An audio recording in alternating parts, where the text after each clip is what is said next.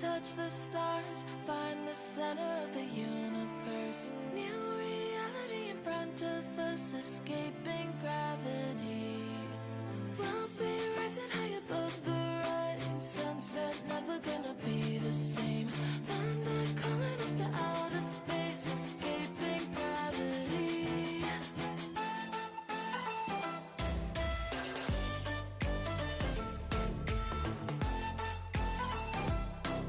Escaping gravity.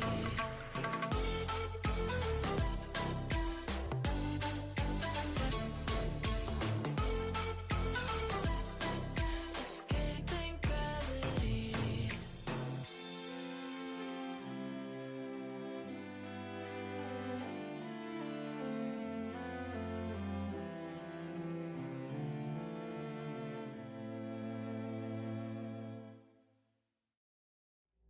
All right, let's go ahead and get things started. Everyone is just absolutely blowing up chat. Looks like Burning Sun grabbed the first. But plans of the day is pretty straightforward. We are like fully mentally in the it's almost Coral Island time. For the record, that's tomorrow, not today's stream. I did check the time because this came up the other night. Was like, okay, what time is the update actually dropping? And my understanding for my time zone, it's dropping, I believe, at 10 a.m. Which does mean it's not... Because I was wondering if it was going to be like a midnight drop, and so it'd be like midnight, we would flip over and play Coral Island or whatever. But it ended up being like a 10 a.m. drop. So that just means it's going to be tomorrow's stream, will be Coral Island. Good chance most of it will probably be Coral Island, if not all of it, because it is the 1.0 release that has been much anticipated. That we were all expecting to be like way later, and then there's like, nope, have it all. That's it. The game's gonna have a bunch more updates, so my brain is fully in. I want to play Coral Island, but you know, it's not out yet, so I can't play Coral Island. So as such, the thing we messed with the other day, that is 2 days ago, is we started a RimWorld colony that is a crossover Coral Island RimWorld colony. That what we've done is... Let's actually wait to get into that. Let's do the announcements first, then I'll get into that. So the announcement today is we're going to start with RimWorld. At some point during stream, we are going to actually switch over to Coral Island. It probably won't be that long that we're in Coral Island. When the 1.0 release comes out, you'll no longer be able to access your old saves because they've just made so many changes. And what they are doing is you have the option to New Game Plus your old farm to your new farm. But the only thing that carries over is like some cosmetic stuff that they did for charity, and your money. Everything else is gone. So I want to sit there and take like a little bit in game to basically box up everything in the farm and sell it all. So that'll probably only take like 1 or 2 in-game days, I'd imagine. And after that, we'll play something else, is what I'm guessing we'll do. So we'll probably go like RimWorld, maybe an hour-ish or 2 or something of Coral Island, whatever it takes me to actually see that through. And then we'll switch, like, we'll just do like the regular poll kind of thing. So what I think we're doing for today's stream. The announcements for stuff coming up is Coral Island will be tomorrow because that's its official release date. I believe the 17th is when I have the Dare Drop start for Farming Simulator 22 for their new DLC. My understanding is that new DLC, that some people have access to it today. Oh, it's fine. I was like, oh wait, it's gonna try and pick it up on a discount. It's fine. I'll still probably be able to get a hold of a key. But I was gonna like see about that. But I'm thinking when we do get the that new DLC, when I do that, I might start a new farm and not just keep doing the tree thing I have been doing. Or the alternative is I just get the truck that just absorbs the logs into it and call it a day on that one. Probably start a new farm. I know I put a lot of time in farm. It's like gonna be sad to like get rid of the progress on it, but I don't think realistically I'll be able to check out the new content unless I choose a place where I can actually just start setting up a farm. Because a lot of what they've had is like new produce you can grow and the machinery to support that and a bunch of other stuff like that. So that's going to be the 17th, I believe, is when that's going to happen. The 21st, same idea, but construction simulator, which I have not played yet, but it's the same idea as like where you operate all these heavy machineries, build buildings as opposed to farm. That's also a Dare Drop one. And then on the 1st of December, I believe we have the same thing, but that'll be American Truck Simulator. But there's also one more fun announcement, which I've known for a while, but they wanted us to hold up. Like, we were allowed to say, hey, we should be on the schedule or whatever, but they wanted us to hold off on, like, actually sharing the schedule till it was, like, kind of set in stone, you know, in case people couldn't work the schedule. But I'm going to show some of my screen real fast. For those who remember last year, is this zoomed? This doesn't feel like it's zoomed right. No, it's right. But, yeah, no, that's, I could check with the Dare Drop thing. Let me go ahead and open that in our tab real fast. I don't think they're available yet. I'll take a look. They do say they're coming soon. Last I looked, and I looked at it just like 2 days ago. Check out the dares. Yeah, no, they're still marked as coming soon. But, it says 3 days, 18 hours, 50 minutes until that pops in. There's going to be something like 14 dares. It looks like they actually... Weird. Like, somehow some people have gotten, like, 4 of the keys, even though they're not available yet. But that's fine. That's probably people that are being, like, sponsored with it. Yeah, I'll check that all out later. Yep. But yeah, so for those who missed, we did the the RimWorld Hot Potato last year. Which, for those who don't know what it is, it's a special event run by Halcyon Frequency, who is a really cool stream team. We are friends with just about everyone on the team. Like, we regularly share audiences with them. Like, it's a big group. I mean, honestly, if you look at the names on here, I'd say half, if not more of them, are people we interact with on some level of a regular basis. Maybe not super regularly, but pretty frequently. But what this is, for those who are not familiar with the RimWorld Hot Potato, is it's going to be starting with 2D Curie, who's a friend of the channel. But the idea is they start up a save file, and what ends up happening is 2D Curie will play 4 hours. They'll then take that save file, they'll back it up, and they'll pass on to Hekimi. I probably have their name wrong. And then that person will play for 3 hours. And they'll back up that save file, and that save file gets passed on to So Ever Dream, to then your local guru. And it goes for about just shy of a full week.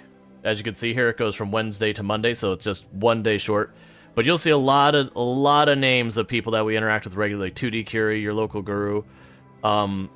We have Juices TV, Heepo, Northern Quarter, FG Squared, Growlcore, myself, Arch Play Stuff, Tangerine Blade is someone, Italics, Bloody Drongo, Adam vs. Everything, Whoa Jess, Wasted Space. We haven't actually interacted with Wasted Space in a while. Michelle, Royale with Cheese, Alana Rama, Sui. So you see like a lot of names of people that, we raid them, they raid us, all that kind of stuff. But all of this is a charity thing to raise money for Doctors Without Borders, also known as MSF.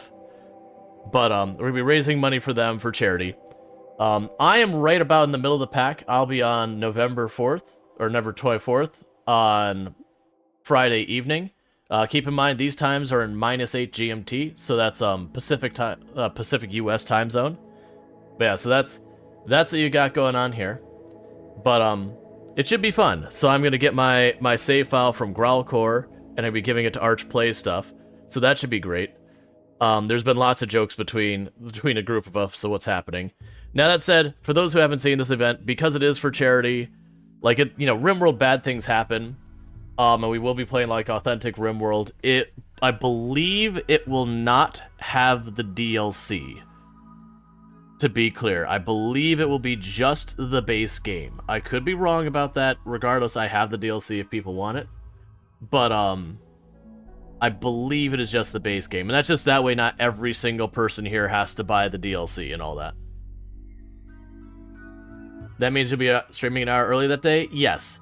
And for the record, more than likely this day, that will be the entire stream. Because in years past, what they've asked us to do is, it's okay to start our stream just a little bit before the time to like get things set up and all that, but they want to stream that window, and then when we raid out to the next group, they don't want us to start our stream again. Because they don't want to run a situation where like I pass the potato to Arch, and then immediately start up my stream again, and we pull the audience back away. Like, we don't want to compete with the charity.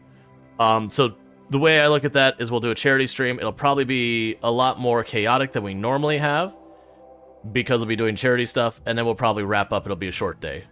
But that'll be just for that one stream. The rest of the time, like, the rest of this whole time, we will be doing our normal streams. But yeah, so that should be fun. And we'll have lots of incentives. They usually have, like, incentives that, you know, if people throw a certain amount of money, they can change the difficulty up or down. I haven't figured out all those things I need to figure out for that, which, luckily, I have not quite 2 weeks, like 10-ish days to get that figured out. But that's fun. It should be a blast. Every year it's fun. Every year something catches on fire, and the later people have to go. One of the fun things about it is by having that many different playstyles involved, you end up seeing these like weird bases that it'll start following like one person's aesthetic, but then, you know, their time change, the next person will pop in, so start taking their aesthetic. Something will get destroyed because, you know, it's RimWorld. And so when it gets rebuilt, you'll have like, it's half this person's aesthetic and that half this one's. You'll have stuff that, thank you for the follow, welcome to the stream. So you'll have like entirely different strategies on how the base are built. So it's kind of like, if you've ever been into a city that they don't have any type of like strict building codes, or like people try to like adhere to it and they just kind of go over it, like Vegas. Like you look at Vegas where it's like every third building is a completely different style. It kind of gives you that kind of feel where like it all looks good, but it doesn't look like it goes together. I haven't checked to see what our goal this year is. Last year, the goal was to have as many potatoes as possible, which made the game much harder because we had absurd wealth and just giant piles of potatoes everywhere.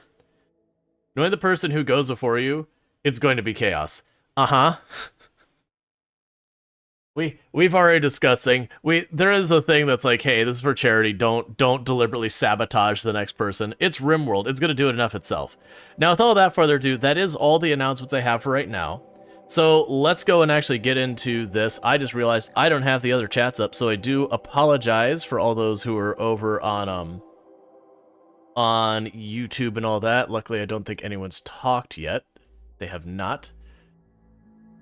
I actually talked to one of the other creators out there who are friends of the channel, and how they're approaching the multi-streaming. We've been kind of talking back and forth. There's been a couple of us who've been talking back and forth, trying to figure out, it's like, okay, what works, what doesn't work, what makes it a better experience, what makes it a worse experience. And, ooh, I'm glad I checked that, because I actually didn't end up going live on TikTok. My bad, TikTok. You didn't hear that, but that's fine. Just know my bad. But, there was one of them who was like, yeah, I just disabled YouTube chat. And I'm like, okay. Let's see. I don't want someone talking about different topic, but your cam statics... Your cam has statics at mice and really distracting? Your cam has statics at mice.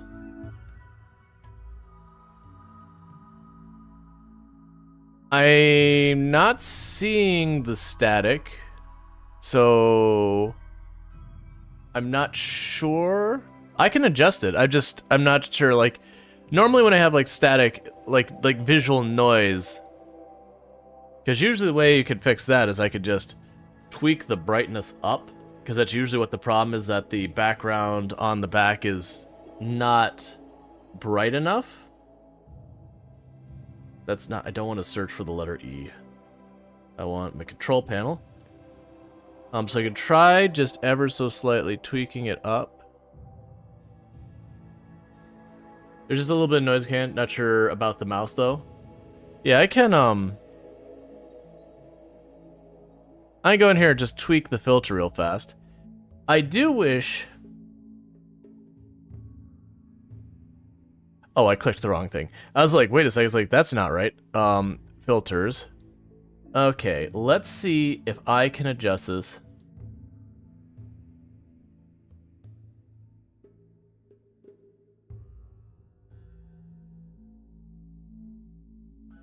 All right.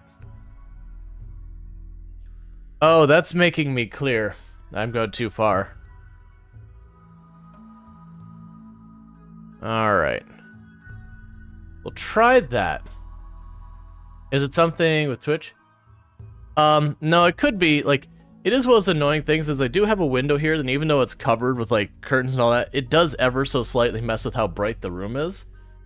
So I do have to like regularly just barely tweak my lighting.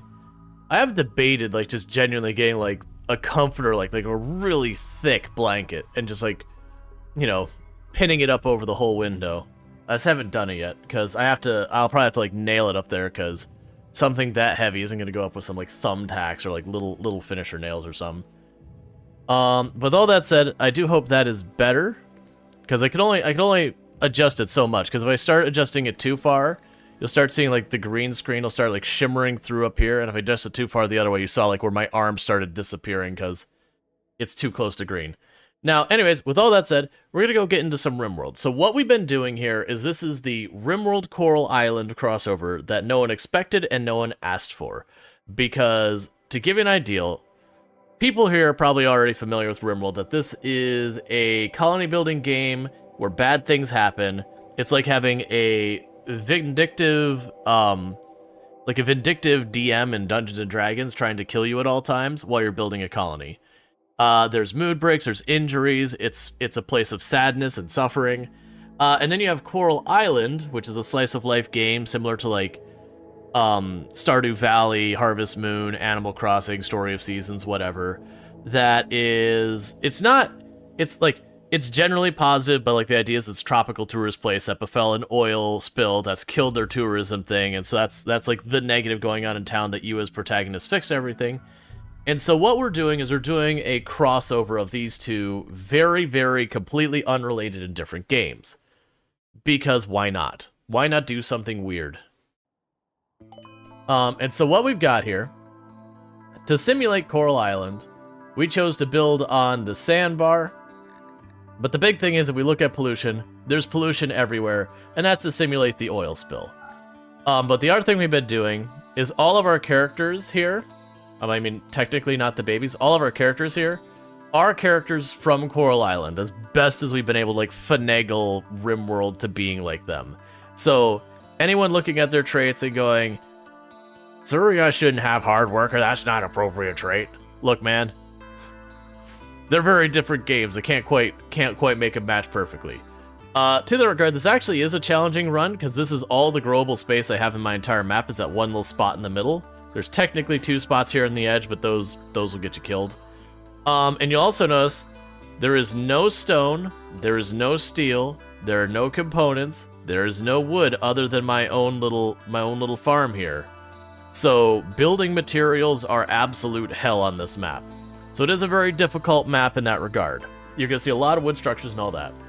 But the rule we have for this is, unlike my normal runs when I never touch dev mode, really, this particular run, what we're doing is each time I get a new pawn, you know, someone gets captured and we recruit them or whatever, when they join us, at the moment that they actually become our colonist, I go into dev mode and I delete that colonist, and I have a thing on my other screen, which I'll show it when we do it, that I roll a dice and it says, here's this Coral Island character, and we take like 5 minutes and we make a Coral Island character, and we add them to the colony. It can possibly duplicate. If that happens, we just re-roll it again.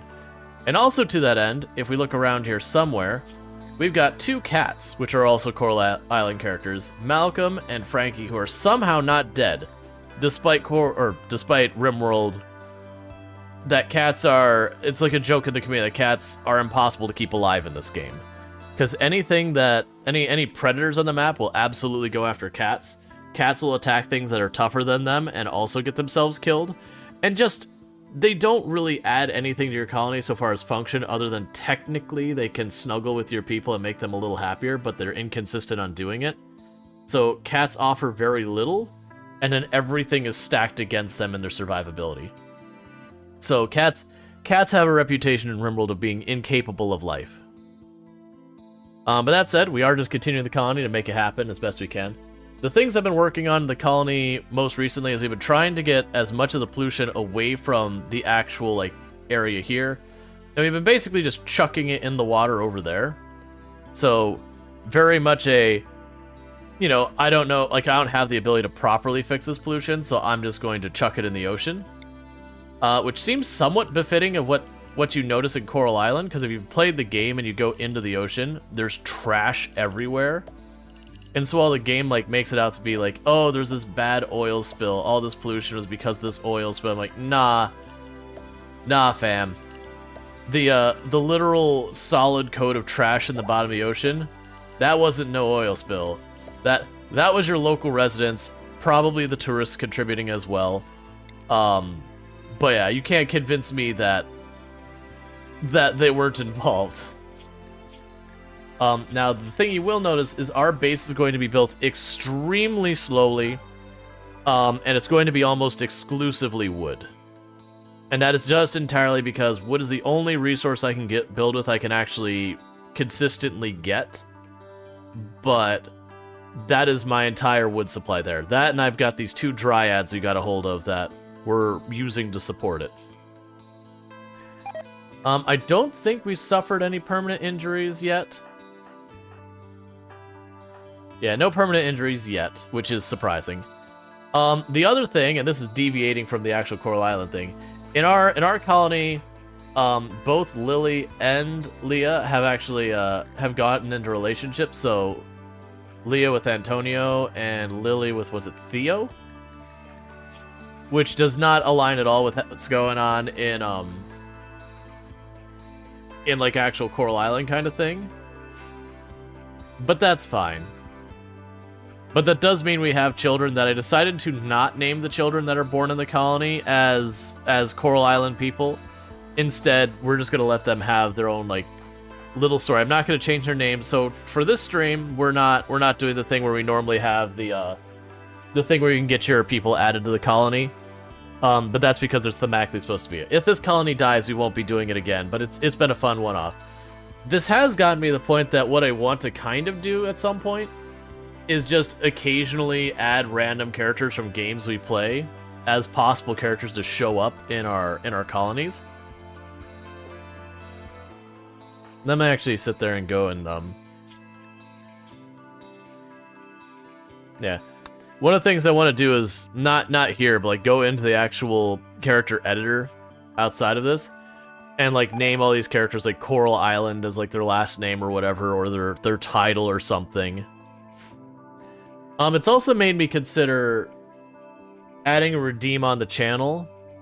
So instead of where we've been doing now, where we've been doing the like keep the thing where we like vote to have, or not vote, we people can enter the query, the join list, but actually have like a channel redeem, make it fairly expensive that you can have your likeness added to the world.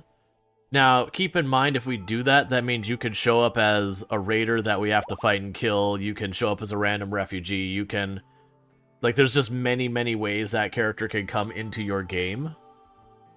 Not all of them will be positive. But, I like the idea of doing that, but I feel like it needs to be a decent expense. Like, it needs to be like 25,000 points or something fairly high. Because it is time-consuming to set up. But I also need to figure out what I can do to make sure I can back up those characters. That way, you know, I don't lose track of who all has their characters there and, like, have to record all the stats we give them and all that. Because, like, if I lose these characters, I'm not heartbroken. Like, if I have to, like, redo them. But, if someone's redeemed, like, 20, 30,000 points, whatever we ultimately decide to make it, you want to make sure you honor that. Alright. I forgot to go through...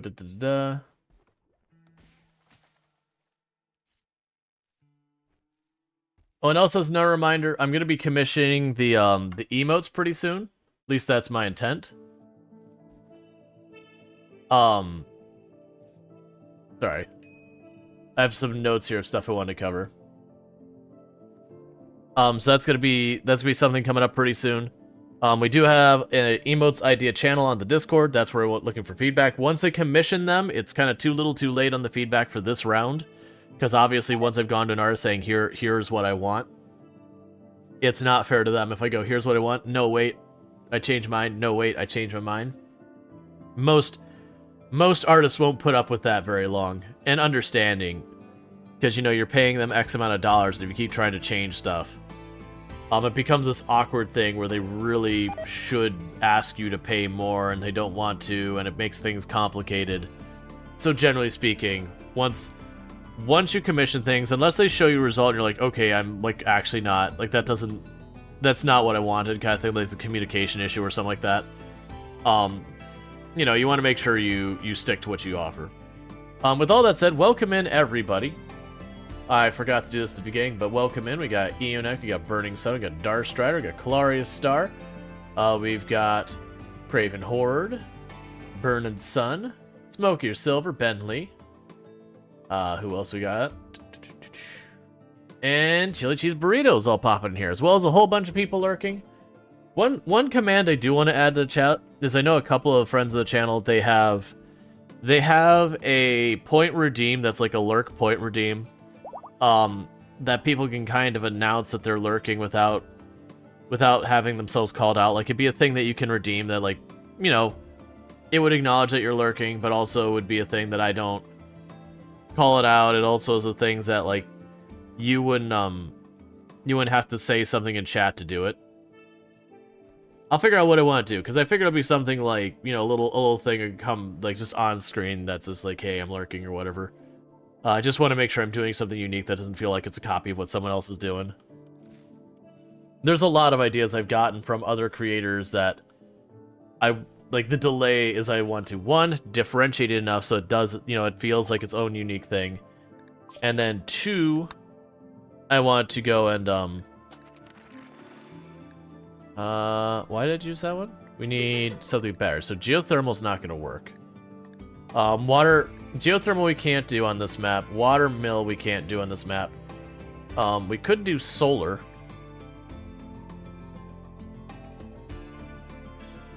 It'll be a call out the lurker redeem.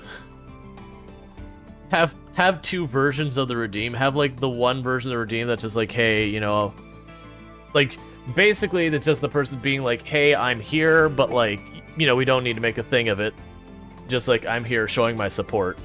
And then we could have a separate version of the redeem that is, like, the one that you want to be called out. Can I put you closer, actually? Take a sip. What's the worst that could happen? Okay.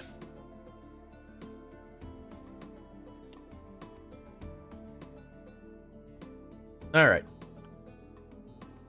So, with the cold we had last year, things got desperate that I actually had to tear off the front of most of my buildings because we had a cold snap in the winter and everyone was dying. So I had to start tearing apart my base just to get those trace amounts of resources to keep the fire going. So first thing I want to do is I want to rebuild those fronts of buildings we tore apart. Okay. So who else should get a tree? Let's give Suki a tree. Because you're set to Alice, you'll be set to Suki.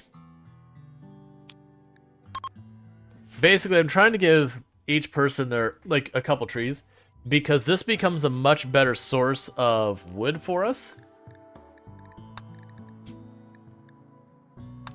Like, to give you an idea, this tree here, with its two dryads, almost the same amount of wood as this entire field. It actually might be more than this entire field.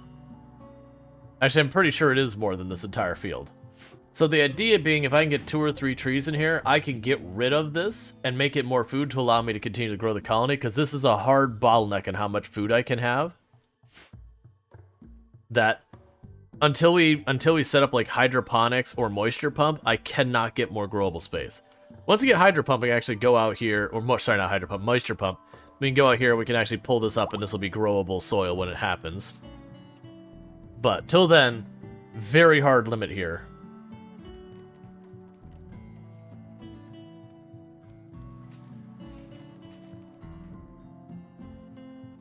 All right.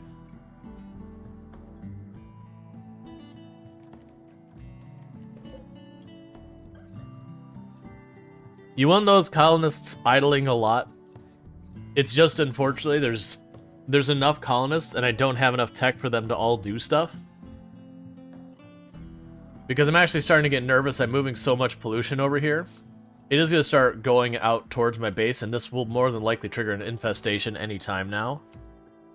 Now, the good news about these types of infestations is it'll just like put these like cocoon things up, and as long as no one gets near it, they'll stay idle. I just can't keep putting pollution where I'm putting it. But we'll get that sorted out. But I do want to get enough wood that I can build a wall around the area.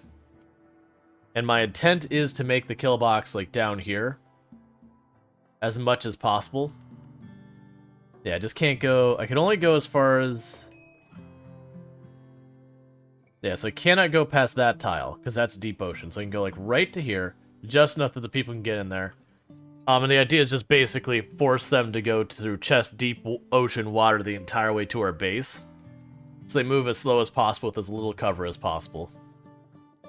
But our walls are going to be made out of wood, so they're going to get destroyed regularly. It's going to be terrible. I'll probably have to double layer them. Which is all going to be extremely expensive on the wood supply. We also have maxed out the number of bedrooms.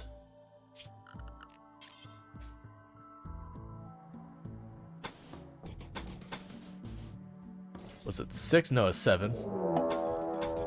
I'll deal with that in a moment.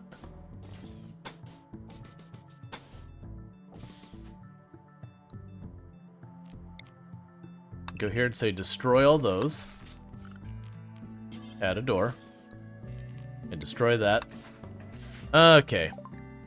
So we got 3 melee attackers. They're going to prepare before they attack. So let's see where they go. If I can get them where they're going to be at water. Yeah, so what I'll do is I'll just set up here. That way they have to like wade across the water when they go to fight us. Give us as long as possible to shoot at them before they can get into melee range to do anything back. Let's grab our combat people.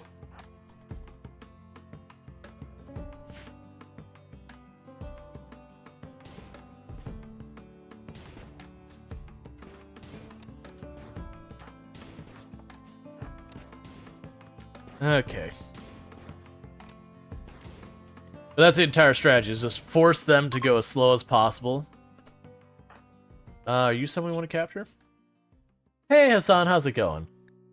Oh right, this doesn't matter.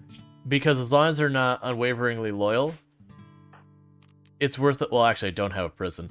It's fine. We don't really have the capacity for more people right now anyways, so...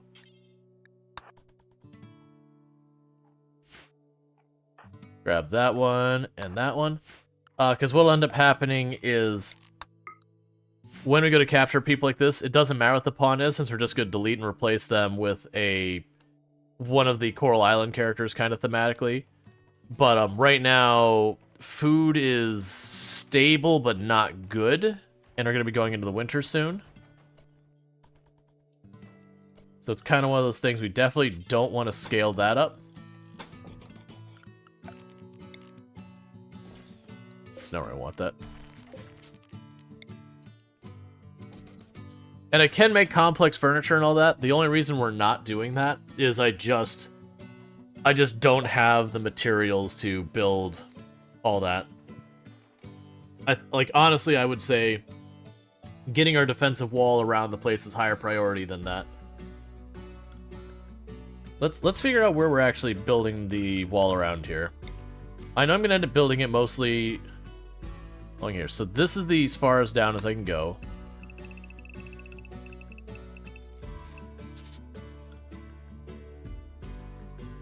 Yeah, because that tile... Yeah, those 2 tiles chest deep, so that's fine. Normally I build 2 rails. I'm just going to build the 1 rail.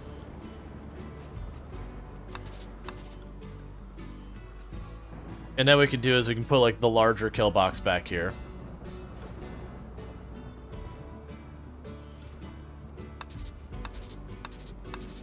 Like, for right now, we could just do that kind of thing. They'll figure out later. I honestly think we actually keep this in the water so we could just keep the sand looking pristine kind of thing. So that'll be all the way up to that edge, which is deep water, which nothing can cross.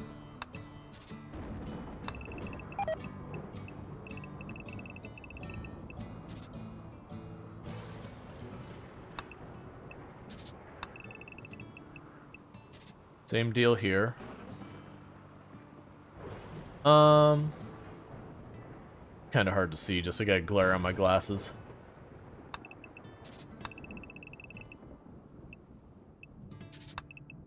Go like that. Get myself a little bit more room there. Yeah, so it'll be like the basic defensive perimeter. Like I said, this area here, we closed off. That honestly could be another thing, is we could just literally cut across here. Because it's a deep ocean as well. That actually saves a lot of materials, so I could like cut across here and block it.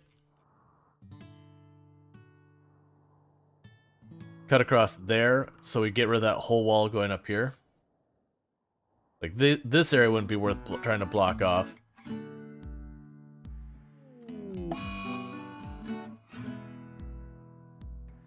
So, I mean, I need to block here and here. We get rid of all of that and this, and we cut across there. Well, probably up here, actually. Right, you wanted to send someone for hospitality, and I was like, I do want to do that, but we didn't have stuff. I'm gonna accept it now, though. I think we're okay. We're gonna take you, and we're gonna say you just recreation here because you won't work on anything. Because I think we're okay on food. How long are we gonna be here for? It was a while, right? Yeah, 20 days. So a whole season, basically. Alright, let's change this plan. I think it's better that we do cut across here. Did you literally social fight the moment you arrived? That's not encouraging. What is your thing? Like, what are... Oh, you're terrible. That's what you are. We're gonna have to deal with that right away. Alright, so let's change this. Like I said, we're gonna cut across there, I think, to the deep ocean. That chest high? No, it's deep. Okay, cool. And I'll plan to put a wall here. Like, that'll be just a tiny little wall right there. Then we can get rid of all of this. Why am I doing it all the way up there? We can just cut across this bottom part.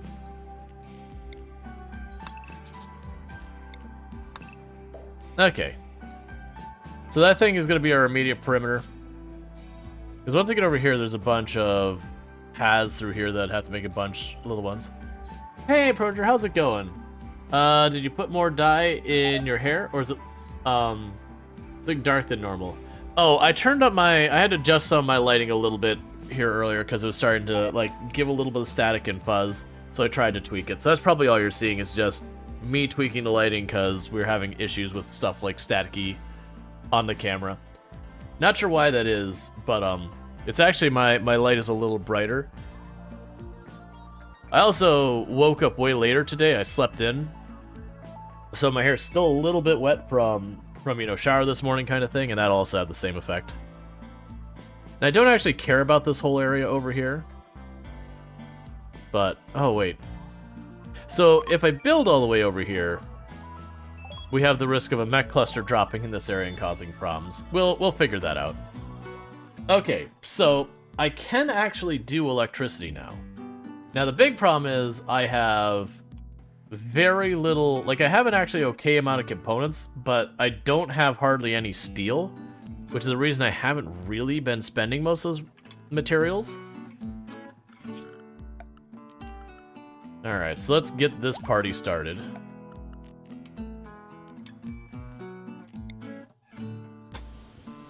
Oh my god. That's so much wood. Okay. We'll wait till we have 1,000 wood, and then we'll start building one of the areas. Actually, you know what? We can get one area started. Because this one's relatively inexpensive.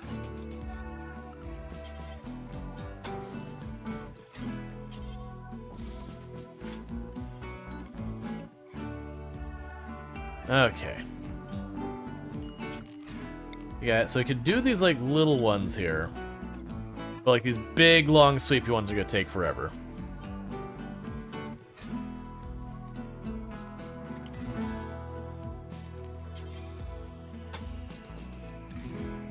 Alright, so you can go here to order, remove that plan. That just means this area you can no longer cut around the back here to attack us once we block that all. But that'll give us more room to grow the colony. And some layering of defense.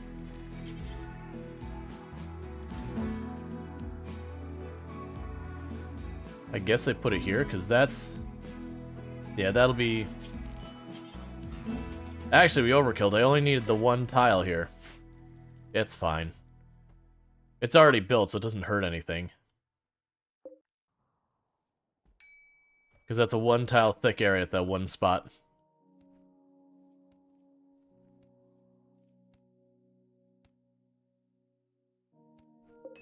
Alright.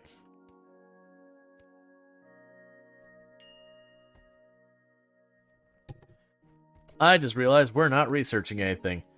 So I got the solar panels done. If we do... Let's go for the air conditioning, I guess, now. Because as much as I'd like hydroponics to increase my grow space, my limitations on steel are going to be a big problem for that. So we've got what we need to set up power, once I have the steel to do it. It seems like the things I should go is I should go for the air conditioning so we can make our freezer. We'll want to get the microelectronics, and we'll want to get deep drilling. Because once I get deep drilling, then we can start pulling up stone. And then we can go back and get stone cutting, because right now stone cutting serves no purpose for me.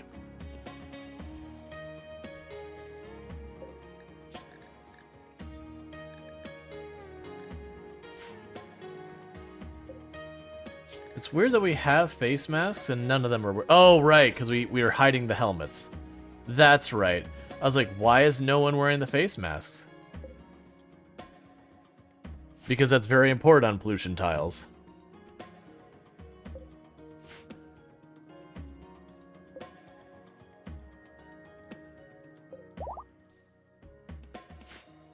Okay, so we're getting pretty close to getting our next harvests out. And we're starting to get lots of trees in here. Okay, so that's blocked. We're at over 1,000 wood. Let's start working on trying to block off this side. So how much bridge do I have to build? So 624 wood worth. So we'll get that queued up.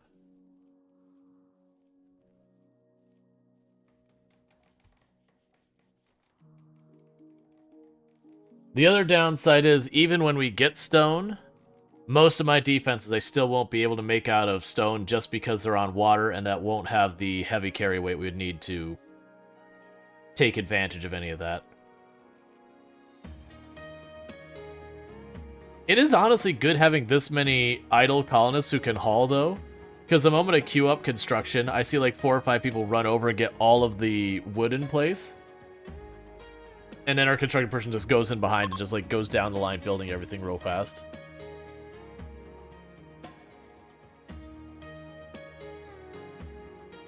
Okay.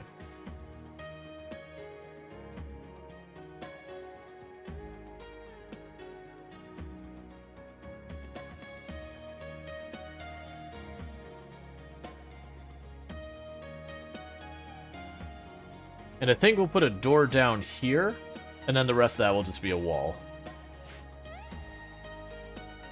I also think long-term we'll probably end up making like a bridge that crosses really easy to the next island over. Actually, I can't because it's like zigzags through here. We'll figure it out. We'll start working and getting all that sorted out so we can get to like different places where I'm like dumping the bodies and the pollution and all that. I do think ultimately we'll plan to try and get all the pollution from inside this area, because we'll just expand the more houses over here and all that. It's also interesting with situations like this, because you can take like really long-range people, have like a dock we can stand over here with just like a basic barricade, and when melee pawns go by, you can just pop at them. So if we have like a group drop pod in, you can shoot at them while they try and get their way to cover.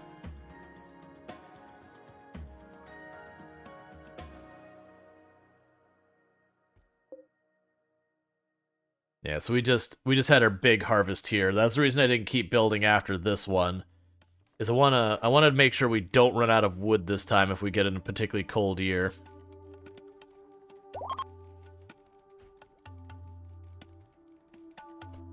Alright, let's actually see if we can't push this to get them converted so they don't fight us a whole bunch more. Almost.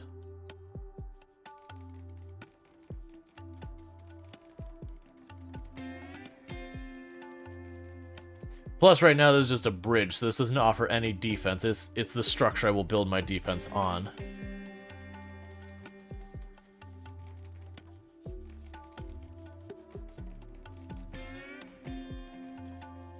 Okay.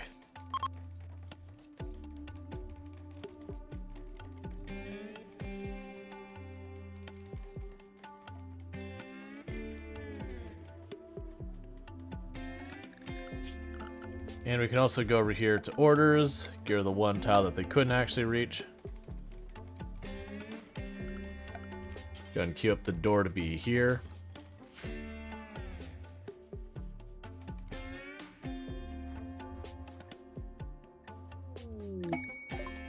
Alright, cargo pods. Alright, fine meals. Let's priority haul those back. Get everyone their fancy food. Why are those being left outside?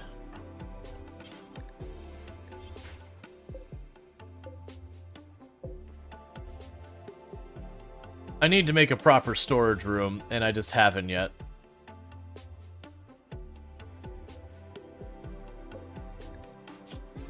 We will allow this to carry apparel for the time being.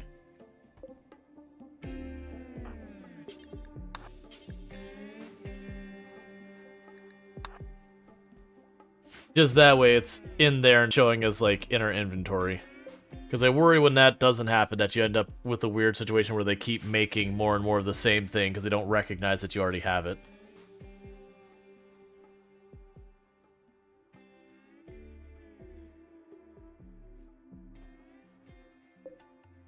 Yeah, when this corn comes up, we'll have lots and lots of food. Man, I really probably should get a bunch of stuff set up there. Don't allow raw food again. Cool.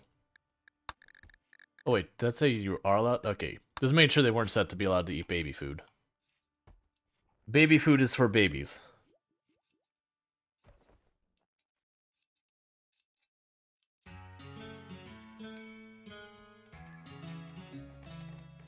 Alright.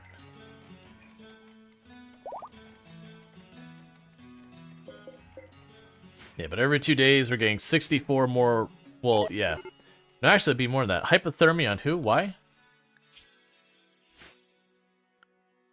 I realized we'd gotten that. Oh, right, we still have volcanic winter. Temperature. Let's get Betty to build the fire immediately.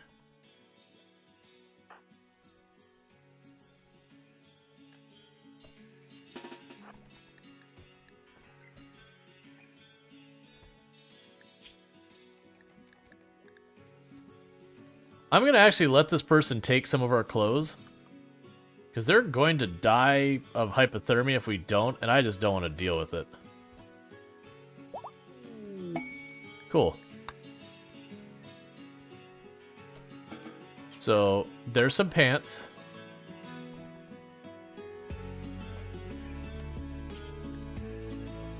There's a face mask.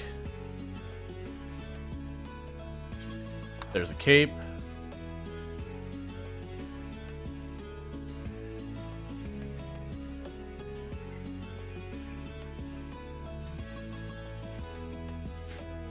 Oh, meanwhile, building, burn apparel, do forever if it is not clean.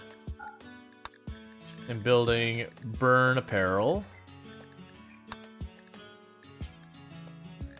Why is my brain?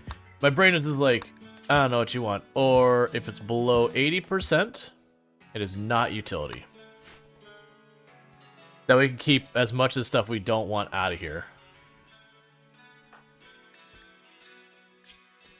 Okay, so you want 12 herbal medicine, which I have 69. Nice. So we can go ahead and do that.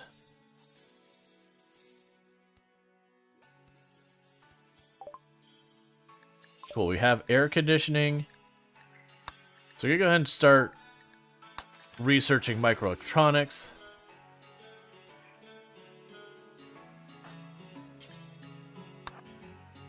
Okay, so let's give that to you.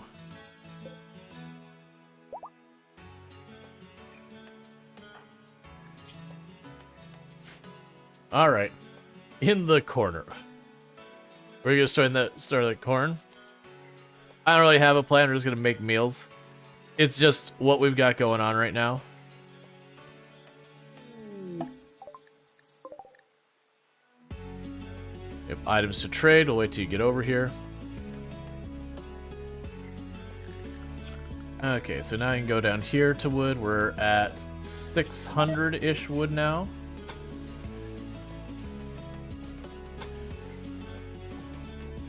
Okay, and that'll be one layer of our defense done on this side. So that means everything up here will be forced to at least go around there. Ideally, I'd want to block this off next and make this as long as possible just to force them to go in the water from this west front. The east front will still be exposed, so we'll have to know how to do that next. Probably, honestly, be one of those things. I'll get over here, we'll take this out like 10 tiles, then do that, and then extend that. You want me to do construction using brick? I don't have that. Yeah, so they left immediately because it was just too cold. This volcanic winter needs to get out of here.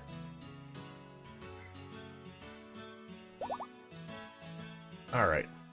I mean, one thing that's going to happen is that's going to slow, like, the growth is going to be massively penalized due to temperature. It might honestly be those things that if it doesn't get hot enough during the day to grow at all, okay, it's going to get just a little bit. I was going to say, if we don't see it go up to, like, at least 10-20%, then we'll just pull it up because it won't finish by winter.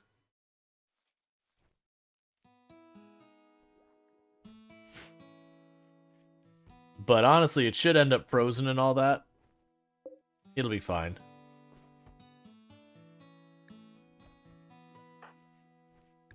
Yeah, got a couple people who need warm apparel.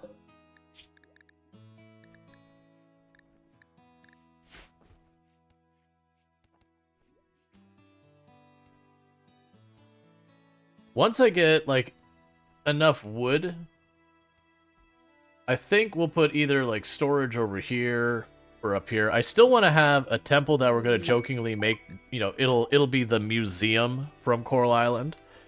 So I'm going to try and go out of my way to have reliquaries or whatever. We'll see how it actually works.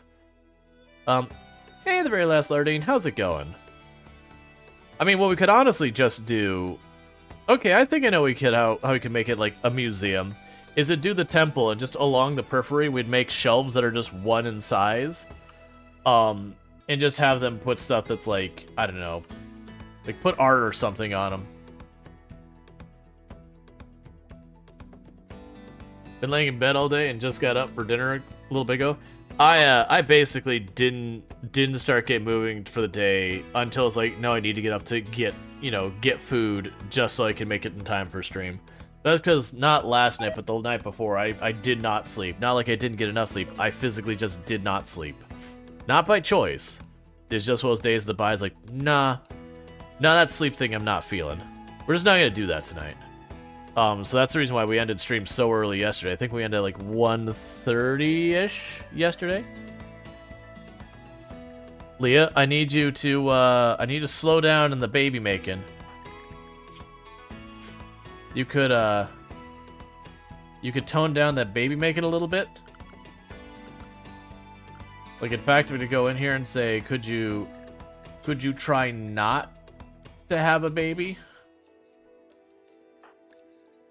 Same over here. I would like you to chillax with the babies. We are barely skating by. More mouths to feed is not gonna help the cause. For once, I very distinctly don't need more people. We physically are getting all the tasks done we can do at any given time. I've got passive people just standing around, bored.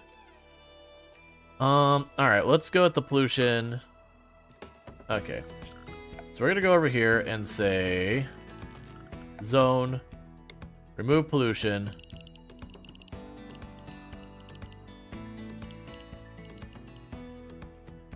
Make it all the way up there.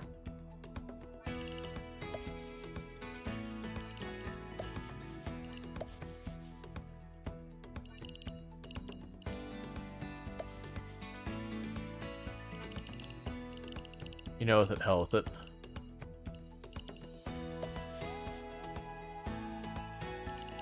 We'll say everything that is quote-unquote inside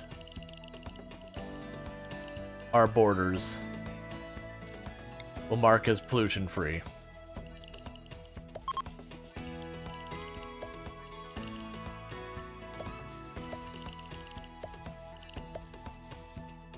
Which isn't a good idea for me, by the way. Yes, all that's inside my perimeter, we'll tell them to clean up the pollution. That's honestly probably a terrible idea, but them just standing around idle, it's like, okay, I want you to go do stuff, though, if you don't mind.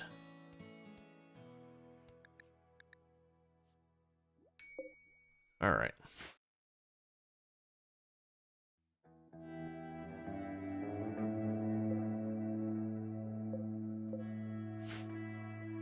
Okay. Inspired creativity, that's fine. And then this one will get a second dry, and that'll increase our wood production that much more.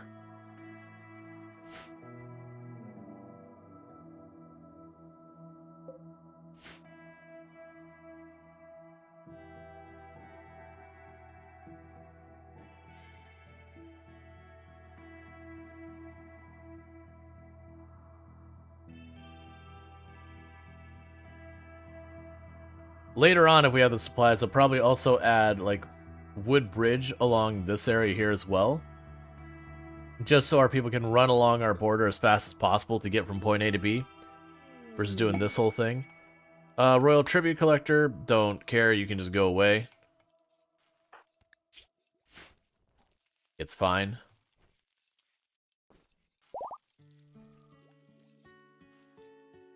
Alright, another 64 wood.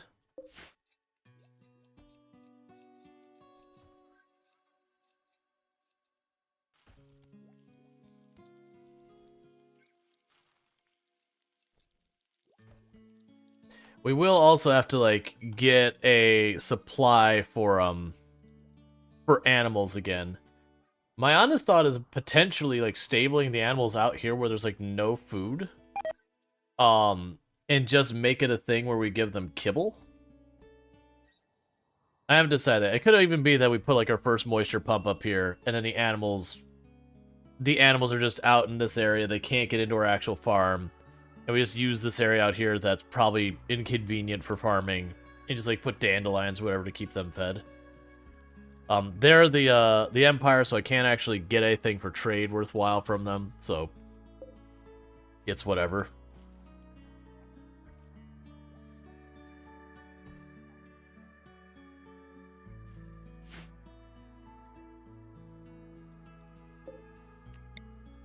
We can shrink that a lot. Like, that's bigger than it needs to be, because I think we put our temple, or, yeah, probably put, like, the temple / museum, and, like, low-key kind of use it for storage as well. So you can make it dedicated. RimWorld base plan? Yep. This volcanic winter needs to go away.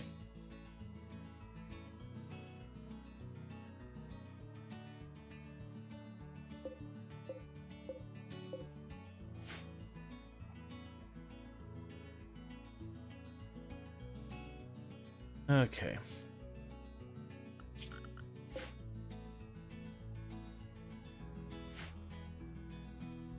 Where did, like, 300 wood just go? Because I didn't build anything else over here. We've been waiting. I mean, they put a bunch in the stove. They are using a bunch in the... There, it's fine. Because we should be getting another round. Yeah, the next morning we'll get another round of 64 wood.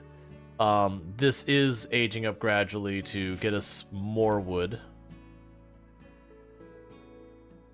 I'm liking all the surrounding field of food. Yep.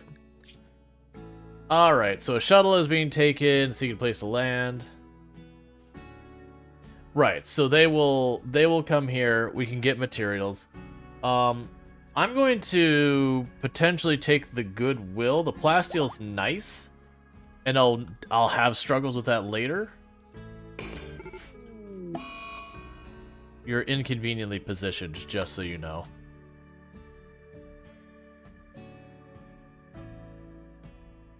So 5 in-game hours will run everyone down here to assist.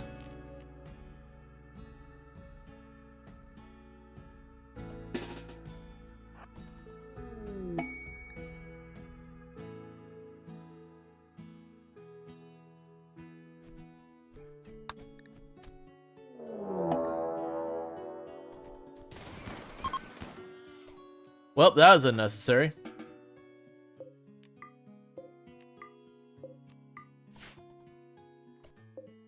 Hey. Free upgrades. Alice gets a revolver. You get a revolver. You get a revolver.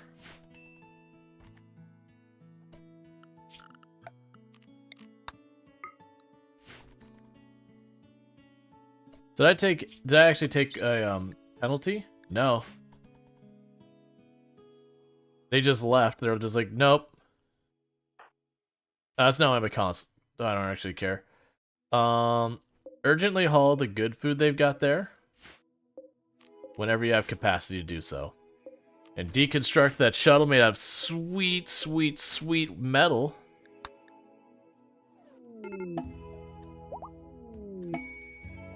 Cool.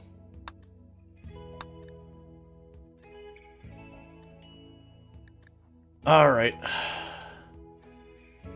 So I'm doing the juggle where I need to keep the fire and all that going, so I don't want to mess with their wood yet, but I really do need more storage.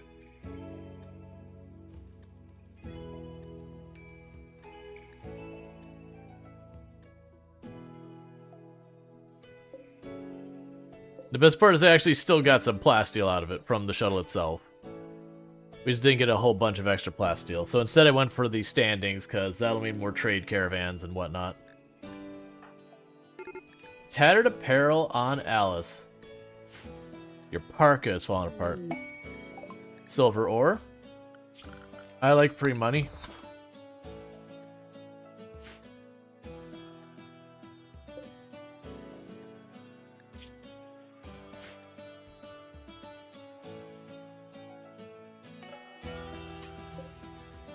Okay, I think we're at that point. We're getting ready to go into actual winter. So if you can harvest it, harvest it. Don't wait. Most of it's going to die when the winter shows up, so there's no point in delaying. Because the stuff we harvest usually lasts like between 30 and 60 days or whatever. So that should be enough time to get some mileage out of it.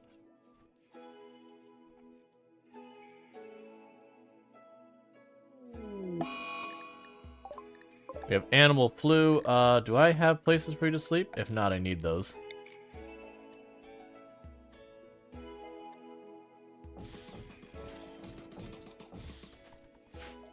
Now I could treat the animal flu before they get too sick.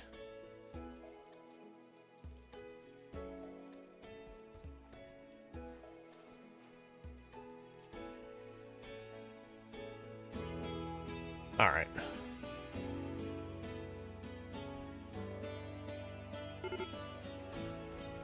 We have a major break risk on Lily. Oh. Let's take you off mining. Yeah, it's fine.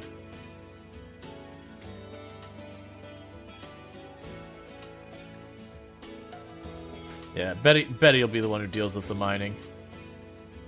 Keep him mining, construction, that kind of thing.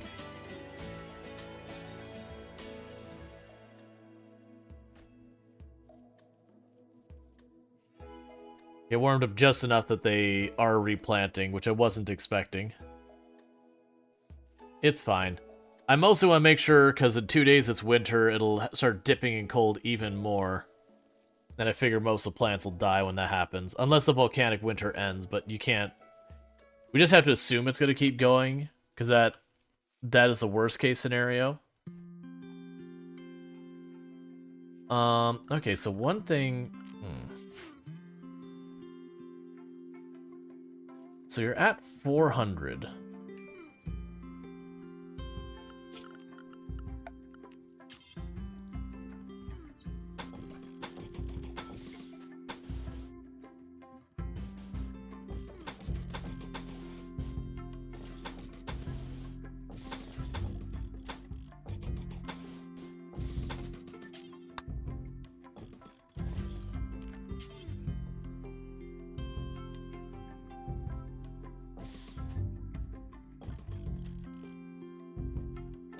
Probably overkill, but Lily wants to be night shifted, but it's cold. I see. Yeah, no. I have Lily on the night shift. It's just their schedule gets messed up sometimes when they either get sick and go to sleep early or whatever, and they'll self-correct after a little bit. But like if they're not sleepy anymore, they'll get up even if it's the wrong time of the day or whatever.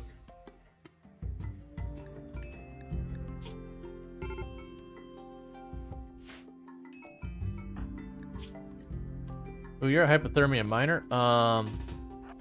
Get in here.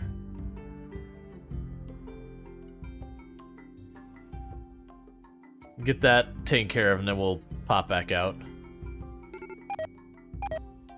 There they go. And that is why we pulled them up early.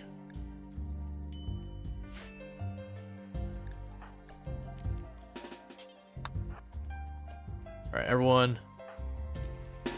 People are all getting hypothermia. Everyone get in here.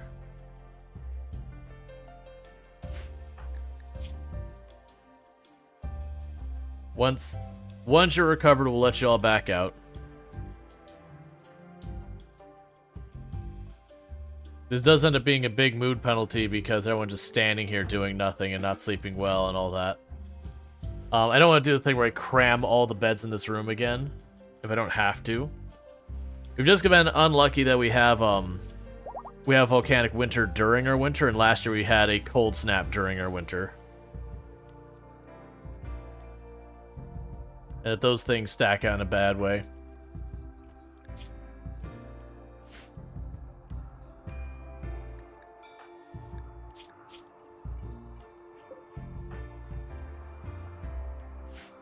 Alright, get your medical care.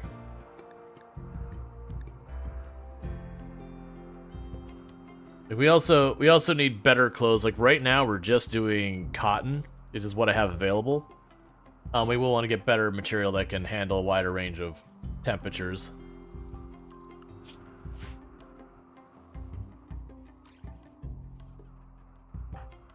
Oh, don't glitter world that. Come on. You should all be off glitter.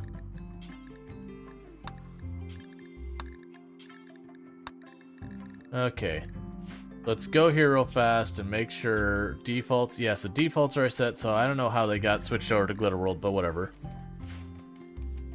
Okay, so I'm probably spending more wood than I should on this place, but this will give me a room I can, you know, change to be storage to get out of the production room. I just have to be careful that I don't fully deplete my wood so we can keep that fire going.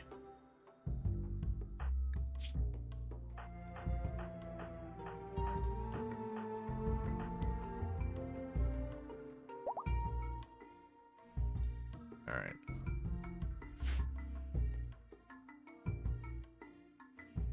Just trying to keep an eye on Betty, because Betty was the one who was getting the coldest. We'll also need a, an actual break room kind of place in not too long.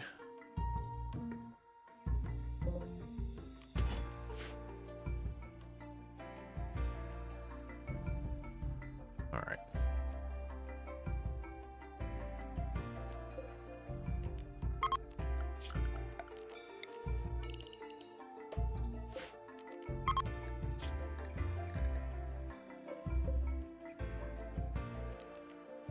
Okay, we'll delete that one, put that zone there. All the baby food. All the meals. I just want to get those marked first so that they actually count in storage. They should get everything moved over, but I should get that built pretty quick.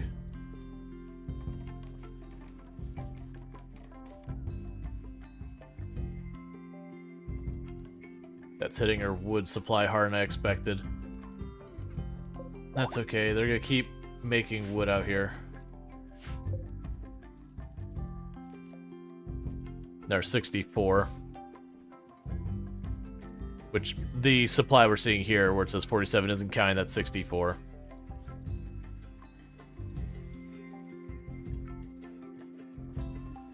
Alright.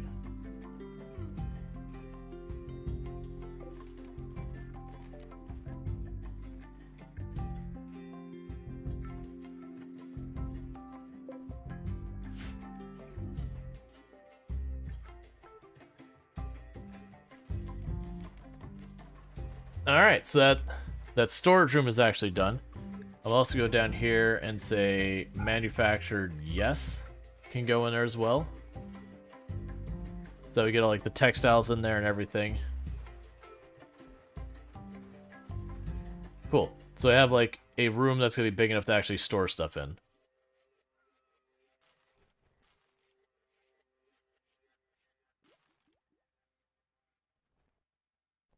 So that way all this food doesn't just get ruined out in the open. It's interesting that a bunch of that's missing now. We didn't have pollution drop back down, did we? No. Hypothermia on Lily again. Let's just gather everyone around the fire again.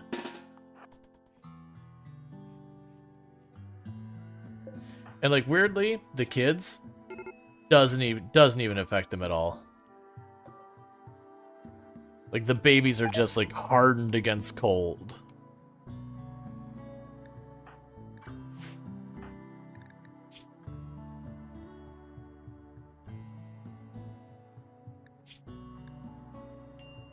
Okay, as soon as you get over your cold, we'll let everyone scatter again.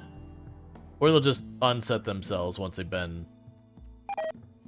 here long enough. Okay.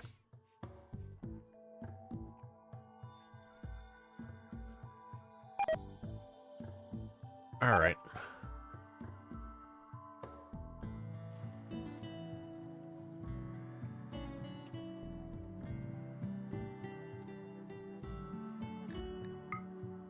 And we're still getting the pollution carved out.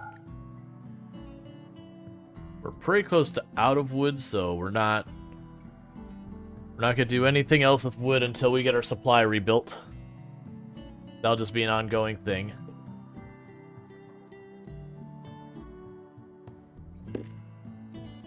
Oh, I didn't check. Okay, so I can't actually put the cover back here like I want. That'll be in range of the dryad tree. So these four in the back can't be used. Which isn't too big of a deal, because I can just go here and say, don't use those. I can honestly use those two there. That gives a decent amount of people can crowd on that. That's actually a pretty big mistake on my part. Get with the fire again. Everyone's getting hypothermia.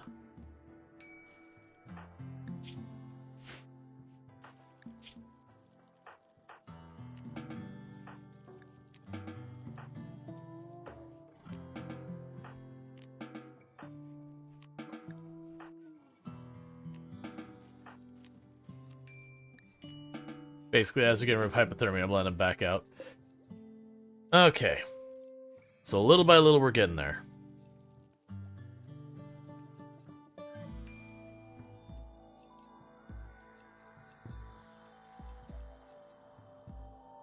So how long is that kill box?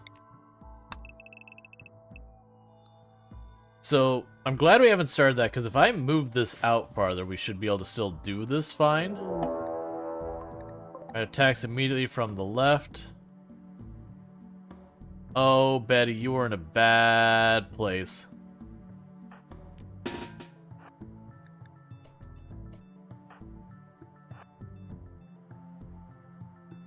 Can you go up there? You can't. Are either of you slowed? Full speed, full speed. So I think Betty's gonna go with the strategy of trying to force them to chase her, because we should move the same speed. So if I can get them to go around this left side and then cut to the right.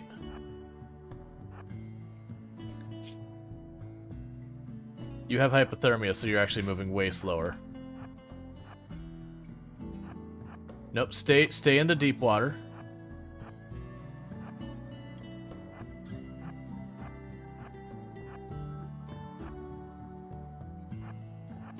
All the rest of you need to hurry up. Betty's in trouble.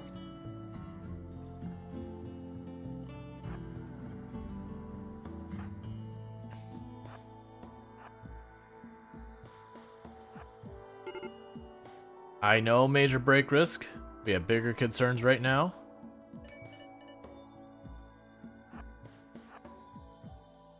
Just get there.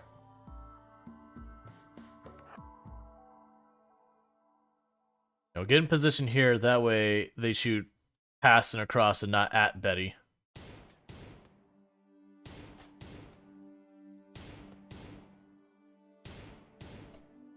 How badly are you hurt? You're fine.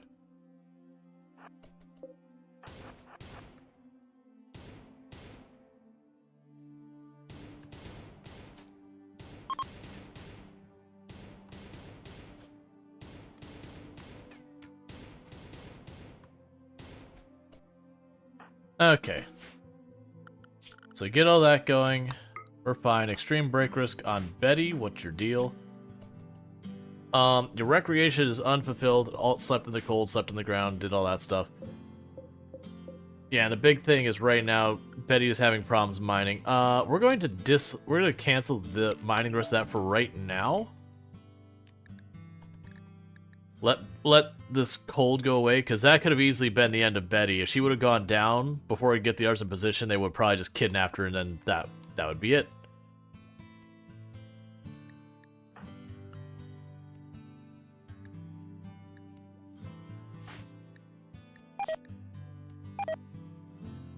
All right.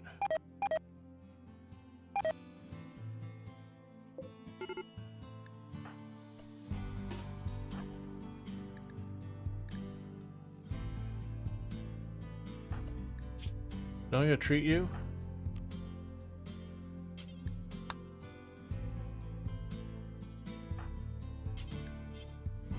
I can't remember who my doctors are.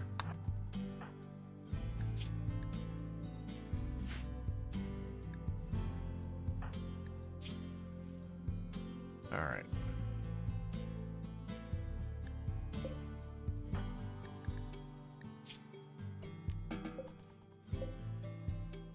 I'm ready for volcanic winter to be over. Okay, just grab everyone, bring them back inside there.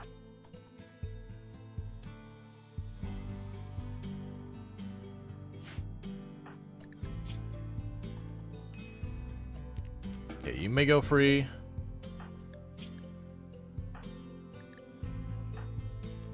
You may go, you may go. You may go. Go for it. Uh-huh. Yup. Go ahead. Alright. Little by little, we're getting everyone there.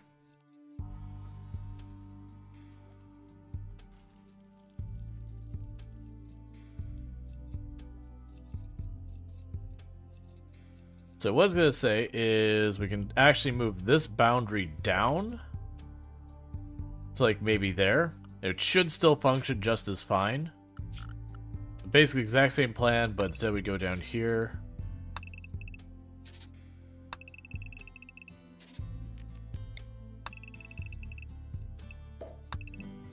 It costs me more materials, but then we'll be out of range of that, so we won't take any issues with that. So it goes... here to the plan.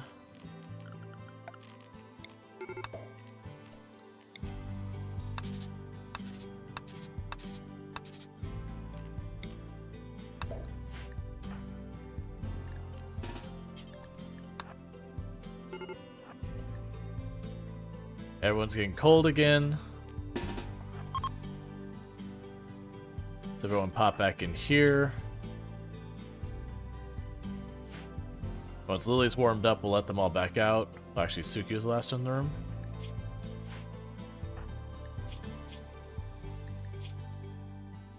Okay, get back out here. Like, that's the issue, is I keep having to juggle them at that fire just to keep everyone from freezing to death.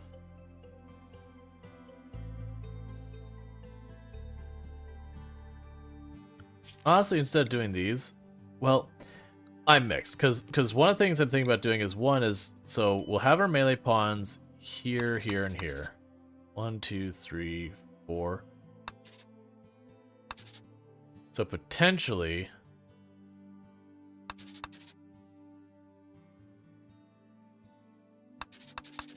I could put the defenses back there with like barriers and all that. And have all that. So we can have everyone here, and when they start closing in, we scatter them to the sides kind of thing. But we get rid of that line. We'll see. Okay, so we get a skill in crafting. We can get that. I'd have to take care of Persic with Paralytic Abasia. I can actually afford to do that for the Goodwill. We'll just have to go, and where Kara has a room down there. Actually. Just so a person doesn't freeze to death.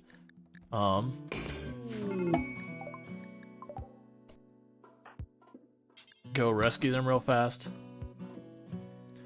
Because that way they'll be in the room with the fire and I don't have to like carry them back and forth or some nonsense.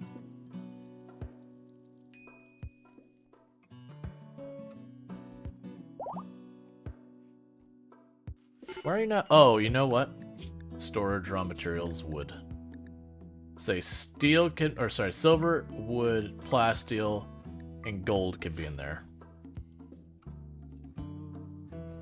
Oh, and you have hypothermia again. Do you not have clothes on? What's going on here? You basically have almost no... Why are you not wearing all these our clothes we're getting?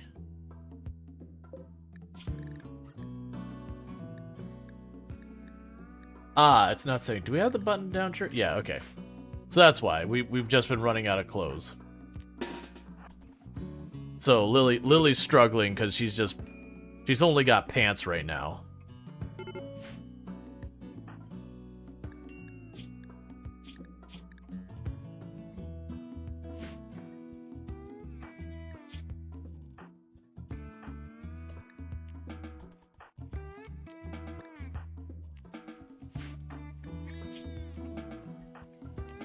I need to get that mod that goes in the UI and lets you see when people are sick or cold or whatever.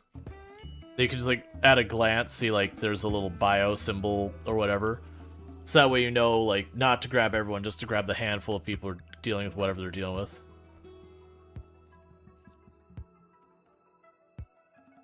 So what are you doing? Oh, you're still just hauling stuff. It's just way out there. It's fine.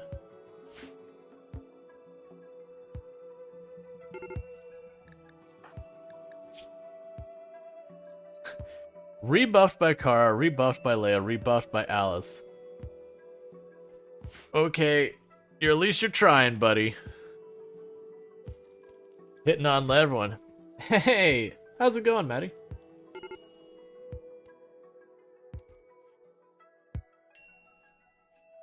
He's trying. Give him that much, he's trying. I just realized that's a high mate. Please. Please no one hook up with Ray. Alright? I don't need that. Because if they hook up with Ray and Ray leaves, that means that pawn effectively has a permanent negative debuff. Because they're like psychically bonded to someone who's not in the colony anymore.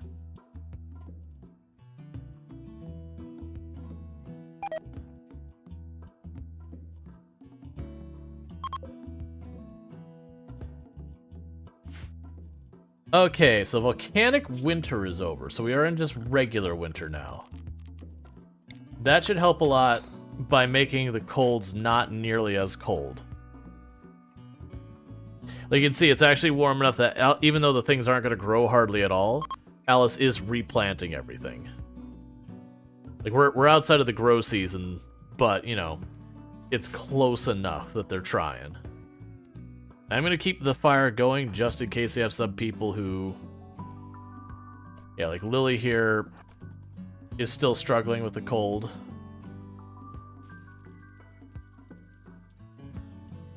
But hopefully as people find time to make the dusters and everything, we'll be in better shape.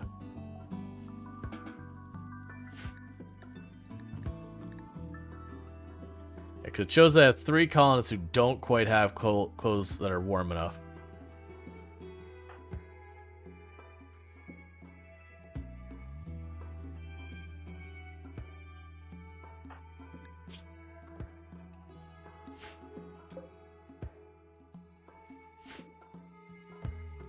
Alright. Yeah, the temperature is going up to the 50s. Beforehand, it was like barely 20-something degrees, which is why all the plants just died.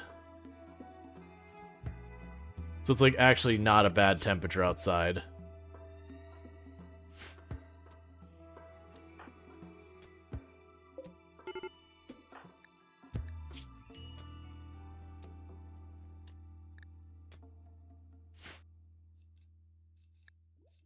Okay.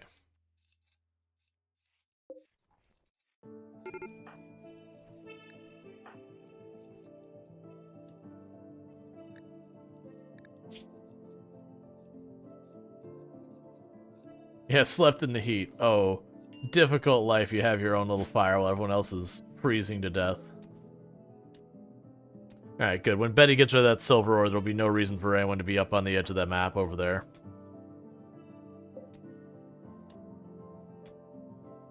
Which is good, because the pathing is actually pretty awful over here.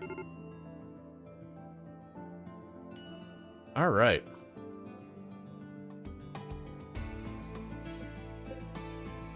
They do have some plants that are about 50-60% grown.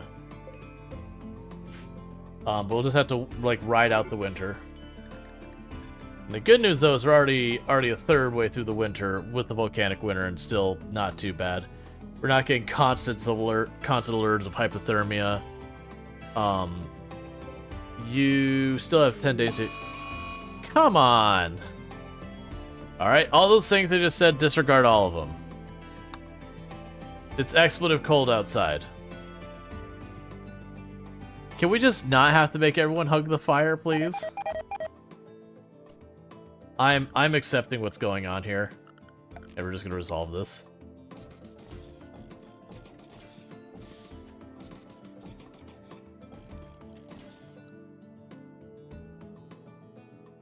Right, all of you who have your own bedrooms, congratulations. You don't have your own bedrooms anymore. Get into the barracks with everyone else so you don't freeze to death at night.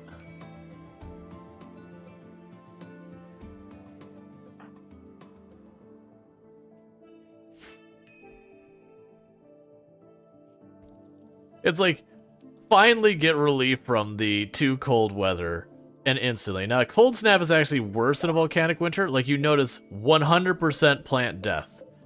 Every single plant died, versus just a lot of them.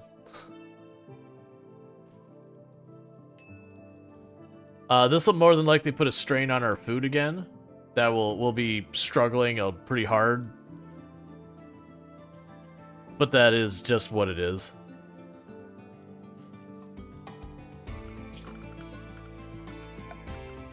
I guess we need to go here and say...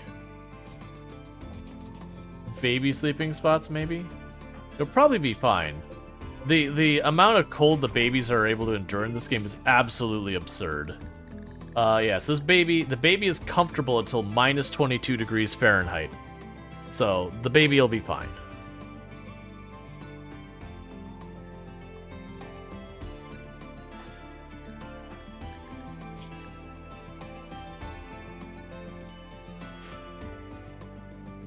What apparel are you missing?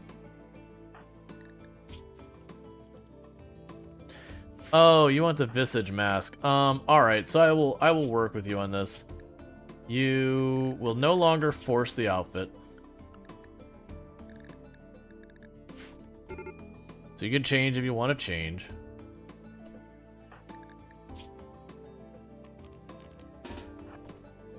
I need to go inside because you're getting too cold.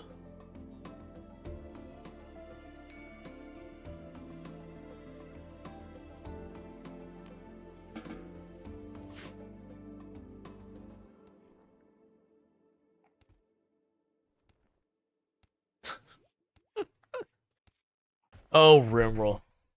You can be such a jerk sometimes.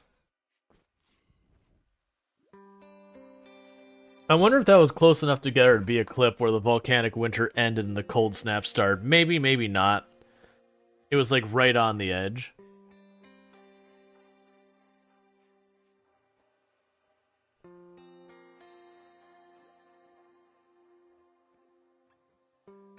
But yeah, should at least help everyone from freezing to death a little bit.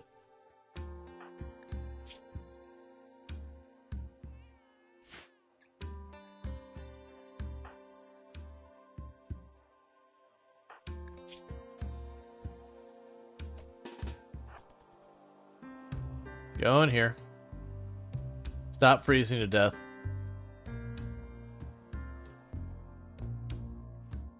I know there's a mod that you can adjust the threshold. Maybe it was Common Sense. Let me check real fast, because we have a mod called Common Sense. I believe you can actually adjust it to tell them when to like run in for cover. No, it's not Common Sense. There was one mod I had for a while, and I might still have it, that you can sit there and say, hey, when your toxic buildup gets to like 15% or whatever, stop, go back to bed kind of thing. So you could do those things to like not have to micro your pawns nearly as much. That's also going to do the same thing you're doing anyways. I ended up liking that mostly for the hypothermia, because they usually won't go back. They won't prioritize themselves until they're in the range they're physically getting injured. And you kind of want to be like, no.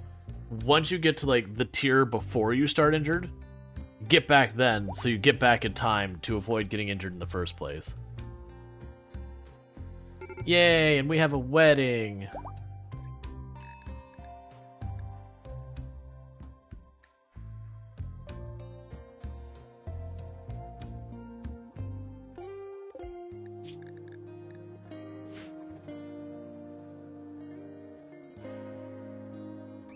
Okay. A sad wander on Lily. That's fine.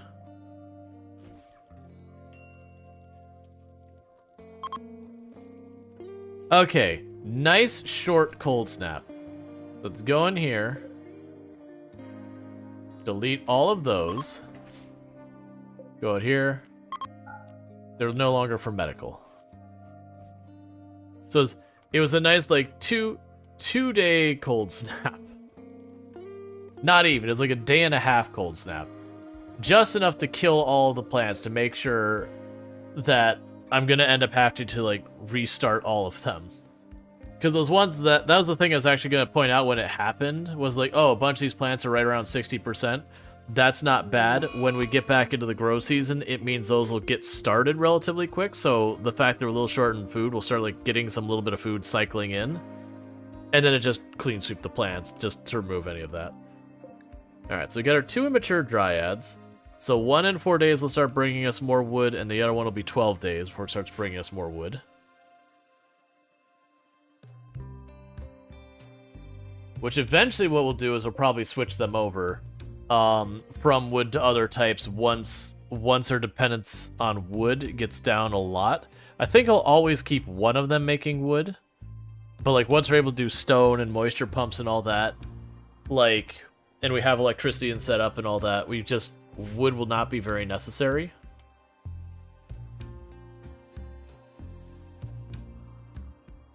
But I think that's going to depend a lot on like deep drilling and a bunch of stuff, which I'm not going to be able. Yeah, I don't think I'll be able to build that right away, because you take, what is it?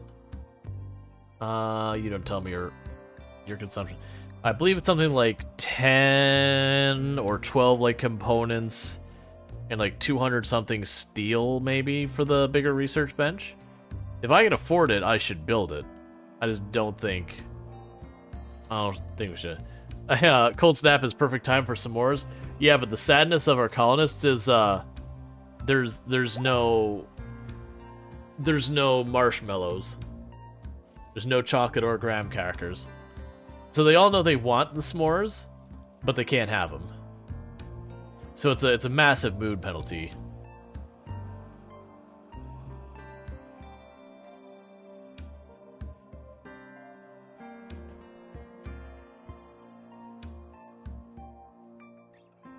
They shouldn't actually add it, but it'd be kind of fun to have, like, the idea of, you know, like a gruel kind of broth thing that you can make. So, like, very, very low-tech solution where you just keep adding ingredients to it. But it's a fairly efficient food, but it just has high risk of food poisoning. Because that's the thing they used to do back in medieval times. You should have your big, you know, your big pot of stew, and, you know, you'd sit there and you'd do your farming for your day, and you'd pocket a couple of potatoes or whatever, you'd chuck it in there. Maybe you get lucky, like real lucky, and you catch a rabbit and you chuck it in there. And just like whatever edible stuff you could find, you'd chuck it in there. But us knowing about bacteria and stuff, all of that nowadays realize the problem. But back then they just kept putting more and more and more stuff into the pot, and they almost never emptied that pot out. They just kept it brewing. But it was like you'd only empty it once in a long while. You just kept kind of adding to it. But unfortunately, sooner or later you get some not so good things in there. Yeah. Kira's saying it's actually pretty safe because they kept it hot, so the bacteria won't grow as easily. Yeah, most of the bacteria in that would help with it. It would go until you either got a bacteria that could handle the heat, or you'd get other contamination in your food, like non-bacterial contamination or whatever. And it would take you a while to figure out the problem, because that was before we had like germ theory, and that's before we understood like food contamination nearly as much.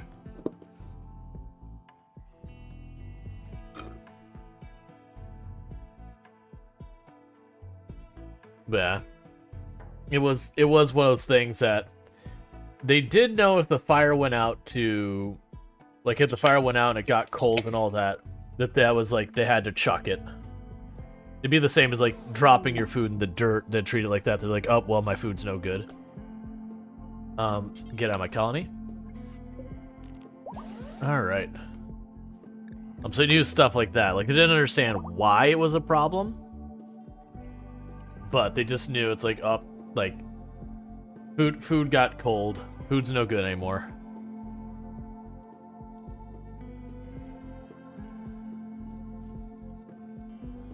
I couldn't imagine it tasted good. Like, the texture would probably be nice for a little while, and you'd probably get real tired of it after a while.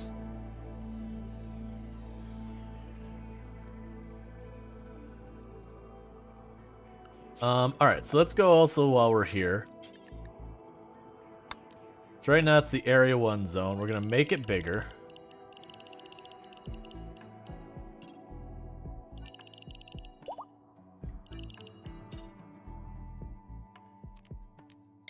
And the reason I'm doing that is for when the kids are born, I'll be able to send them to like Area 1 and that they can just do their thing and we don't have to worry about it. The big thing I want is that they don't go nature running over here and just die.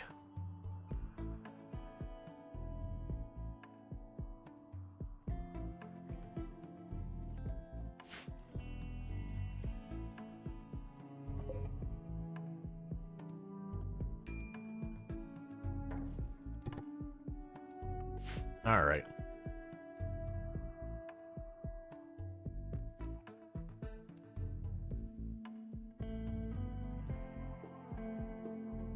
And we did let that person join our colony, like visit our colony, gave them some clothes and got rid of them. I figured that was a reasonable sacrifice to give them just some like regular cloth clothes just to make them less annoying from the temperature perspective. Good. Ray leaves in 2 days, so that should be good there.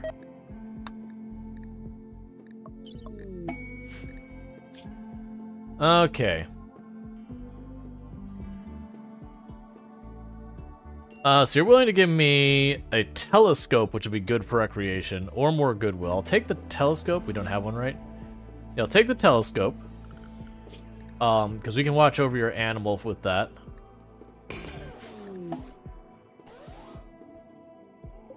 Oh, wait. Are you going to die from freezing to death? Oh, no. Okay, you can handle -7. I got really worried for just a second. There was like, wait a second. Dromedaries don't actually handle cold temperatures particularly well.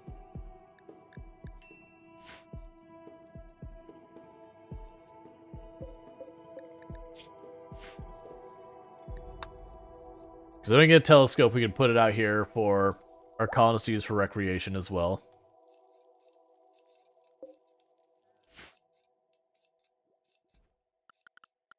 What's that one? Ideologions? Oh, okay. It's just a thing that takes to ideology. I wonder if that was a, Inspired taming. Well, there's no animals on the map, so best of luck to you. That's interesting seeing that our colony wealth has been gradually decreasing. Mostly in items. Oh, it's because we're such low wealth that literally the food is a significant metric. That said, it is getting concerning that our food is continuing to decline rapidly. And we're still just in the winter, so I think I overcommitted with the quests for food-wise. The good news is they should feed the dromedary mostly kibble.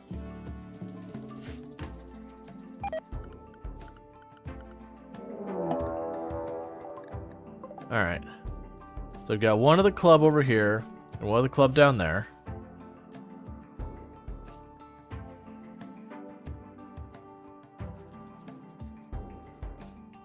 Alright.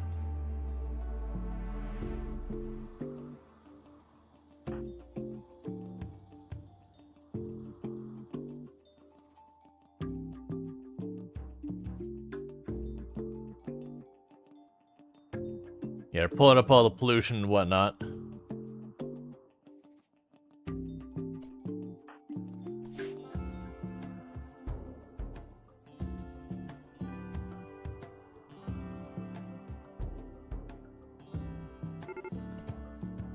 Okay.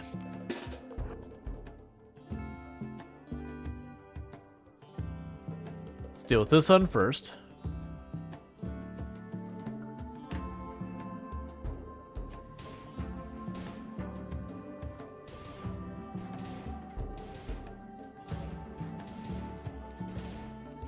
I debated splitting them up. I'm like, nah, it's probably better we just do one than one.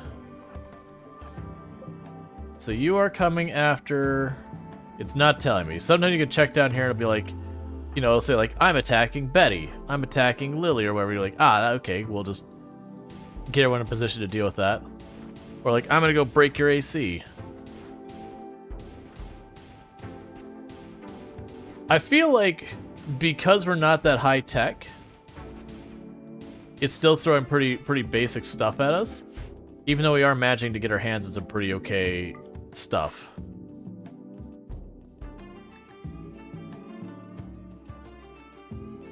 Alright, so we're good there.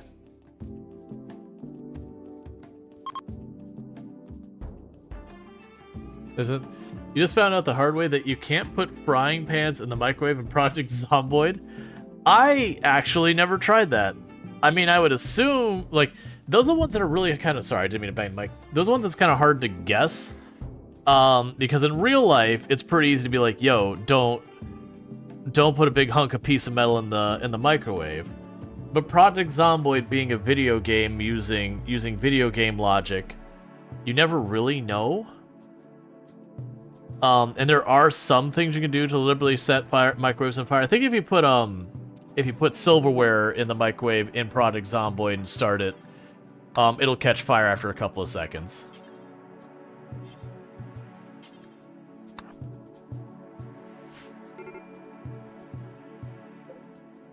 Oh yeah. In Project Zomboid. The good news is most of the time when you have like a microwave fire, it's usually not burn the house down fire so much as cause a lot of frustration fire. Oh, you're... Okay. Everyone go hug the fire again. It's that time. It's a little too cold outside. How you doing? You're fine? Okay, so you can get out of here. You can get out of here.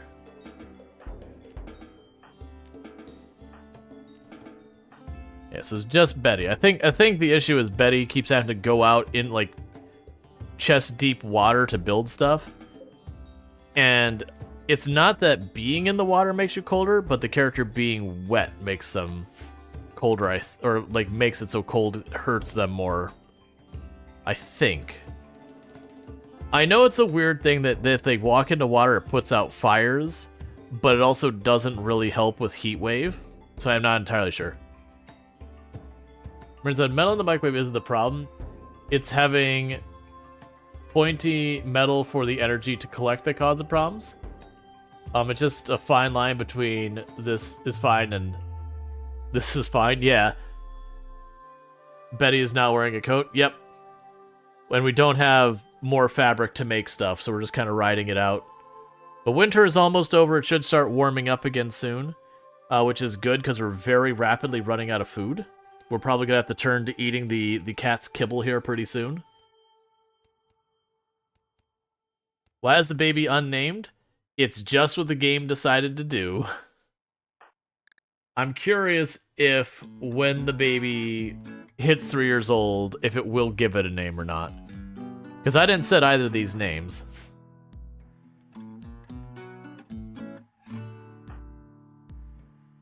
Oh.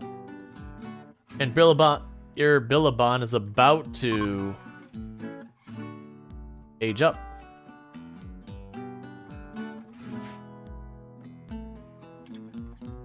Well, that's the thing. Irabillabon is also what our babies, and we didn't name them. The game is inconsistent in how it deals with it, is what I've discovered. That sometimes everyone's like, no, baby. And other times like, yeah, I gave it a name. How goes life in the toxic Nega Reef? It's pretty toxic.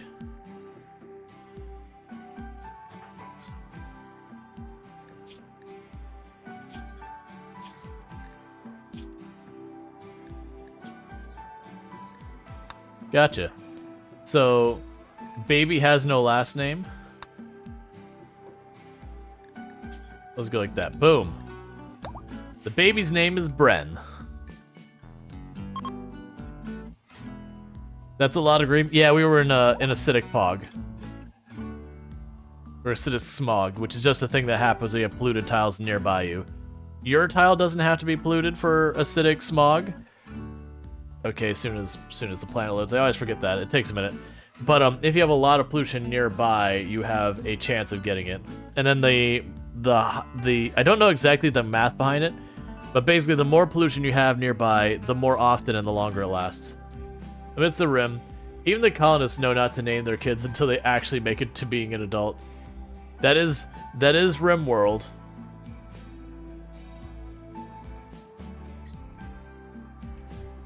I'm still amazed those cats are alive.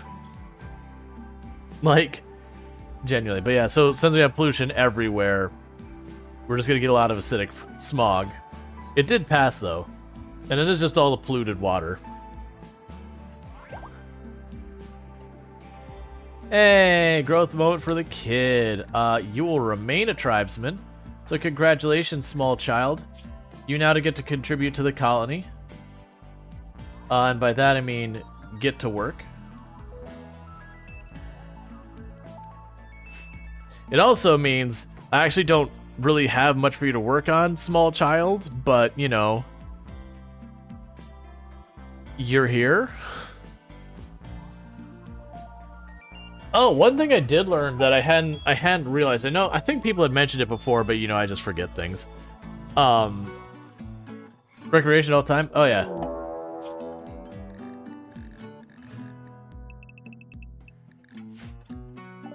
Manhunter pack. Waste rats, 4 of them. I work with this. Grab... Oh, you don't have a weapon, nor do I have an available weapon to give you, do I? Well... Oh, also, you need to be restricted to Area 1. You don't get to leave the perimeter.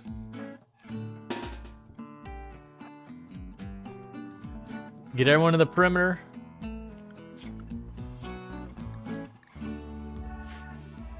Okay.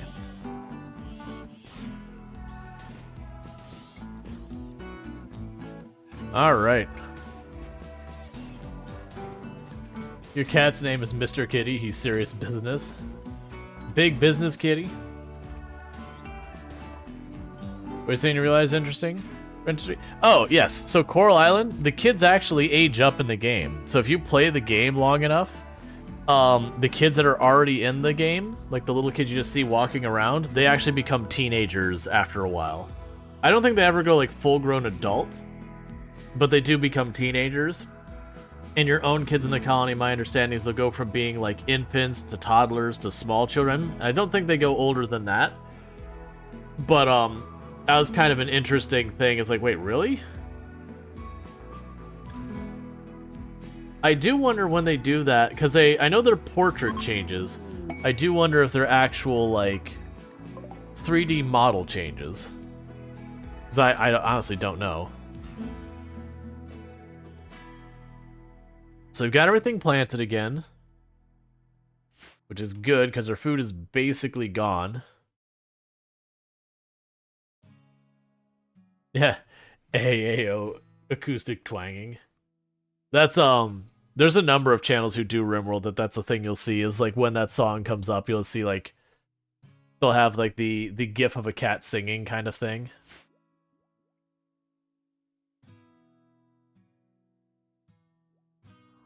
So we've got 200 wood, and we're just about to get to the other side of this. Let's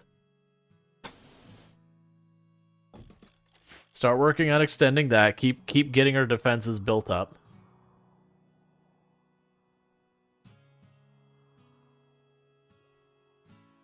It's up to Tropico's Wataki.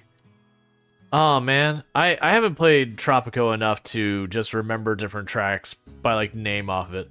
There's some real jams in there. Was he probably Harvest Moon games had aging childhood PCs before that too? Gotcha. There's like going back in the memory of the vault, I want to think the very first Harvest Moon was a 2D like Super Nintendo game.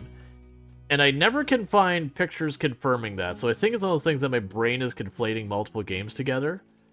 But I remember playing Harvest Moon and like doing all things in it, but I don't remember any of that stuff.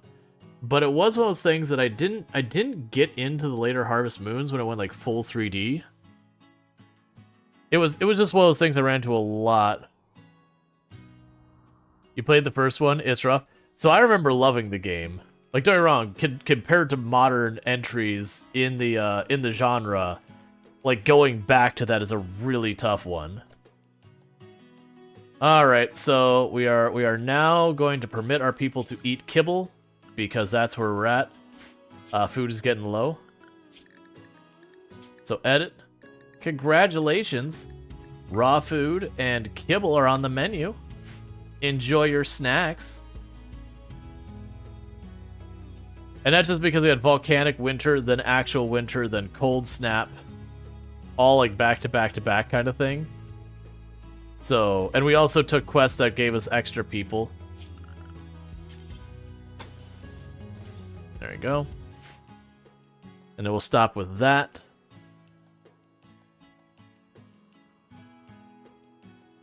Kibble the starving person's pemmican. That was when we had the Manhunter pack. I was actually hoping it would be a regular raid, because usually they'll drop a couple of meals.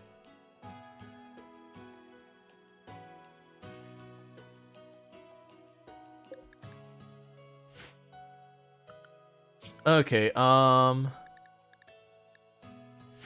you don't leave for 11 days.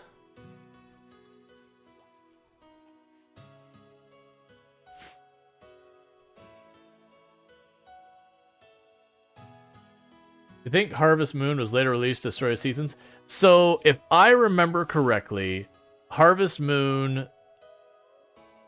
I remember it was something with the publisher that the developers behind our Harvest Moon lost the rights to the Harvest Moon name, and so they've created Story of Seasons. they still have the rights to the games themselves, just not the name. So a lot of the Story of Seasons games are effectively re-releases of the Harvest Moon games, but, you know, where they actually control them. And they also come up with new ones, too. Because remember, that was like, it was a whole fiasco around legal stuff and all that.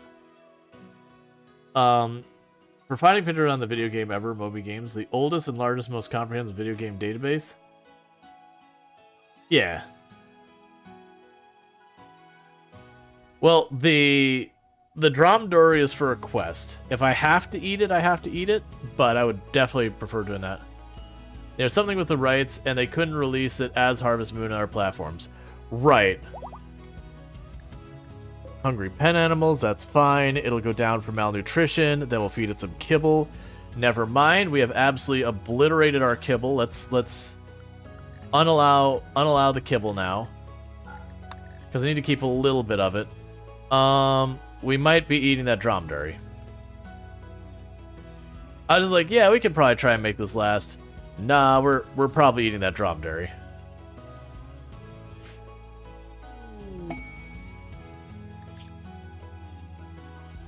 I can't take 3 travelers. We have no food.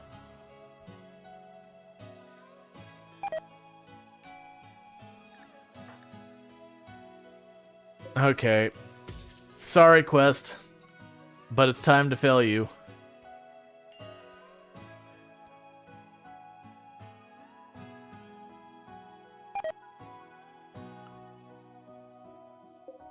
Why is no one attacking the animal?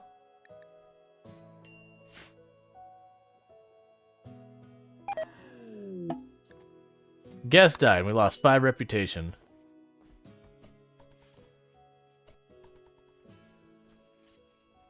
And everyone quickly scoops up everything they can eat as fast as possible. We could definitely use a caravan or something like that.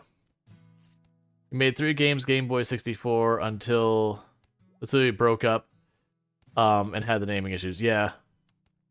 Yes, there's a whole thing that was like, it wasn't that any one group was trying to be like vindictive or anything. It got to like this big mess of like licensing and all that kind of stuff. And then they just went to doing the whole thing. That's the reason why when they re-release one of the old Harvest Moon games, like they do a remaster, it's still Story of Seasons. Even though it literally is the same game remastered. My understanding is they still have all the rights to the games, it's they just don't have the rights to the name. Like they can even have like the characters and everything, they still have the rights to it.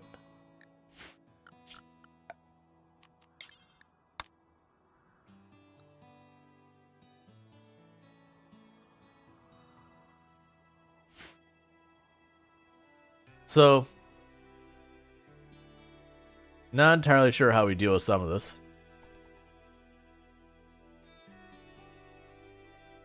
Because that food is vanishing fast, we have no wildlife to hunt. Nothing here is far enough along they can like pull it up early, because the cold snap wiped it out. I'm very much trying to avoid eating any of the cats. You piece of garbage cats eating the meat. You have kibble. Eat the kibble first.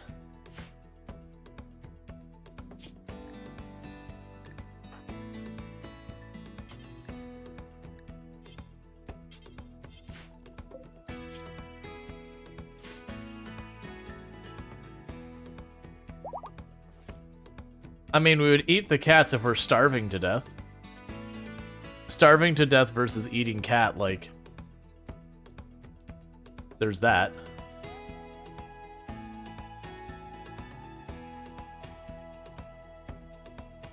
That's just how it be.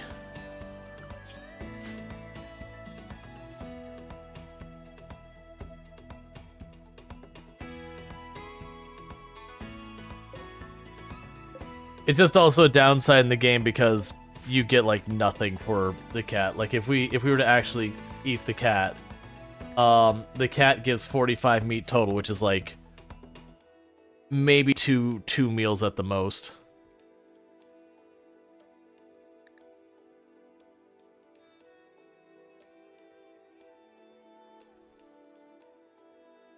All right.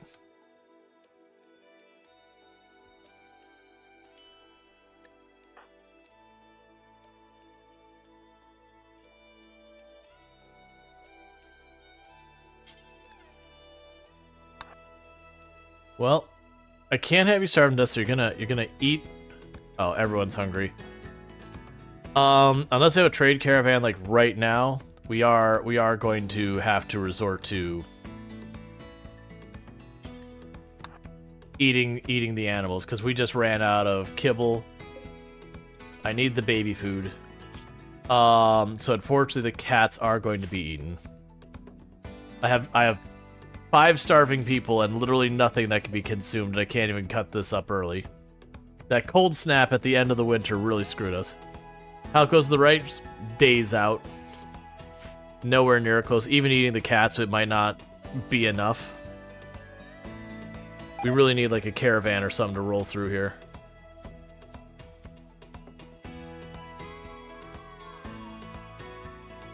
Sorry, kitties. I didn't want to. Cassandra decided you didn't deserve to be around anymore. Cassandra's mean like that. Theo and Lily broke up. You just got married.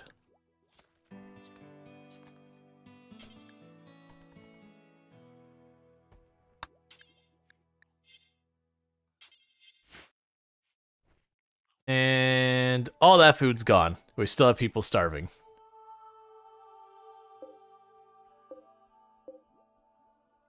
So we could do literally nothing here right now. I technically have a person or two down here, but I'm not going to do that. We will not be cannibalizing.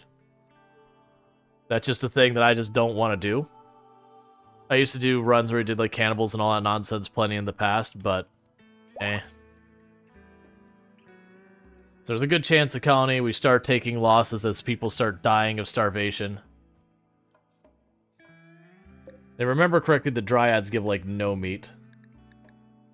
Yeah, 4 meat, which is basically none. That means if I killed all the dryads, it wouldn't even be 1 meal.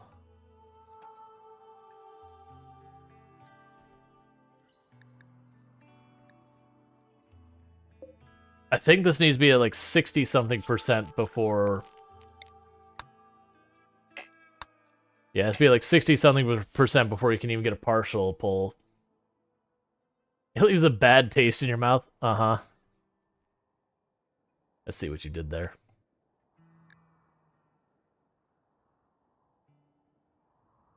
And to think, when the stream started, we had this giant reserve of food, and I was looking at all these fields going, okay, like, they don't die during the winter here, they just stop growing, so that's totally... They're not that bad. Alright, so Bren is no longer a baby. So congratulations, welcome to the colony. So you can do small child things. And we can go to your schedule and make it all recreation. So all of the children are no longer infants. Yeah, that cold snap was on point. Well played. Yeah, because if the cold snap would have happened outside of the winter, it wouldn't have wiped out all the plants. It was that it waited and just literally just scorched earth the entire field. Not a single plant survived, other than like the heal root. Yep, people are getting very upset due to starvation.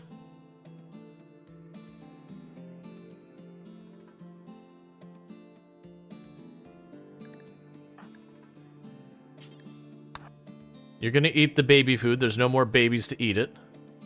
So that's at least part of a meal for someone.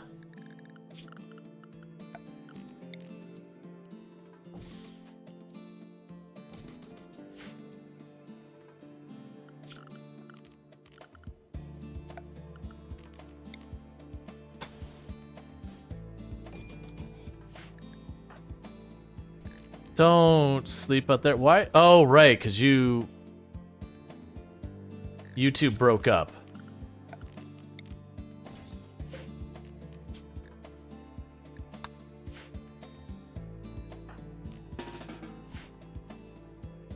Alright, so put you under restriction until you recover from that pollution buildup. Yeah, storyteller showed no mercy.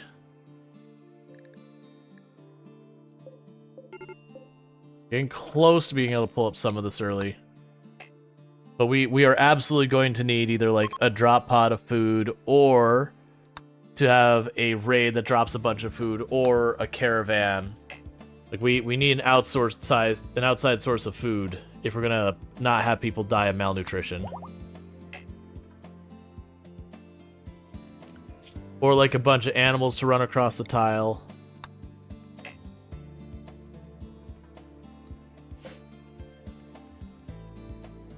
Alright, we gotta keep waiting.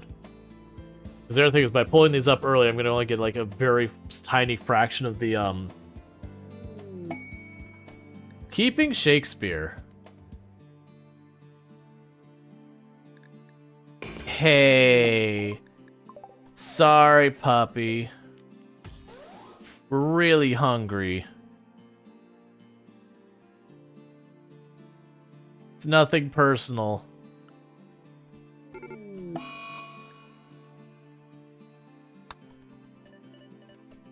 Who else could take care of animals?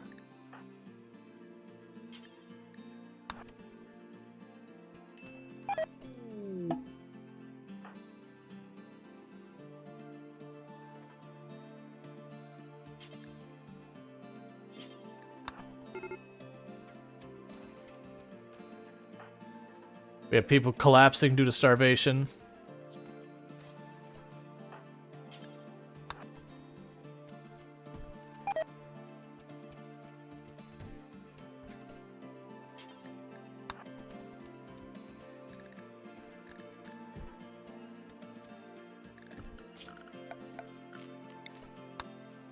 Still not far enough along. Medical emergency. People are genuinely dying now.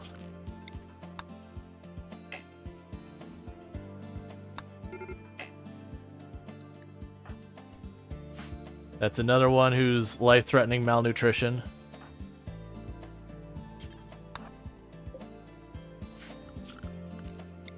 Colony is just gonna die. Shakespearean tragedy, that? Absolutely. Come on. You're right there. It's not gonna buy us, but like, not even everyone's gonna buy more time. It'll buy a couple people more time to get some rice up. Got 2 people in medical emergency who will die very soon.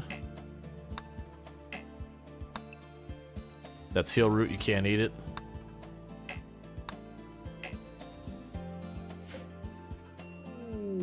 Alright. First person has died to malnutrition.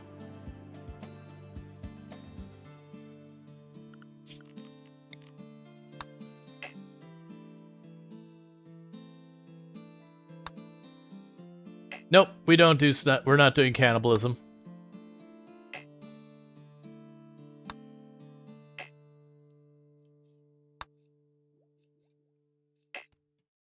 So, that does reduce our burn. Oh, good. Disease flu. For those who don't know, that means those 3 characters are dead because your chances to fight disease while you're starving basically don't exist. Like, you have to, like, if you're starving, you can't handle disease. And Betty just died. Betty deserved better.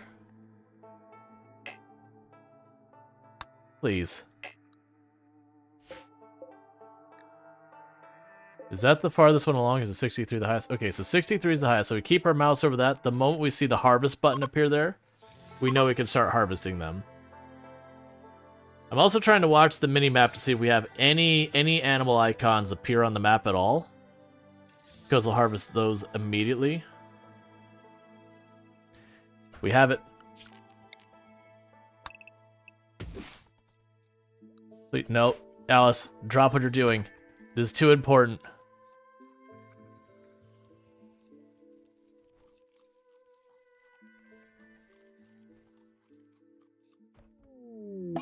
Berserk due to malnourished. That's unfortunate.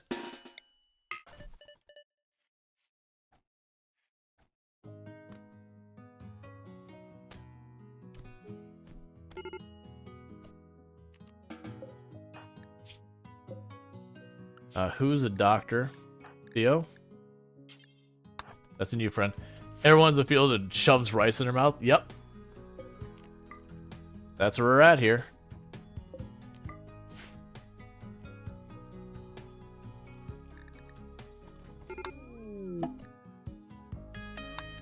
I didn't see what it said. You're in labor.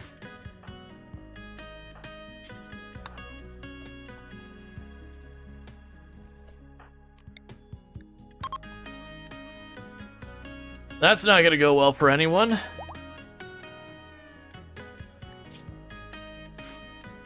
Because starvation caused her to stop producing. And I don't have food. Oh, never mind. It kicked back in. Good.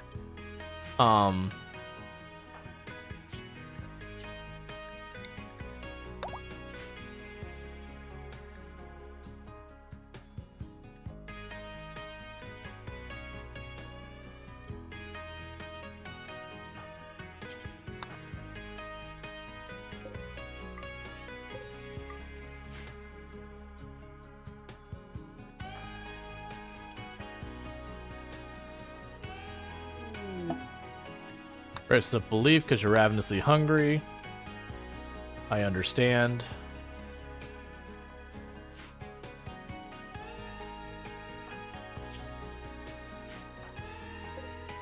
You're all starving. There's no food.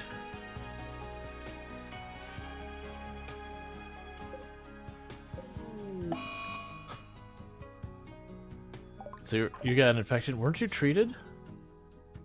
You were treated. No, you're only partially treated. Because of course you're only partially treated.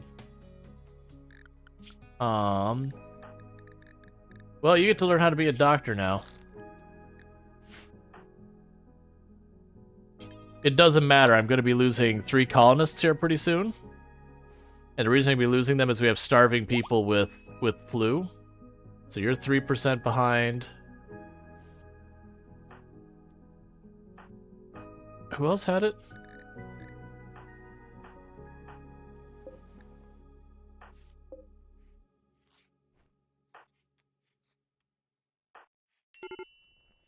Medical emergency on Lily.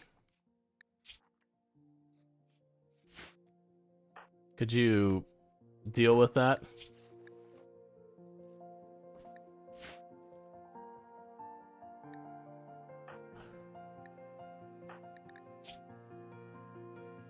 And you're losing terribly to your flu. And you're actually winning against your flu for right now, but that probably won't continue as food gets more and more desperate. Yeah, so more like we're watching the beginning of the end for this colony, because we'll probably just go through a cycle of problems.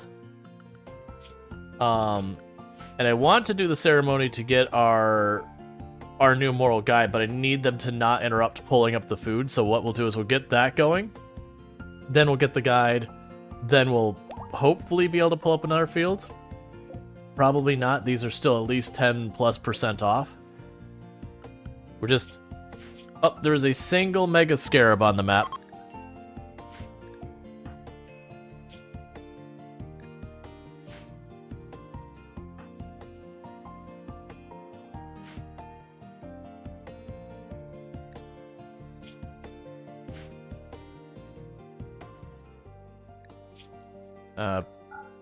Just cancel that.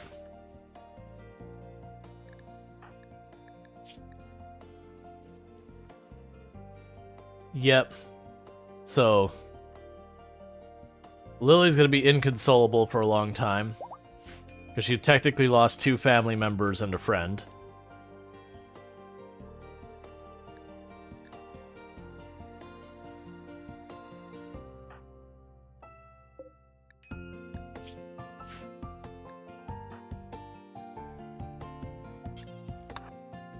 Go get yourself a weapon. Thought there was another one here somewhere.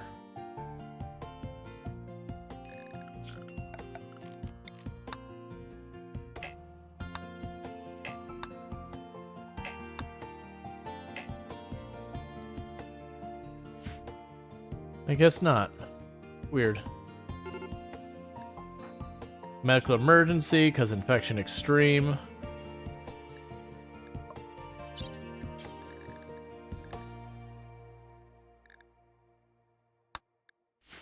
We'll try to save you. I don't think your doctors are good enough that they're going to do that reliably.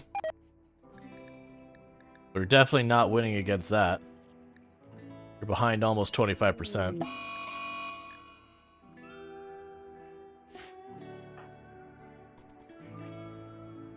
What are you gonna slaughter? Oh, well that's just a jerk move entirely.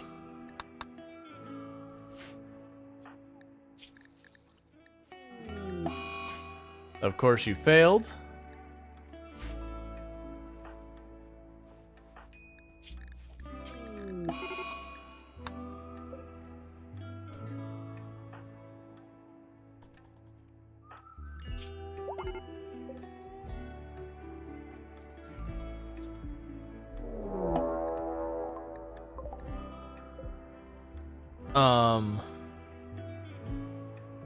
Look, I'll deal with that in a minute. Okay, so Theo, you need to stay out of this because I need you to operate. So, you, and you gotta hold it by yourselves. Nope, too low. Alright, Theo, try and catch up.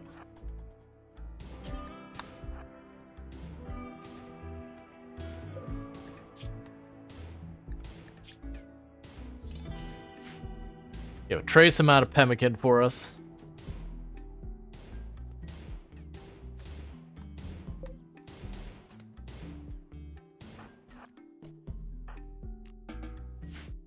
Alright. Try your best. Get a tiny bit of that. We still have a decent amount of time till those are ready.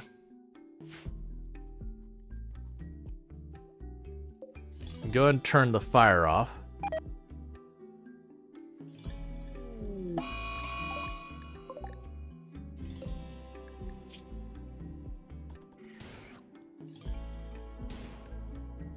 Interesting they're still running away, but that's fine. Okay, we got a single tiny little animal we can eat.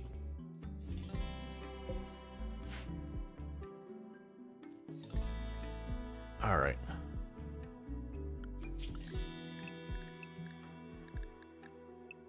Yeah, Brent still needs to be restricted. I think if you hold shift and drag, you can make them form a line. Oh, it's not shift. If you grab people, you draft them, and then you hold right mouse button, you can drag them to make a line. I don't really need to make them a line when they're doing this thing where you're going to be bunching up, trying to draw the enemy straight to you. And I can just grab the melee and step them out ahead. There are times you want the line, like if I have this, I can grab 2 people, click drag, 2 people, click drag, 2 people, click drag, since you can't make it make a U. It has its uses. Or if you have to like run into an area where you... Thank you for the follow. Welcome to stream. Like if I have to run up, like say we have a mech cluster up here and I have to do the attack at them, I can click and drag the line so they're not all bunched up getting hit together. Since it is just not a fun attack when you have to like throw your people into an area where you're at a strong disadvantage cover-wise and whatnot. Yep, you're going to... Actually, you're winning so far. Why are you not being treated?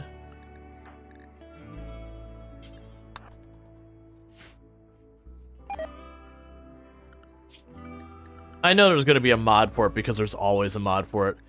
The base game, when you give like Doctor a 1, it should be as long as your pawn is capable of doctoring, they should keep doctoring. Like as long as there's injured or sick people, they should keep doctoring until they're no longer capable of supporting it. Yeah, Bren's super dead. And there's nothing I could do to help them.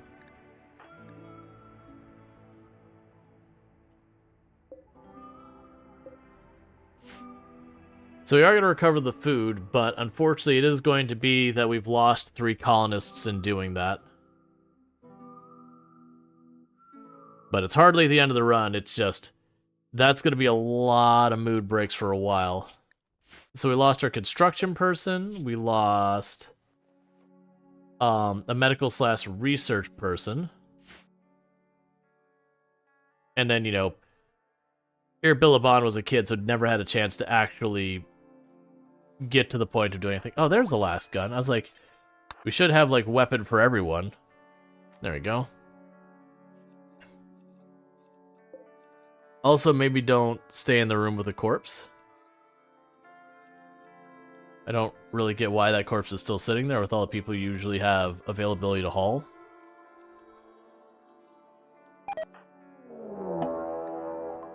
Up. Okay, it's just one. Because there wasn't a lot of waste packs here at the moment.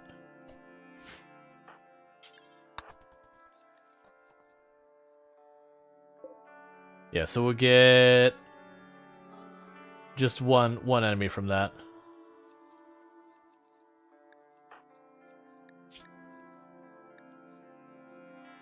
Yeah, Lily's going to die. We're going to lose 2 more people to that flu. We're going to lose Bren and Lily.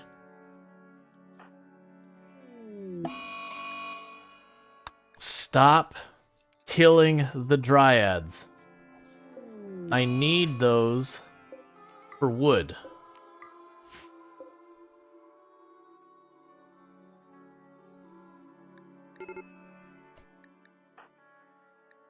Medical emergency on you. I can't do anything about it. Hey, Suki, we're just gonna go ahead and say no one leaves Area 1 right now, because I need to deliberately make the thing to go fight. Stop killing everything.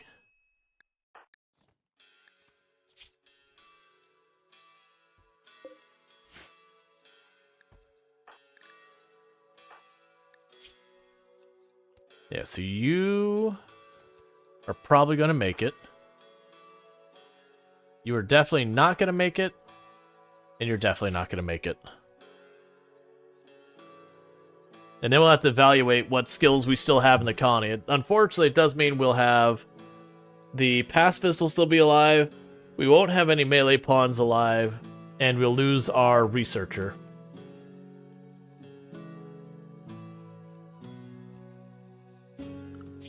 But then we'll have to evaluate, because right now I don't have a construction / mining person at all.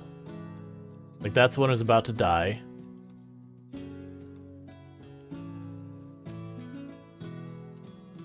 We'll probably have Suki step in and start trying to help with the construction side of things.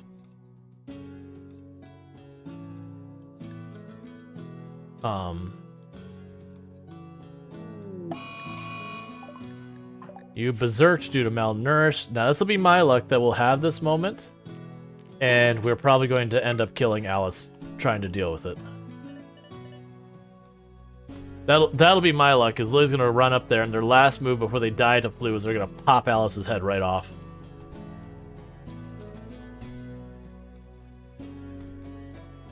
And I know I can unequip the Equa and all that. I'm just not worrying about it.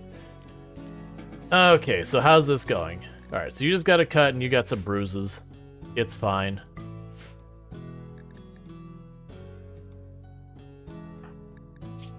Same with you. Can we get those early yet? Okay, so those are officially in the range and pull them up early. So, get to the strawberries.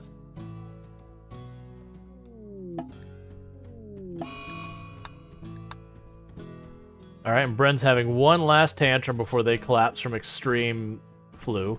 I'm actually surprised that 98% you didn't collapse from flu. Usually, once you get to like 80-90%, it downs your pawn.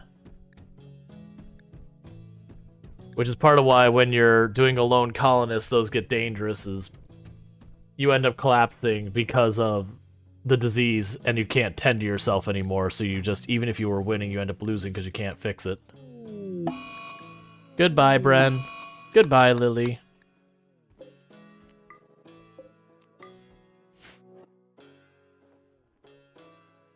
And just like that, the number of colonists went down a lot. What's going on with Suki? You should be... Oh, don't bed rest right now. I appreciate the need, but at the moment, people are starving to death.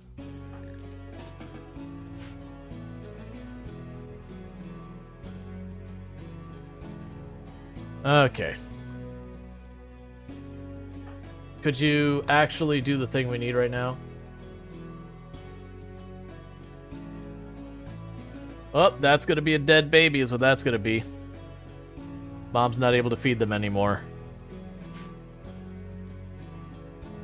And there's ways I could have microed this to make this work better, I would imagine.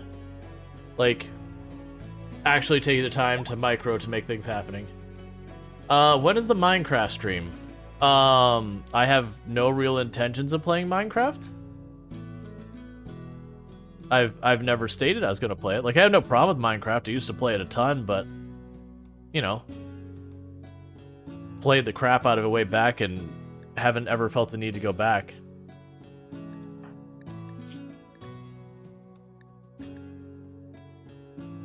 Alright, so you're gonna be completely... And the reason why I'm saying the run's actually in really bad shape is almost all of them have lost family now.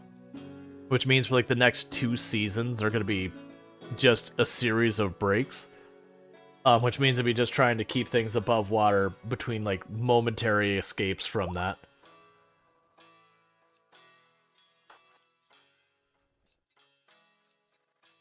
Okay, so where did your weapon go?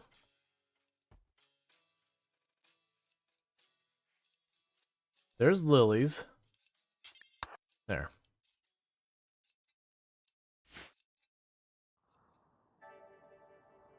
Yeah, like no beef against Minecraft or anything, just I don't know. It's just not something I play in a very long time. The few times I've gone back, it's like, oh yeah, Minecraft is kind of a fun game. But like when I played Minecraft, I'd always have these like really grand things I would make. That was like the fun, was to get some ridiculously oversized thing, like this giant coliseum that go all the way down to bedrock level. You know, build that entire thing. And I couldn't even imagine the number of hours I'd put into it, because I'd do it all in survival mode. Because for me personally, just like going in and making the stuff in creative didn't really interest me. Like I get why people enjoy it, it's just not my jam. And like it's not even for like stream thing, it's just, you know, going back to it, I just haven't had the desire to put in the time to figure that out. Oh, you should be assigned to a lot of weapons. Come on. Never do hauling. Who is our highest social still alive? Alice, okay. Go ahead and take that. Give us your packaged meals. Give us your medicine. Will I play Minecraft with Vintage Stories series? I haven't looked at Vintage Story either. Could do a hardcore series, build monoliths in hardcore mode. I could, but here's the way I would go and represent that. For what you see me normally play on the channel, does that seem like the kind of content you would expect from the channel? Is, I guess, the way I'll put it. Because keep in mind, most people, they'll find like what they expect from the channel, and if you're not offering that, they'll go find someone who is. So it's not that you can't deviate from the type of content you normally do. It's you can't do that a lot unless you're making the deliberate decision to, you know, make a pivot. Like, for example, if I decide one day that's like, all right, I'm gonna do simulation. That's what I would do. Then potentially it would make sense for me to go out of my way to do a whole lot of simulation. But only if I'm planning. I mean, same vibe as City Skylines. I would not say those aren't even the same genre. City Skylines is 100% like city simulation area. Minecraft is more a crafter adventure style game. Like, don't get me wrong, they're both chill games, I would say that much. But like Minecraft, you've got combat, you've got all that kind of stuff, which if you turn it off, it can get kind of dull and boring, at least to me. There's Minecraft, a big part of is exploration, looking for resources and all that. City Skylines doesn't really have any exploration mechanic to it, it's just not the style of game. But yeah, no, I don't anticipate doing Minecraft anytime soon. Like, it's a good game, but like I kind of said, just I played a bunch of it when it was early on. See, Minecraft seems about on par with the atmosphere you put out in Minecraft, but you're going to get so many children. I don't mind kids being tuned in, all that. That's fine. I don't want to know their kids or anything like that. That's one reason why we have like the thing that says like, hey, don't share your age kind of thing. As long as they're behaved, that's fine. Like, we've definitely had people, or have people who pop in the channel who I suspect are probably underaged. At the same time, I don't want to know. It's none of my business. Let's see, do you like NG Pawn generally? He or she seems to be a decent person. NG Pawn? I don't know what you mean by NG Pawn.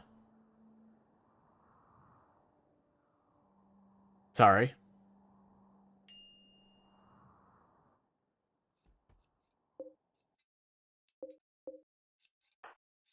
Please haul those in before they rot. Whatever. Okay, I don't know what you mean.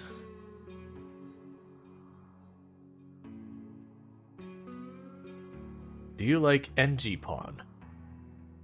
Sorry, I'm just a little confused. Hey, is it IUB? Welcome in. Yeah, no, we had a really long volcanic winter that went into actual winter, and then during actual winter we got slapped with a cold snap, and so it completely wiped out all of our crops and everything after a long time without being able to grow. And so we're desperately trying to like claw ourselves out of the hole. Like we've got our food stabilized for the moment, but more than likely, just how many pawns we've had die, we're just gonna be in that cycle of collapsing. Let's see, Minecraft with the low-key energy streamer is 10:10 in late evening also. Oh, no, I wouldn't disagree with that. I'm not saying NG is a common name in RimWorld as giggles. Oh, okay, no, I haven't heard that one way or the other. Yeah, no, I'm not saying like Minecraft's a bad game or anything, and I definitely say for like chill vibes it can absolutely fit.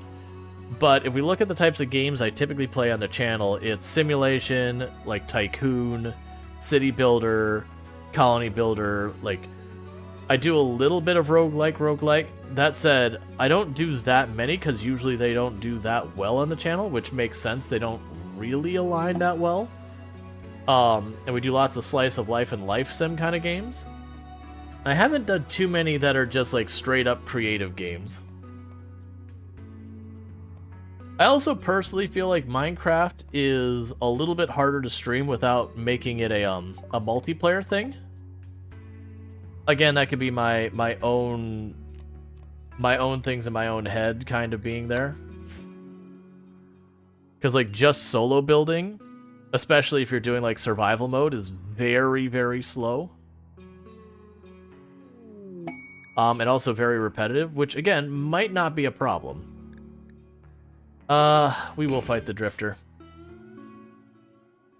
Let's take some risks and see if we can't get materials.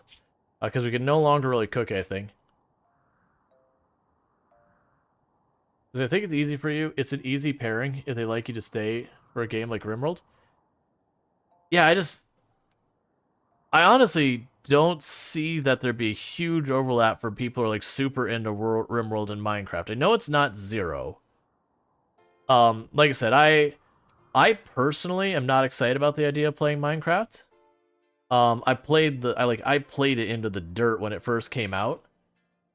So like for me I kind of burned out of Minecraft like a little bit before they added the Ender Dragon. Like that's how long it's been. But like I had a good time with it, but part of the issue is I also don't like modding, and that's what gives the game so much longevity. So I don't like the one thing that gives it longevity. It's not that I don't like doing it. I like that it exists and all that. As you can do Minecraft challenges, recreate all big YouTubers' first ever video, which are all of them playing Minecraft. I'd have to go look up what those even are. But it's visually click, click, click, with prepped events maybe. Yeah. Not a thing that really excites me. Like just in genuine Like, I have not felt, oh, I should go back and replay Minecraft since, really. It's just not a game that I'm particularly excited about. I'm not going to say it will never happen. Like, if there was enough people who showed interest, maybe. But this is the first time I've ever had someone say, "Oh yeah, Minecraft," that I could think of. Maybe someone else has something and it just kind of tuned it out. Like, again, not a bad game. It's just, it's a game I put probably thousands of hours in before it was even available on a lot of other things, before it got acquired by Microsoft, before they ported it to .NET, before they had like a bunch of console versions, just like way back. All right.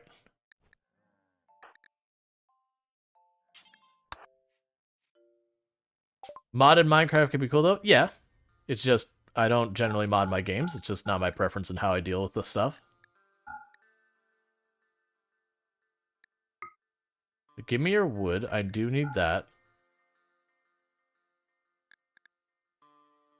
Give me your pemmican, and that's gonna tap us out. Meanwhile, let's give Alice the title. So our people don't get upset about not having someone with the title.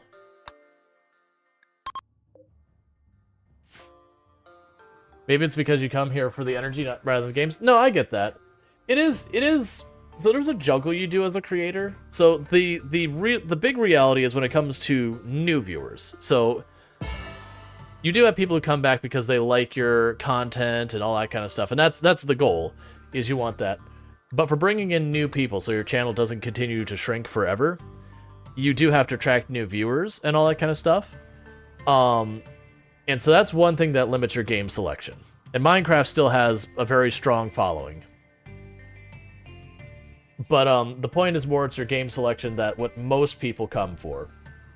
So if I look at any stream, even as established as I have with my existing audience and all that, it'll usually be somewhere in the ballpark of like 30 to 50% will be people who are, reoccurring viewers. And then almost the other, like the remainder of that will be new viewers. Viewers who have never been here before. And that's with how long you've been here. So if we imagine right now the audience is around 70 people, about 35 of the people here are people who have tuned to the channel before. And you have 35 of the people here who saw RimWorld and clicked on it. Is where, or they saw Coral Island in the title and they went, I'm curious, and they clicked on it. That'll be the whole thing there. Or they got through Twitter or wherever they came from. Recommend a tab, come through a raid, whatever. And that's pretty typical. And the thing that happens that is one immutable truth about streaming is your existing audience, like if we don't bring in new people, will always churn. That there'll be some number of people who like disappear from your audience. And like you can do stuff that'll make it worse and better and all that to mitigate churn and all that. But you'll have people who their work schedule changes so they can't tune in. They're not interested in your content anymore. There's something else they're interested in, so they don't tune in. They have things that they're more interested in doing at the moment, so they don't tune in. And that's fine. Like all those are perfectly valid reasons to not tune back in. But it does mean for your existing audience, it always is kind of going down. Hey, Maddie, how's it going? But like it's always, you're having some viewers churn all the time, which means you do have to have new viewers coming in all the time to kind of, be there to replace whatever number of people churn and whatever.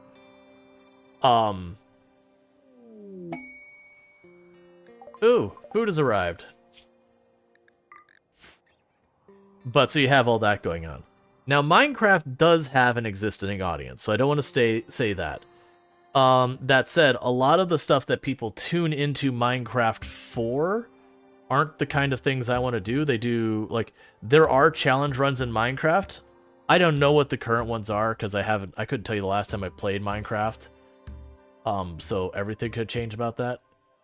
You're saying the pen is not enclosed. Or pen needed. Pen marker's right there, and it is enclosed. Oh, right. They can't. I don't think they can get here. That's fine. Minecraft is not growing. We get it.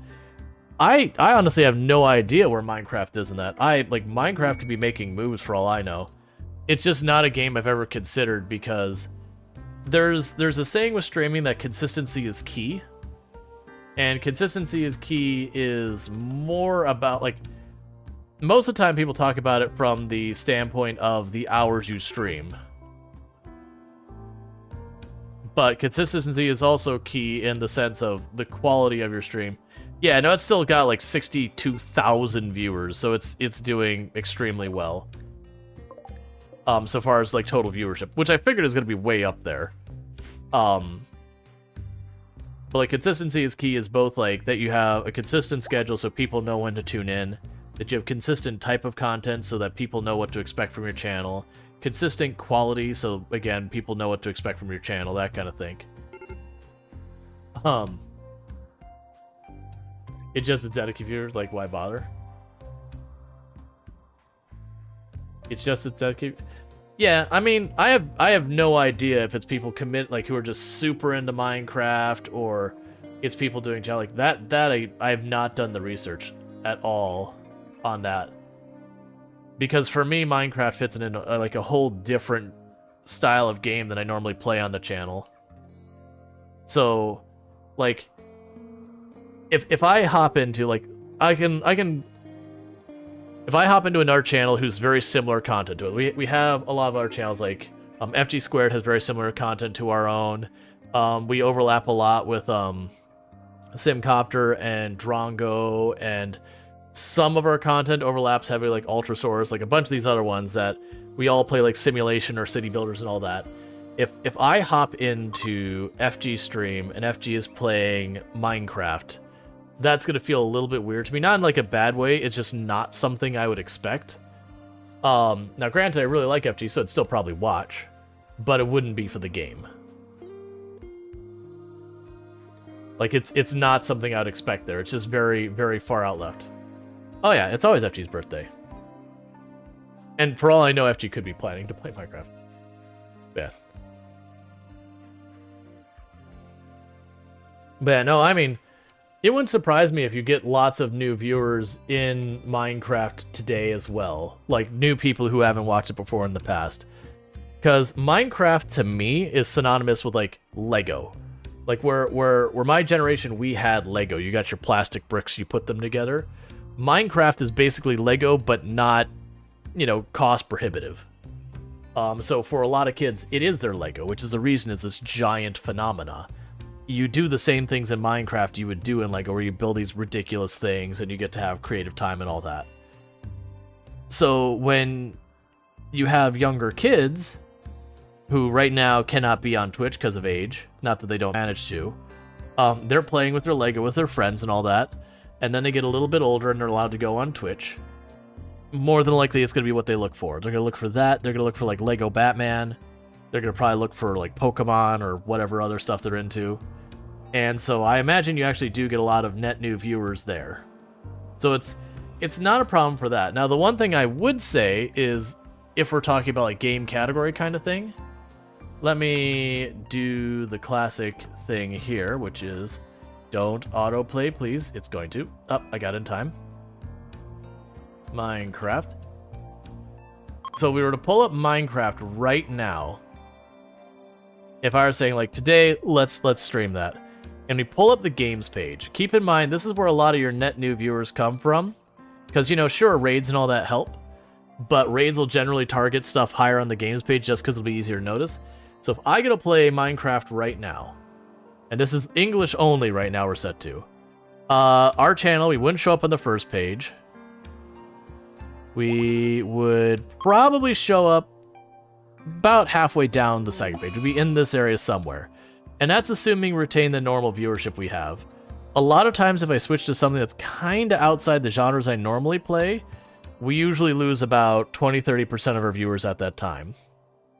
Like, for example, when I played Power Wash Simulator, we dropped to like half the viewership that stream, which was an outlier, to be clear.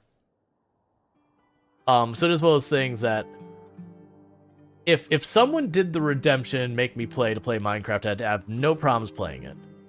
But strategically for me, Minecraft doesn't make sense. It's an oversaturated category that I can't really compete in. It doesn't really align with my existing content. And it's also something I'm not really interested in. Like, honestly, for challenges and all that, I'd have to do my research to figure out what people even do. Because, like, I know you can, like, go kill the Ender Dragon, and that's a thing. I know people speedrun it. I have no interest in speedrunning really any game, so that's not a big thing for me. Playing it hardcore is fine, but then you need a goal, which I guess would be, like, kill the Ender Dragon or whatever. I would likely need to do a bunch of research on how you even play, because it's not one of those games, at least unless something's changed, that they kind of feed you, like, going, here's how you do this, here's how you do this. You just kind of have to, like, look it up.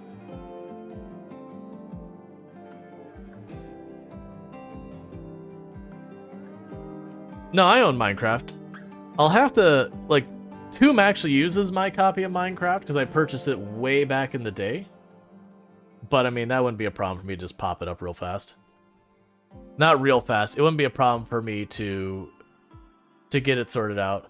The thing we would want to do is figure out what the heck you want me to do in it. Because realistically, if it's a grand project, the redeem only guarantees you 1 hour, but usually I commit a half a stream to it. Like, the 1 hour would be generally if I pull up a game and I'm just really not having fun with it. That would be the point, that I'd be like, okay, 1 hour, we're out. Like, I would definitely have no problems with playing it, but it would be half a stream of it. So, that would be the thing. Because I don't want to ever have it where, like, the make me play, you could, like, force me to do an entire playthrough of a 100-hour game or something. And that would be very detrimental to the challenge, the channel, if someone could just basically force me to play a game for, like, a month. That may or may not be a smart move. Because it is a reality when you're streaming that you do, like, it's not all numbers. And you can't make it all numbers, but you shouldn't completely ignore numbers all the time. Like, it's fine to have, like, the 1 or 2 streams that you're, like, off in left field doing something you know makes absolutely no sense from a strategic standpoint. That's totally fine. You should do it. Yeah. Go into your first spot. Well, I mean, usually early games when you get creepered more than later game. Because later game you can make things big enough with lights around it so you don't see the creepers nearly as much.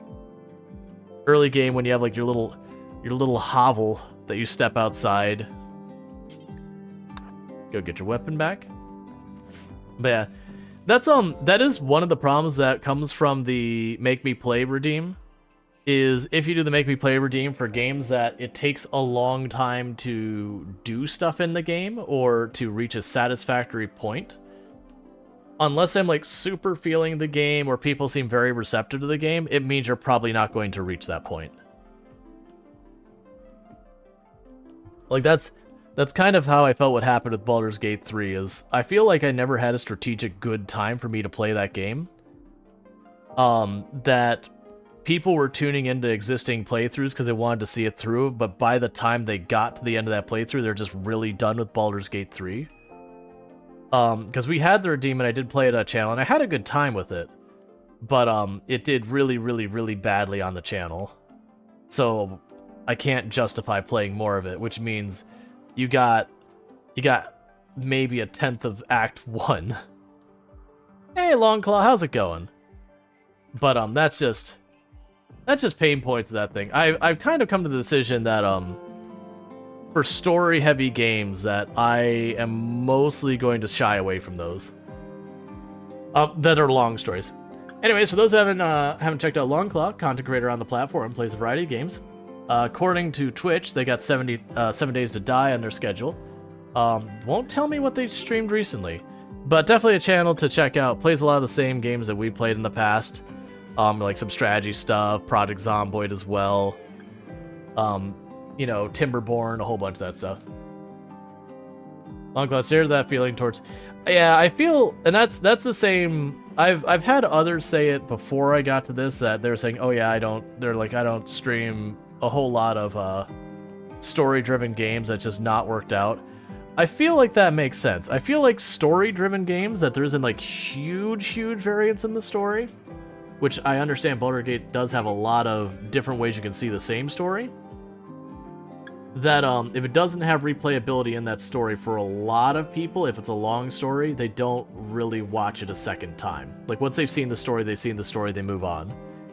Versus games that the story is kind of an upset, so like Undertale, that had a lot of mileage you could get out of it for a while. Now granted, Undertale, kind of everyone knows it now, so you might be able to draw in some diehards by doing your first playthrough on stream, which mine wouldn't be because I've already played through it. You can get that kind of thing, but otherwise, games like Undertale don't really click anymore. But those really long games like Mass Effect, Baldur's Gate 3, Fallout, like any of the Fallout games, Skyrim, playing through just the story doesn't have the draw. You have to do something to yes and it to make it interesting. So like where people are doing the Twitch integration on Skyrim is a yes and I could draw people in, or doing absurd challenges, or playing the game in some like really gimmicky weird way. Or you can do your own story where you're playing like a really played up character that you're effectively role playing, and that the draw is the role play, and you just happen to be doing the role play in Skyrim. But like just playing the game itself, you know, doesn't really drop you. It's the same thing with like Grand Theft Auto. If you're gonna play just Grand Theft Auto 5, like you're just playing the game, like the normal game, it has almost no audience. If you're playing GTA 5 online, just like the regular GTA 5 online, it doesn't have much of an audience. It has some people who want to group up, and that is some, but it's a very, very small audience. Then you have GTRP, which is absolutely ridiculously large, which is like 99% of that category nowadays. And you will also have the occasional like Twitch integration chaos mode kind of thing that it has some audience there. But like just playing the game itself, that's just not what people want to watch. Bird said 7 Days to Die is good, but you prefer watching the exploration looting game play. That game, and most streamers just concentrate mostly on only the zombie killing base building, which you don't enjoy as much. Yeah, I can't speak for the 7 Days to Die category because I haven't paid much attention to it, but it wouldn't surprise me to find like the action-packed base building side of thing is where most people want to see, because stuff is happening. You know, turning up the zombie attacks, that kind of thing. Enoch says, I think it's interesting to see someone play something like Skyrim if they've never played it before, and then the game is not that... Let's see. And if it's a game that is not something they would normally play... Yeah, the challenge, and this is a numbers thing, is... Let's see if I can actually check this. If people have good titles, I could check it. If they don't, then I can't. So let me quickly bring this up on our screen and just see if I can't find it.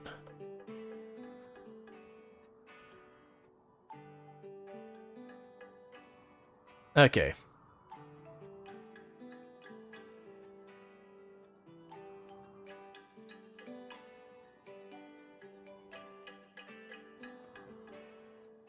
Yeah, so I'm not going to be able to tell what a bunch of these playthroughs are doing.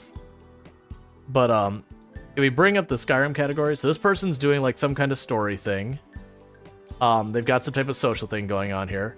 This one, we can't discern one way or another what's happening. Let's see. So this one appears to be playing it normally. So they're at 33 viewers. This one is doing permadeath. This one is doing some type of chaos thing, probably Twitch integration. This one's doing a challenge run. This one's doing a challenge run. That one's a challenge run. This one's doing a challenge run melee only, like unarmed melee only. This one's doing mods. No idea what's happening there. So you get the idea, is like we're going through here, and it seems like only this one here looks like they're doing a normal playthrough, but we can't really tell they could be modding. But like of all of these, that's the only one it appears to be doing a normal run. And then there's like 2 we can't tell.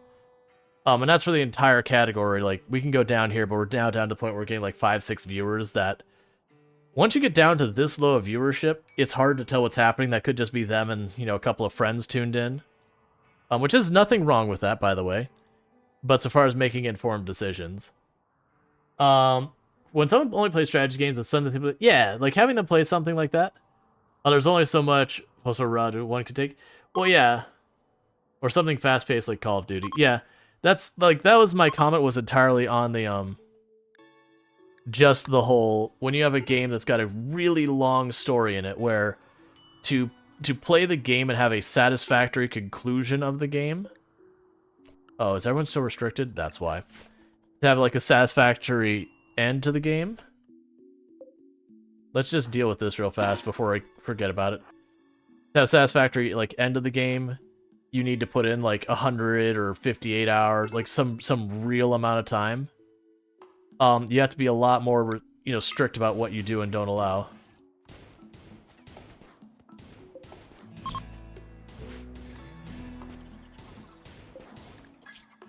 Okay. It's just, otherwise, like, it's a thing I got self-conscious about on the channel myself personally was just, we had for a while, I would check out these games that would have, like, these really long stories and all that with the intention of playing it, and we'd get one stream and it'd do it really well, and the next stream would do okay, and then the third stream would do terribly, and then you get in this whole weird thing where you're like, okay, now I've teased the story, but I haven't gotten, like, to where we're getting to a satisfactory end of it. The numbers tell me I need to get off this game. Like, it's hurting the channel's health. But the number of games that I would play and then, you know, start and then quit out of, that can also hurt the channel's health, because then people just know not to bother tuning in because they're not going to see the end of the things they want to see. And it's just really rough. Can you make a comment how cool and clean your desk is? Honestly, it looks okay right now. Oh, you mean cool and clean my desktop like this is? Yeah, normally I don't even have this many icons on here. And for those who don't recognize this game, this is Elite Dangerous. So I found a planet that the moon gets unreasonably close. So I'm in my little SRV and just taking a cool screenshot and all that. I have thousands of hours in Elite Dangerous.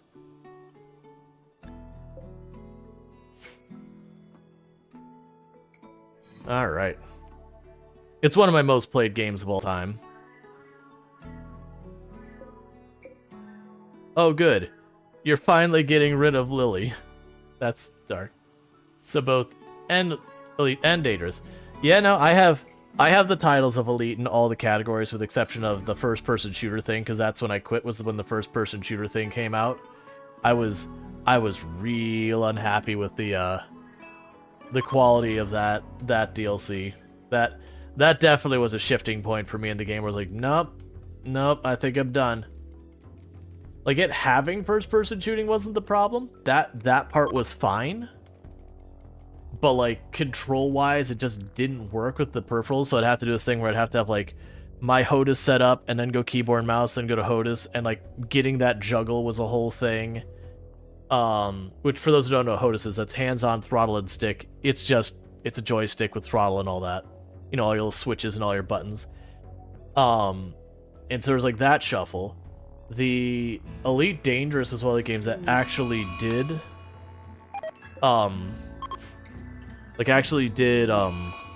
VR well, but then they came out with the first-person shooter thing, and VR got kind of punted to the backseat, and now it's not that good of a VR experience at all.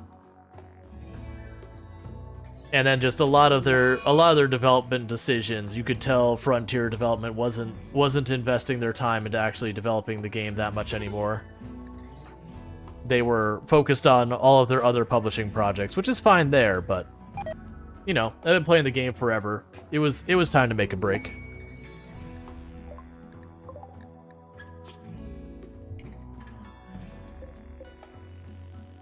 Okay. Alright, I can work with that. So if the Thrumbo split up, I'm gonna kill that Thrumbo. Because with its movement speed penalized like 20-something%. That's enough that we can get away from them pretty consistently. Yeah, none of our people are penalized movement speed, but I need them to split up if they're together. Ooh, thanks for pointing that out to me, Thrombos. I didn't realize I missed a spot.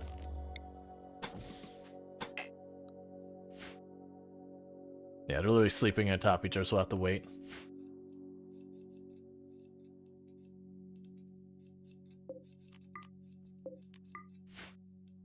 Let's see, there's some very good games, but there are reasons why they're not suitable for streaming. Example, Baldur's Gate 3. Yeah, no, there's definitely, like, that's, I haven't said in a while, but you do end up needing to discern there is good game and then good for streaming. And that they're not a circle. That they're very much only touch in the middle a little bit.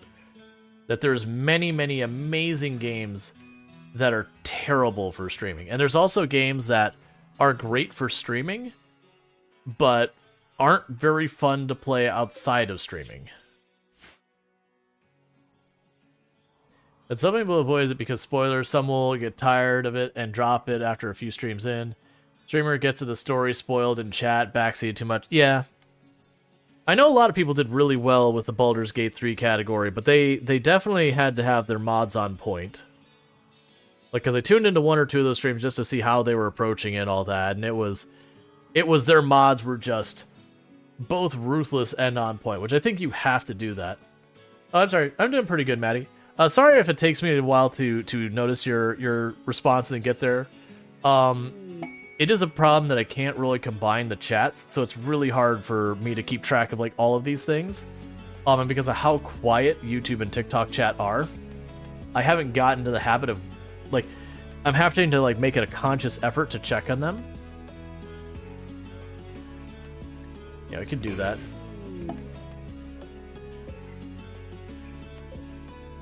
You can be the prison's room. Okay. And you're helping with construction when you're not doing the other stuff. That's fine. So it is something I need to work on, but it is also something that's been a problem. I really just need a tool where I can put them all together, but the only one I found is the one where it's Restream is the only one I found. Which is fine, Restream is not a bad tool. But that's not how I'm approaching the doing the multi-streaming. I also didn't like when Restream was asking me all the permissions I wanted to give it. I was like, hold up, hold up. You do not need a bunch of these permissions. Which is always a stressor and all that. Because there's a lot of things out there that they'll be like, hey, we just need to be able to you know, be able to delete and modify your clips and delete and modify your VODs and to be able to handle that. And you're like, no, you know what I want you to do?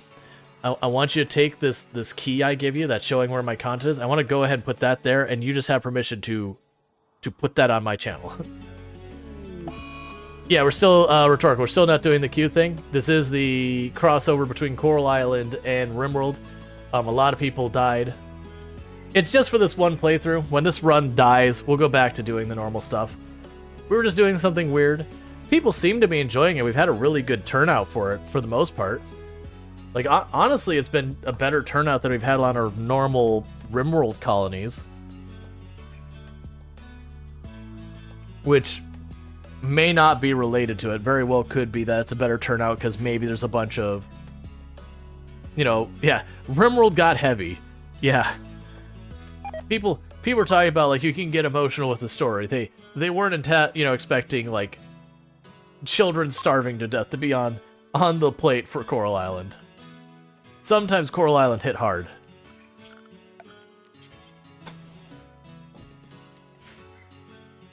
The recovery is something to watch. You have lots of trouble pulling out of a nosedive. Yeah, no, it's tricky to recover in RimWorld, and you've suffered pretty bad losses. The game does have a mechanic where it backs off when you've taken casualties, both in like serious injuries like lost limbs as well as deaths. Like I actually don't know all the different things it does consider. but it does have a lot of stuff that it will factor in. The thing is, it only gives you a reprieve for so long, and it's usually nowhere near long enough to fully recover from your losses. So when you suffer like really, really bad losses, it can be hard to like get yourself situated again. And then the other thing that's a problem is your wealth is still usually high. So this is where we lost a bunch of people. So you can go like our wealth creatures, that includes people. So you can see here we lost all the people and it dropped it to like below half of what we had before. So that's a huge dip. But when you look at our overall wealth, where our wealth was up to like 300,000, it's still over like 2,250,000.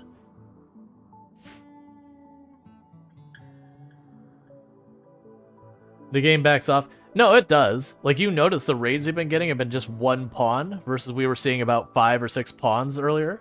And now they're just raiding us with one person. The game has backed off a lot. But what ends up happening is like a little while will go by and then it will remove where it backs off. Like it'll decay or whatever.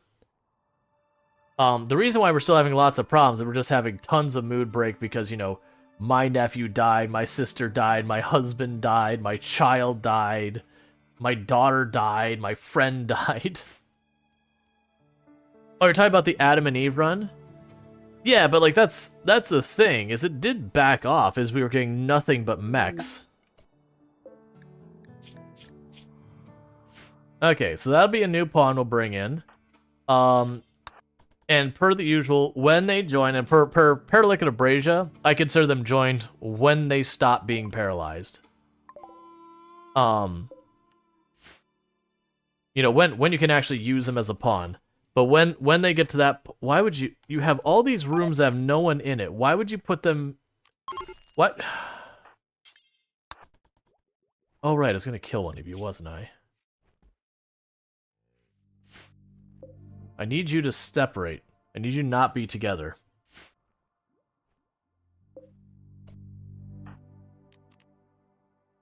Yeah, let's not worry about it. I don't need it. I don't have a melee pawn right now to use the Thrumbo Horn. I honestly don't care that much about the Thrumbo Wool. We're doing okay on food, so there's more likely to go wrong than that. But yeah, no, if you remember what would end up happening with the Adam and Eve run, is I would end up getting into a fight and lose a pawn. Like, you know, they get domed or whatever from a mech cluster. And then the next 2 raids would kind of be not as bad and would do okay. And then the raid after that, another one would get like 1-tapped by a mech cluster. And in a little while would go back, everything would be chill, and then we'd get, you know, a really tough raid with a bunch of scythers and we'd lose a person or 2. So it was backing off for a raid or 2. It's just, again, the time it takes to recover usually is not enough. And I've taken a colony that went from a large colony to a Man in Black event where only the Man in Black survived, and then proceeded to build out the colony and win. But it just takes so long to do it. And usually even then you're just one bad RNG event-wise from a new run needing to happen. Unless you do the thing where you get your Man in Black, you go World, form Caravan, next tile, and just abandon your colony.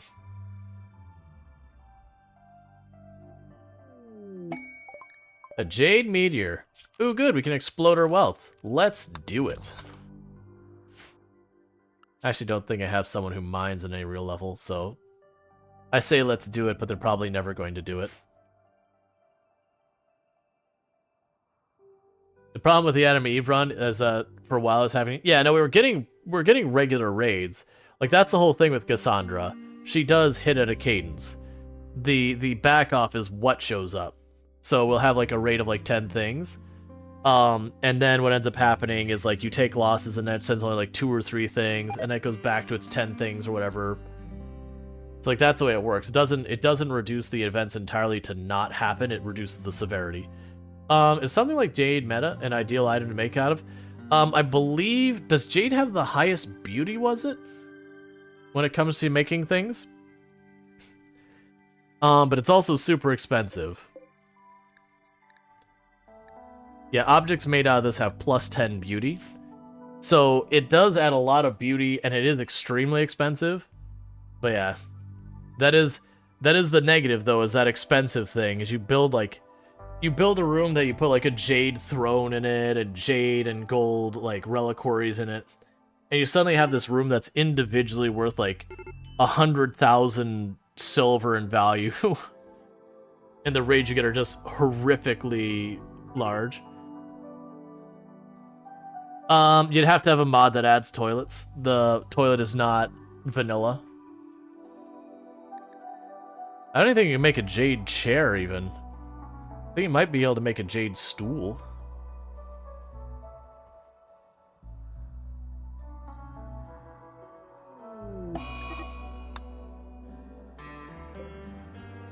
Why have you not been killed? Do we not have a handler?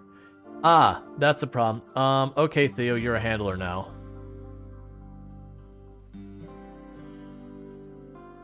Jade walls are pretty, but paper. Oh, I have no idea about the durability of the jade walls. It'd be surprising that they're so fragile. Like, the gold ones make sense that they're super pretty, but terrible. But just how magic comfortable it'd be? A jade toilet? I mean, toilets are usually porcelain, which is a hard, relatively cold substance. I don't imagine it'd be much different. Like, a jade bed would be no fun, because it'd be, like, made out of stone. Let's see, when you have a colony that has a surplus jade, you love making my worship room out of it. They love jade ideology rooms. Yeah. Relatively cold. Ice planet Hoth, more like it. Yeah. That's when I've had a bunch of jade, is like make a throne room out of jade, or make an ideology room out of jade, that kind of thing. I've only had a couple runs where I had that kind of jade. There was one map we played. I think we were doing like a mining one, and I must have hit like 9-10 separate jade nodes. Had like no components on the map, but just jade for days. Why is no one treating you? Right now, I'll just make everyone who could be a doctor a doctor. What? Like, there's multiple meals waiting to be eaten. Oh, we can convert you while we're here. Because we said no. Let's see, and the one that had so many exposed jade, you had like 3 jade reliquaries. Yeah, I had a jade throne, a jade lectern, like 3 jade reliquaries. And we definitely died by wealth explosion. The raids we were just getting obscene. Like, with 100%, it was, like, you even knew it in the moment. You're like, I'm building this stuff. All of this stuff is just obnoxious amounts of wealth. This is 100% gonna kill the colony. But when do you have the chance to build all that, all that silly jade stuff? The only time I've had that is when I turned the difficulty down to basically nothing. And you have one of the neighboring tribes that, like, every time they attack, they drop, like, 5-10 jade. And Nar says, you love headshots. My last run, I've lost 2 of my most important pawns. One to an earshot by a lancer. The other one got an 80% brain injury by a single shot with a longbow. Not walking at this point. Who cares about top tier helmets, by the way? Yep. There's actually a thing in the game where you do have a thing where you just get an RNG chance to die. I think it used to be a hard-coded thing.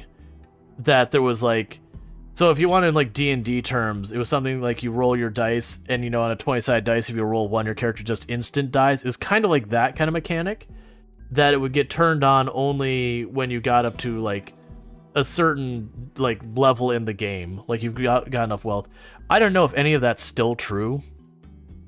But I remember it was a thing that they had really strict kind of population control mechanics in the game, that you literally would stop getting certain events once you got over a certain population to avoid getting you easy pawns. You would have it so the pawns you fought, they would fudge the numbers so they wouldn't go down as easily without dying, so that it was very hard to down a pawn without killing them. It would, like, fudge the numbers to make it really hard to do that, so you couldn't get pawns. And it would also do stuff to make it more likely your pawns would die in a fight or otherwise. And all of it was because the game would have performance issues once you started getting too many pawns. Or at least that was the suspect. Yeah, each storyteller has their own preferred pawn count. Yep.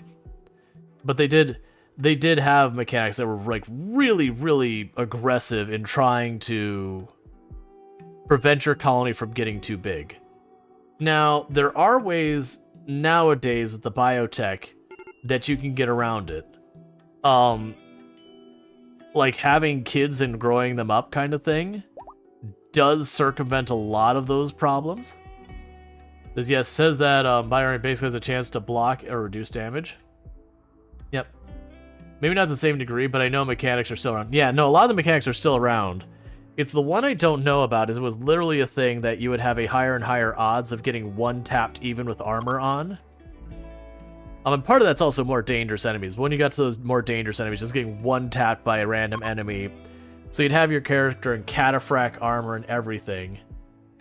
And you get like one tapped. Yeah, it's still an RNG thing. But you get yourself like one tapped heart shot with like the absolute best mod and like the best armor in the game.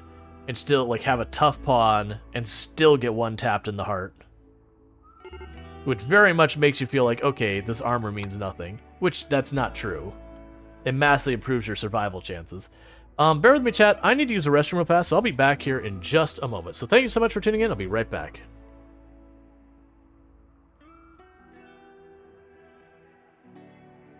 As well as 556, the big downer is we don't have a gun that uses 556. They're extremely rare.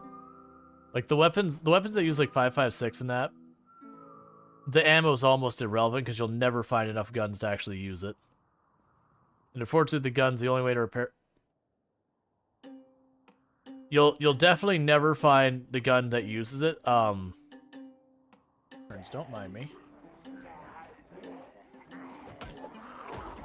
Thank you. I have been kicked from the server due to malformed packet detected as I'm being grabbed. Hey, you didn't That's get fortunate. grabbed.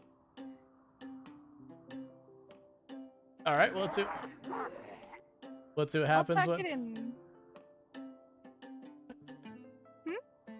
I said, we'll see what happens when I come back. I was killed just the like- zombie that was grabbing. Oh, nice. On my screen, I'm like, oh no, I totally did not get that runoff on time. Yeah, unfortunately, you got beat up too, so... Is it just like because I had an expensive colony earlier? It's like, no, we're just going to keep this going. Just, no, never let up. Just keep it going. Ambrosia addiction, why not? Let's add it to the pile. Disease gutworms, okay. What is this? Oh, good. Ducks join. I actually would like the ducks. The ducks would be lovely. Rare Thrombo. We're gonna leave those alone. They're gonna eat all my plants. It's deeply upsetting. Yeah, that was, I've had that, like, that was, that clip was actually one of the reasons why, you know, I had a bit more mods going for a little while. That's actually one of the things that led me to pulling all the mods off, just about, is I was having so many weird runs that was the speed the events were happening, that you'd sit there and it'd be like, in a matter it'd be like, event. And I'm like, that's not storyteller, this is not how this works. And I was starting to like lose my brain just going, okay, is this something that's like, because, you know, biotech, I hadn't played an extremely large amount of biotech, so it's relatively new. I'm like, okay, is this something that there's a bug in biotech that you can get into this weird pattern that the storyteller just goes to like super duper high stuff, or, you know, is this something with the mods? Because I had been doing this stuff for a while, and I had noticed it before a lot of the mods and all that. But like I pulled off like all of the mods after that happened. I'm like, look, man, I can't play and enjoy this game if it's gonna like weirdly just decide that I need to have in the course of like 3 in-game days like 6 or 7 events. You can't fight back against that. Like, it's not like it's playing also like 500%, you know, mod frequency. I was playing on just like the default difficulty settings, like for it was Strive to Survive, I think was that run. And just going, look, well, I'm not I'm not adding a giant pile of pollution to my pollution for skill things.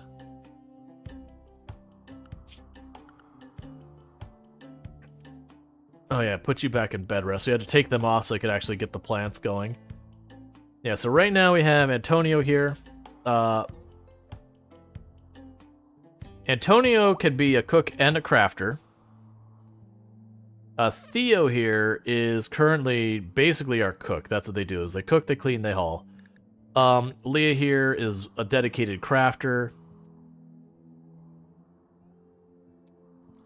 I'll actually have Leah help with the research. Alice here grows and researches, and Suki here is going to grow stuff, and then they will do construction and mining when they're not. So they're going to help that. Yeah, the RimWorld gave you the ducks to balance things out. Well, that was the thing. Some of those events were neutral, like the Thrumbo showing up as a neutral event. The ducks joining is arguably a positive event. The gutworms are definitely a negative event. I find gutworms very annoying. I'd say the fibrous mechanites are one of the ones I find the most annoying, because it doesn't matter how much you tend to them, it's a time as how long. It's like there's nothing you can do to make it go faster. You just have to wait for it to finish.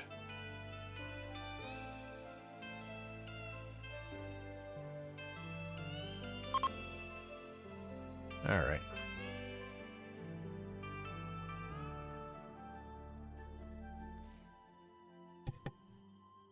Okay, sorry about that.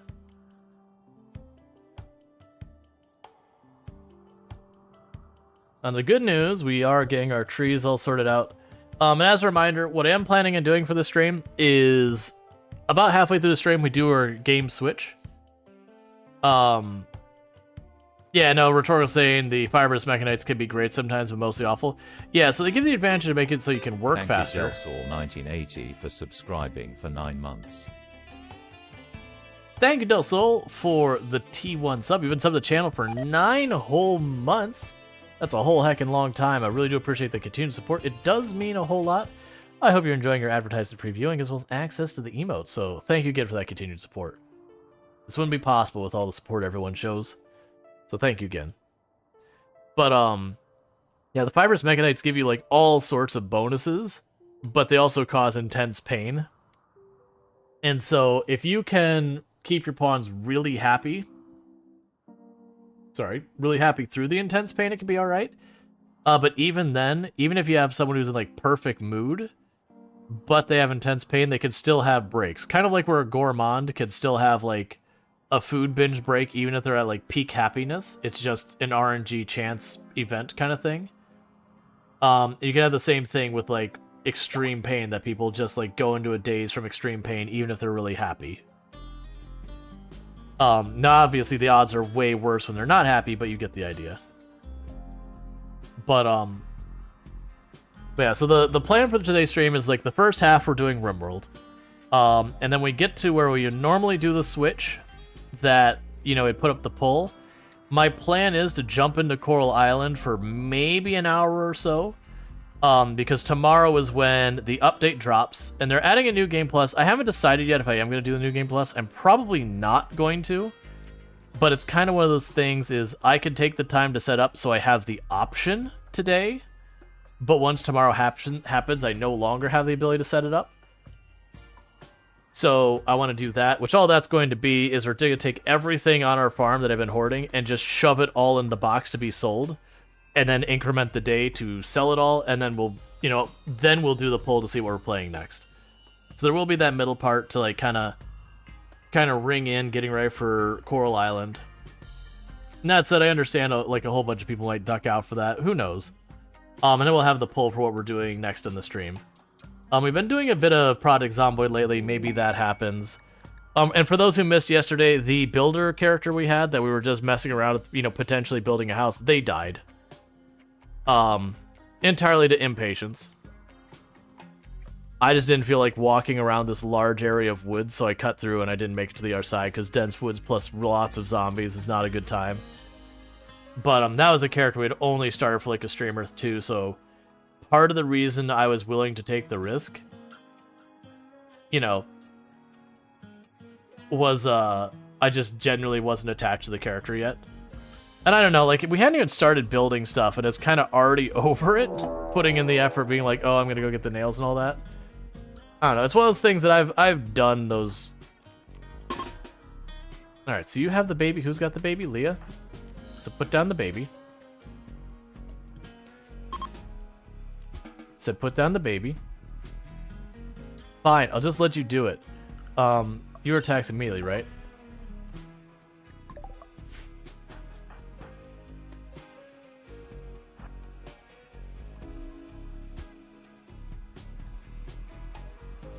Let's go out here, because if I don't go out there, they're going to use that wall for cover, and they'll get cover, and I won't.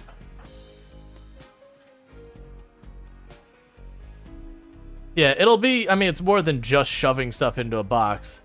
Like, you also have the thing where, like, you have to, you know, I'll take apart stuff and shove it in the box and all that.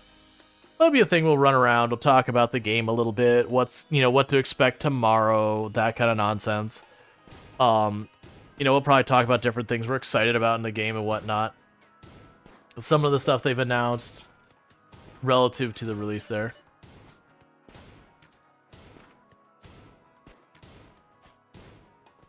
There we go.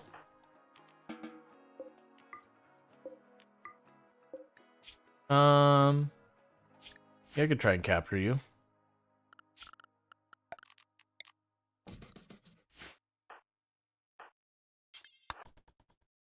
Because that'll cast an art person. But yeah. So we'll probably do that. But yeah, there will be a lot of shoving things in boxes. I'll still grab whatever produce is made and shove in the box as well.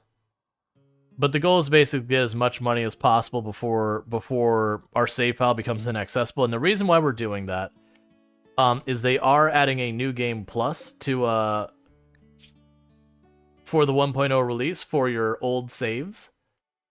And that new game plus it only carries over your money, as well as, like, there was some charity DLCs that they were doing stuff for, like, raising money for restoring coral reef and all that kind of stuff. And like marine research and whatnot. And so if you add any of those will also carry over.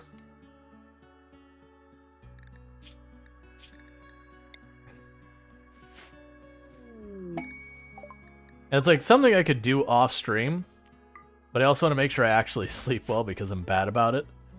And I do, like, I am hoping people will be really excited about seeing the 1.0 version of the game, because it's a game I really enjoy.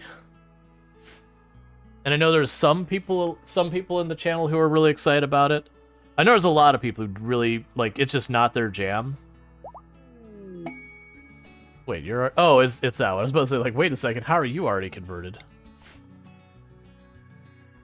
Alright. But that's also the reasons why sometimes I'll... Like, sometimes I second guess, like, the breadth of types of games I play on the channel. Because I know a lot of people do really like that I do a much wider range of games than most people. But at the same time, there's definitely times I get really self-conscious about, like, is this the right strategy? Is this, you know, is this good for the channel? Is this something, like, am I kind of hurting myself by doing it this way? Like, those kind of things. And the problem is there's just... You can do a little bit of testing, but you can never do, like, a proper A/B test. You can never, like, get super duper good statistics, super duper good analytics. So a lot of it is just taking your little sample size and kind of just going, okay, does it seem to be working? And that's about kind of the best you get.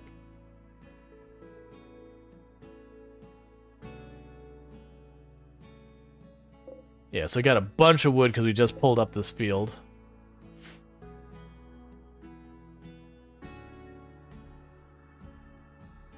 Bro, you bringing legit stats into this? You have stats PTSD. That brought you out lurking. Gotcha. I'm gonna go ahead and get a shout out for Ultrasource. It's absolutely a fantastic creator on the problem. It's hard not to let statistics, like, get to you. But yeah, so Ultra's been playing a lot of City Skylines 2 as of late. Gonna be doing some Farm Sim 22 pretty soon for the new DLC release. Statistics are like bikinis. They reveal what they reveal is suggestive, but does what they conceal is vital. Yeah. No problem. But absolutely worth checking out. I definitely tune into Ultrasource as one of my preferred channels for extreme wind down time. Stats is just lying. Well, you can lie with stats, and you can make misleading stats. That's certainly a thing. But it is a thing, like, you can't fully ignore numbers, but you can't make numbers everything. There's a balance to be made there. You also have to make sure you understand that stats aren't just a truth within themselves. A field hand would be potentially nice. I don't think I got a doctor I would trust doing that, though. Glitter World would be good. Oh, I have no money. Yeah, so I'm not going to be able to do that. The amount of the crime in a city increases with ice cream sales. Oh yeah, no, there's also definitely the correlation is not causation thing. Yes, that's a required course for your bio degree, and holy moly, it was not pretty. Yeah, no, I did a degree that was a hybrid computer science and electrical engineering degree. So I'm not an engineer, not legally speaking, but I do have almost all of the general electrical engineering courses. They just didn't give me... To get an engineering degree, you have to have a bunch of... There's a certification, a bunch of other courses that go into it, and I didn't get that general stuff there. I got just the electrical focused. But we had to do stuff like statistics and discrete math, which was math without math, which was... It was proofs the course. The whole... If most teachers are smart, and all smart people jump twice, and doing like the navigation, going, okay, so they said this and then this, okay, and then they'll have like some statement at the end, like, all right, what? And like that was like an oversimplified one, but like we used to have a I can't remember what it's called. It's like the table of fallacies, that are these common jumps in logic that you tend to fall into on accident. And so we had this entire chart that's like, you'd kind of just go, is like, am I falling into a logical fallacy? Or is my logic sound here? Because not all of them were as easy where, what could be effectively an if-then statement.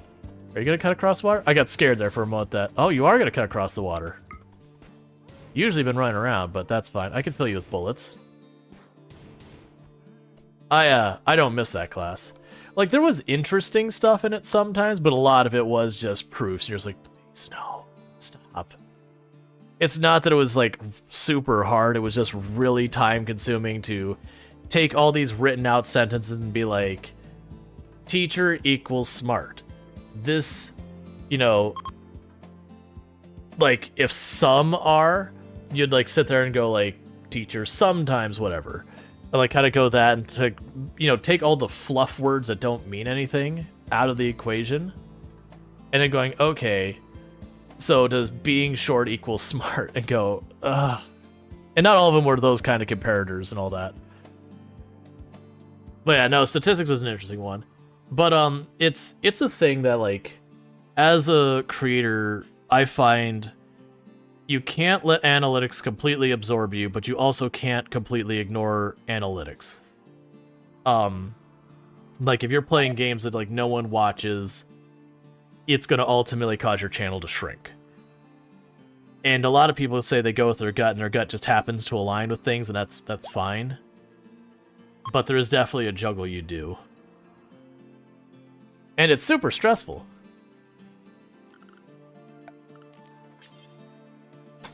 I'm gonna move that out here. You go with followers an hour to gauge what to play? That's not a bad idea. I know I pay attention to that one. Usually it's like average viewership is what I typically look at, which maybe isn't as good of a metric. I haven't thought to sit there and compare it. I usually sit there and I'll take consideration the number of followers per hour, the average viewership we have on that. And I'll usually peak at, like, of the viewers I had, how many were my existing viewers versus how many were new viewers. Because while that statistic is pretty worthless by itself, it can help you gauge when you're like, oh, you know, like if it's a super duper quiet stream, but it's mostly my regulars, but not like the ones who view like when I say regulars, ones who tune in almost every stream, but not many of my casual viewers and not many new people.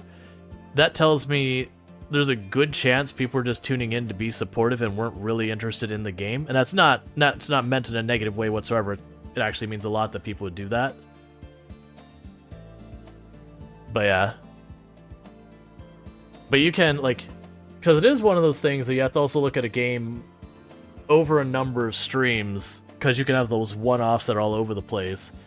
And that's always a really tricky one when it's a game you're going into and you're not sure about to start with. Because then, you know, you might have that stream that didn't perform well, and you look at it, and is it just confirmation bias that you don't see great numbers, so you see that as confirmation that the game is not good? Or is it just, you know, the game is not good for streaming? 5 desperate refugees. We have the food now, so that might be a way for us to get another pawn, so we'll go ahead and accept them. They are all adults, which means they can betray us, so rule is, if you're an all-adult refugee group, you drop your weapons. Okay. And now to fix all this. Honestly, all of them are better at doctoring than my people, so, you know, that's fine.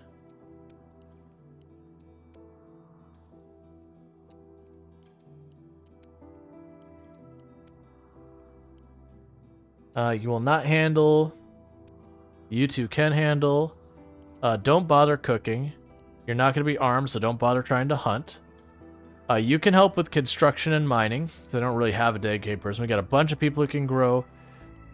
Of course, the one who can construction mine is also the one who can craft. It's fine. That'll do. Regulars, yeah.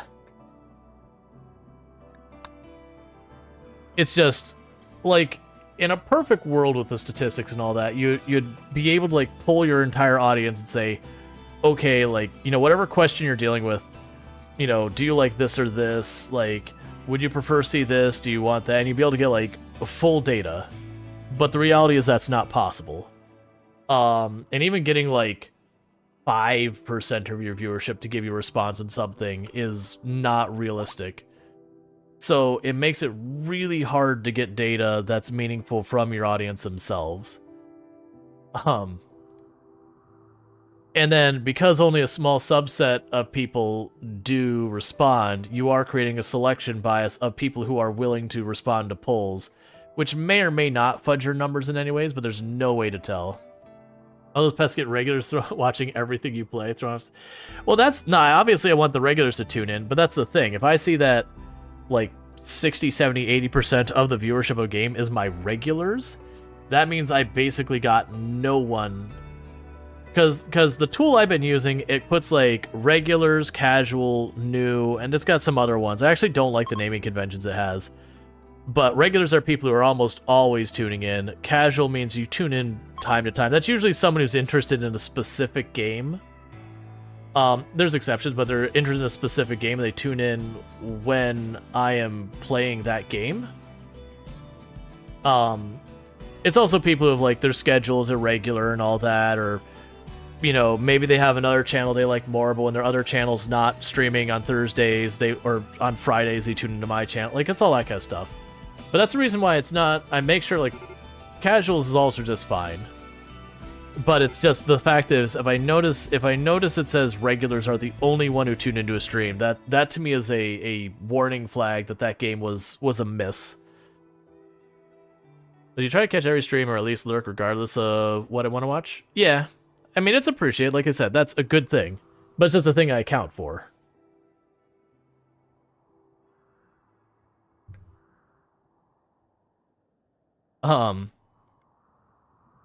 So, like, let me actually see if we can't bring this up. Dream B. This is a pretty fun tool. But see, I'd argue sometimes it's not the wrong game, but the wrong timing. Yes, that can also be a thing. Right. So when I say the wrong game, I mean wrong for Twitch kind of thing. Yep, no, absolutely. There's definitely, like, an event can happen in a game and take it from not... Like, what's going on with Project Zomboid? There hasn't been an update in forever, so the game gets to be pretty dead sometimes. You get all that kind of stuff. Let me see if I can't quickly find...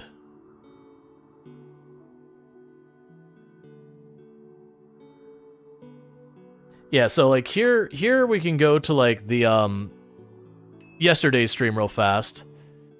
So if we look at yesterday's stream, let me get so I can actually see this. I've got this tool. So it actually sits here, it says, these are new viewers, these are casuals, these are regulars. So regular people means they tune in almost every stream. Casual means they tune in sometimes. And then new viewers is people their first time here. And there's, like, higher categories for people who, like, are always there. But, like, looking at this, we have, like, most of the people watch for about 1 hour is the largest bracket, is where the cutoff was. And we had about 8% who watched more than 8.5 hours.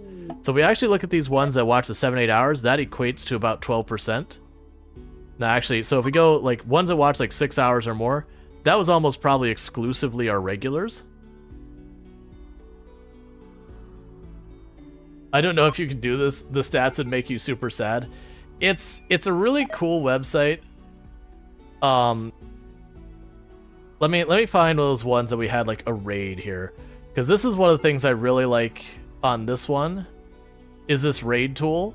So it actually shows you, like, your viewers throughout the stream, and then, like, someone pops in with a raid, so, like, your Pankraru raided me. So it shows you how much of the audience was from that raid, and you can see, like, as they started petering off as the night goes on, and then you had, like, another raid there. That, like, this is an amazing tool. It also, like, shows you when, like, I'm playing Project Zomboid, and someone raids me playing City Skylines. You see, like, that thing, like, up here, it just goes blam, like, right straight down, because it's just not... do you pay for this? No. They do have a paid part, which is for monetization tab. That's, like, a freemium model. I haven't found this tab particularly useful yet, but I mean that, like, this looks terrible, but it'll show you, like, the different things. This tab isn't useful for me yet. They also have a tab that they've added here called VOD Review. If it'll load up. And then this is a tab that's a work in progress that I like, but it's not there yet. Because it'll say, like, okay, we had a positive, we gained a follower, we had to see what we're playing for the rest of the stream. We had, like, a negative where we dropped 1,000 positions in the game category because we switched categories, which is one of things. But it can help you spot, like, if you see a huge drop-off and there's, like, a bang in your background or something you did, it can help. But, like, what it considers positive, neutral, and negative, kind of crap. But it's, like, their new thing. But, yeah, that's Stream B, as in the bug.io. They were talking about it. It was they had a booth at TwitchCon, which got me aware of it. But, like, the statistics are amazing on it. Don't look at the statistics until you got a couple of streams in, though, because when you only have 2 streams, those statistics, you know, your average viewership flies wildly and all that. But it's a really cool website. I really like it. Polluted terrain, so... Oh, that's fine. Okay, so we can actually reform our ideology. That's been a long time coming. I need that to get to where I can get the paper. Here, we can go through it this way. Suki. Alright, so reform our ideology. Generally, when I do the ideology stuff, I allow myself 1 change per cycle. So... We're going to do research speed very fast, and that'll be our change. Yeah, so there's no queue today because these characters are all characters from Coral Island. We're basically doing a Coral Island themed run, and what that looks like is we are on this, like, tropical island area, and then the pollution is maxed out to simulate the oil spill, and then all these characters, these ones here, they're all designed to be characters from Coral Island. And so what we're doing is each time we get a new pawn, we delete the new pawn, we roll a dice to see who the new character is going to be, and we make a character that's thematically one of the Coral Island characters. It's been fun. It's been interesting. People have seemed to be enjoying it. I think it is one of those things I'm going to do once, and that's it. Because I think it's one of those things that's kind of fun because it's different. But once it's not different, it won't be as interesting anymore. But yeah. But no, if you have any questions about that website, like I'm not, for the record, I'm not like affiliate with them. I don't get kickbacks from letting them know about, like letting people know about or anything like that. Which colonist is the player? I debated making a colonist named Protagonist and giving them either giving them all the passions or no passions. Oh wait, we need to set a research. Alright, so next up, let's go for sterile materials. How much does the microelectronics bench cost? It's been a while. I think it's like 10 components and some steel. 250 steel. 7 more steel than I have. Give them maxed out farming.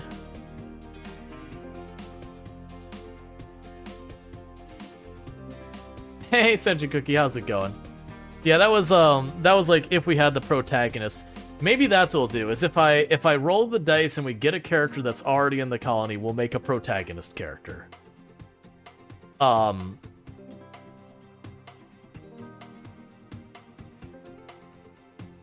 have to give them social 0 though, because they don't talk. I mean, I guess they do in Coral Island. You have your dialogue box. A lot of slice of life games, your characters that. What are the pros and cons of this map type? Also, is this a modded map type? This is a modded map type. If we go in here, I have a mod that's called it's like geological landforms. Yeah, geological landforms. I believe this is Archipelago. No, that's Archipelago up there. Oh, that's a terrible Archipelago. Oh no, is Coastal with Island maybe? No, I don't remember. But it's one of these coastal ones that you have a bunch of different designs. Here, this is the same tile. Yeah, so this is Sandbar. But the big negatives of this one, the big negatives is building materials. There is no stone on this map at all. There's no steel, there's no components, there's no plasteel, there's no silver, there's no gold, there's no jade. And if you also look, I can grow stuff here, there, and there. And that is it. Which means this is all of the wood on the entire map is this little segment here. So building materials is your huge limiter. Another thing that's a negative is all that blue and red. You can't build on it for anything things. Wildlife, you don't get much. We are doing a high pollution one, so ours is a little bit different than it would normally be. This is our pollution on this map because we're simulating the oil spill, which messes with the stuff. But you will get whatever animals are typical for the biomes in the area. So if I can figure out where the heck we are again on here. I know there's a way to teleport directly to it, but I always forget it because I never have to. There you are. So like we're around desert, so we end up seeing some desert animals. Like we've seen thrombos, we've seen a bunch of cobras we had at one point. We had a group of cobras run through. You want to make it rain? I'll take your components for rain. But it's the big pain here is just the very limited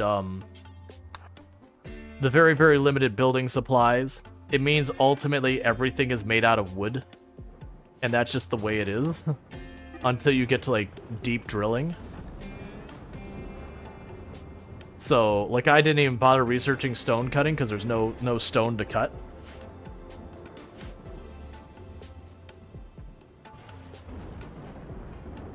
Does it have the what? Oh, I see what you're saying. But yeah, so it's definitely the construction materials. The dryads help a lot. That we got some dryads here, so I can use them to, like, to give you an idea, this whole field of wood here, that tree produces pretty close the same amount of wood as all that. and it gives me a little bit of wood every 2 days versus this I have to wait like half a year to get a payout.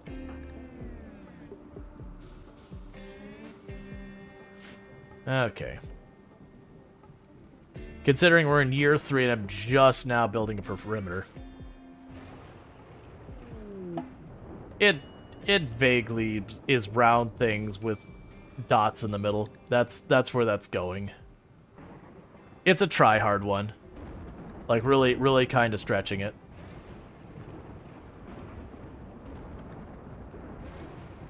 Okay, that's fine. But yeah, so what it happens in practice is, like, you'll see I have a lot of colonists idle a lot. That's just normal. Oh, you were looking for it on the minimap? Yeah, no, it doesn't show on the minimap. It's a stretch.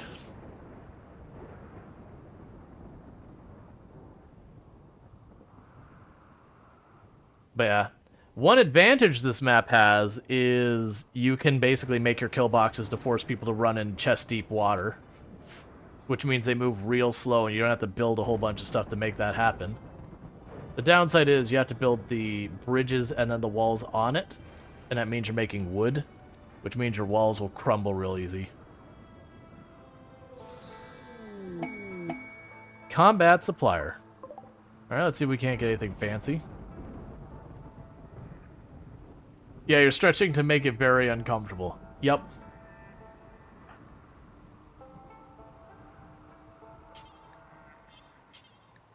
Come on, there you go. Alright, get rid of all these melee weapons I don't need. I can get rid of the bow. Alright, get rid of the drugs.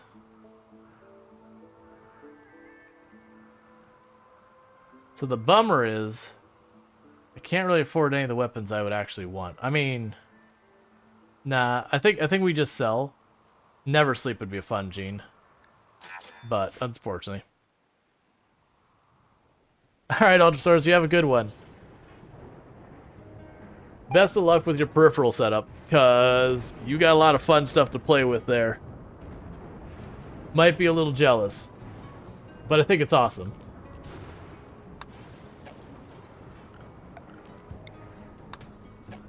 Oh, that's already queued to disassemble, that's fine.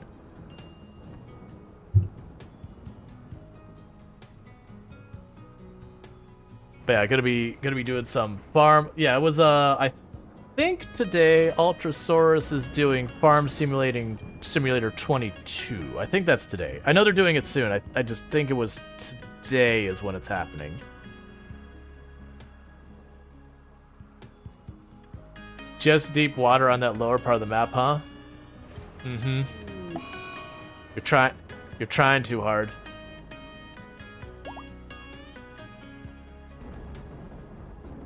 All right.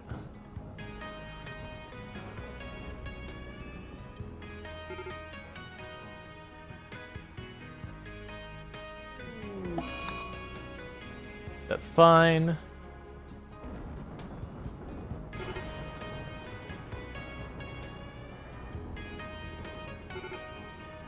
Yeah, so we're working on getting that construction done. Once we get all the bridges here, we'll take the wall across there. And then we'll start doing like 10 bridges down on both sides, 10 walls down, 10 bridges down, 10 walls down. Just slowly expand that corridor.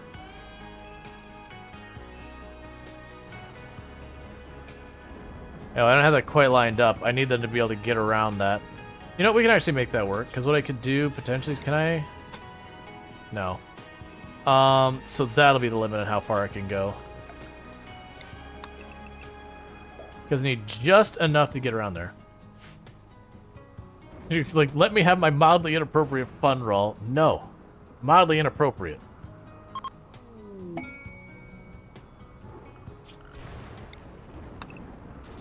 And then we'll do the thing back here where we,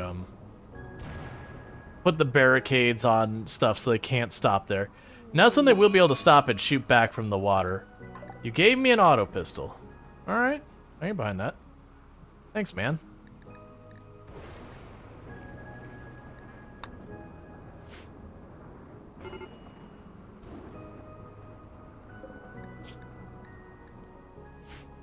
Okay, so they're keeping the meals caught up.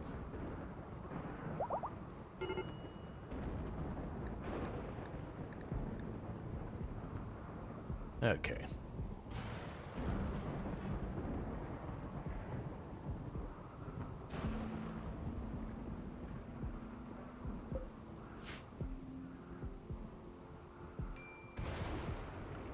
Yeah, so I do have the one who's helping with construction. Hopefully get more cotton soon. And you're upset because of letting you get way too much toxic buildup. It's probably okay. Is that the one who is... Oh. That'll help with moods a little bit.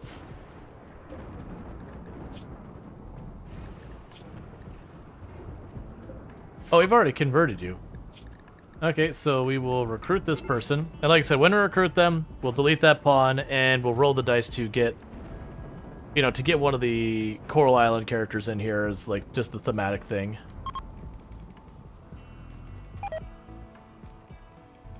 All right.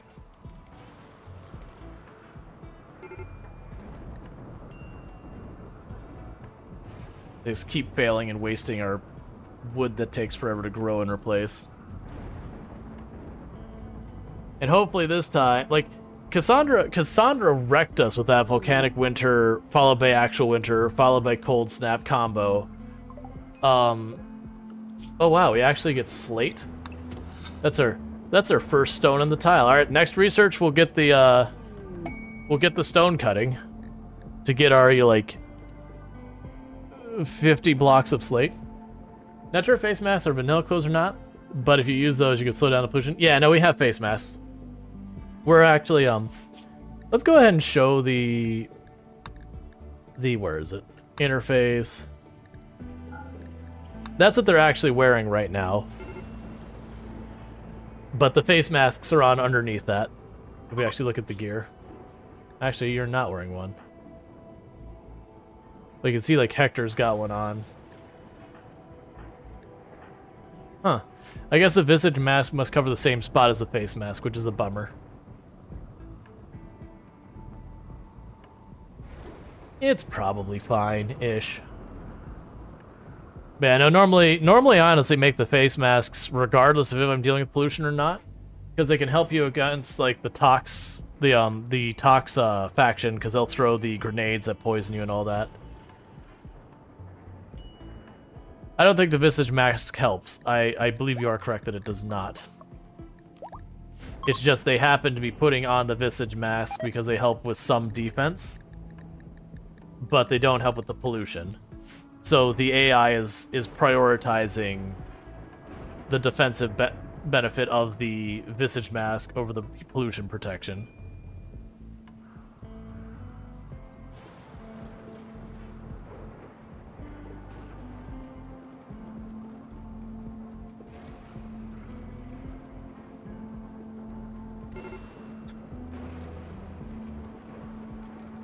Okay, so we finally finished that part of the wall.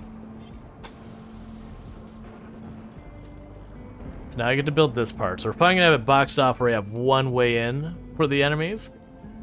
So I at least control where they're coming from.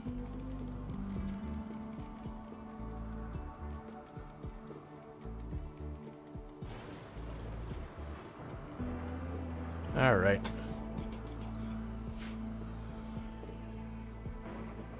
Roll yawning at your dope. Classic.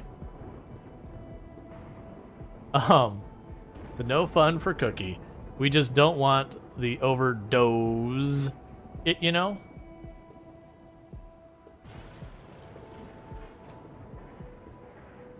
It was a little bit of a stretch.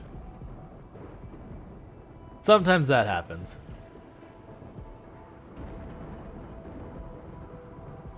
I don't have enough rooms for everyone, and I don't really care enough to fix it. Because they won't be here very long. I say before I suddenly go, how long are they actually going to be here? No, actually they're going to be here for like half a season more.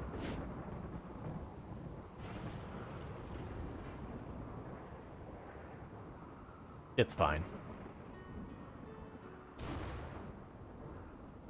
They'll figure it out. Or they won't.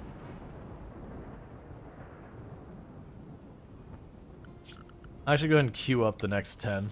So we'll do 10 on this side, 10 on this side. And once those are built, we'll put the walls, and they'll do the 10 bridges, then the walls, and the 10 bridges, then the walls, until we get to the full length that could be. The only concern is I believe this is short enough that sniper rifles could be a problem. Because they'd be able to shoot longer than the whole length of this.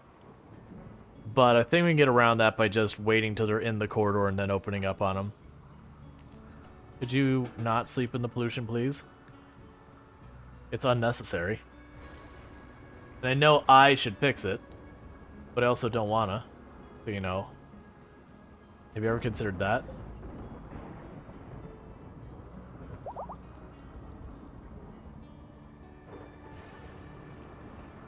Trying to see if any of these rooms...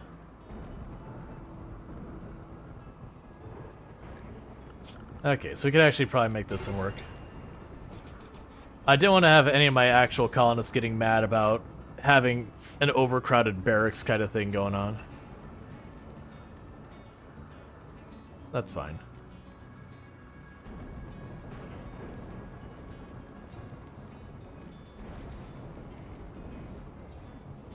Oh, did we actually get lucky and... We got lucky. The helmet that Betty was using, she must have taken off when I changed her restrictions to not force her to wear it. She probably took it off to wear her ideology hat. But it made it available so that one of our other people could have it.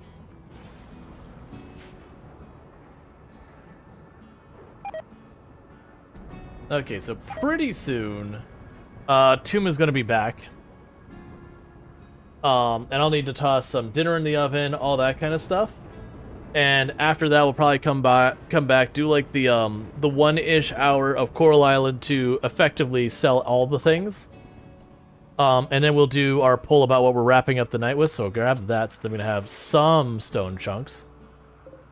It's gonna be so little stone. It's probably not worth building the bench. It's fine. But so that's gonna be happening here in a minute. Because for those who don't know, I do stream for 11 hours a day, 6 days a week. And what will typically happen is, for most of the days, around 9 p.m. EDT, or 9 p.m. EST, whatever time it is here. 9 p.m. at this location. Then I go and take about a 5-minute break, toss some food in the oven, all that kind of stuff, welcome my wife home, all that jam. And then we usually switch games at that point. Not always. There's like actually a lot lately. I've been just playing like one game to the whole thing. Like, I'll still do the poll, but the game I'm playing will win. Which it might be that we do like an hour of Coral Island or so, and then come back to more RimWorld. I haven't decided yet if I'm going to include it or not. But the 1 hour of Coral Island thing is going to be in preparation for they're doing their 1.0 release tomorrow, and there's some stuff I can't do once that happens. But mostly it is just breaking down the farm and throwing it all in the box, making as much money as we can. Because if we choose to New Game Plus, we can take the money with us and only the money. I don't plan to New Game Plus, but I'd like to have it if, like, maybe I'm doing the playthrough and then I want to do some achievement hunting in my own time. I could just pop up the New Game Plus with all the money and keep going with that. Alright. I kind of want them to finish just this wall before I go on the break, because I will totally forget that's a thing. Because ADHD brain be like that. Alright, come on. Get the one more tile, and then this is set up, at least.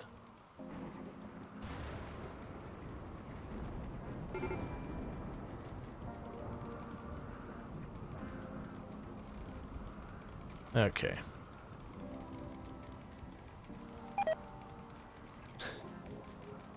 Stop wasting our wood. Okay, get a rundown of Coral Island mechanics while you do that. You typically just lurk those streams? Sure, I can do that.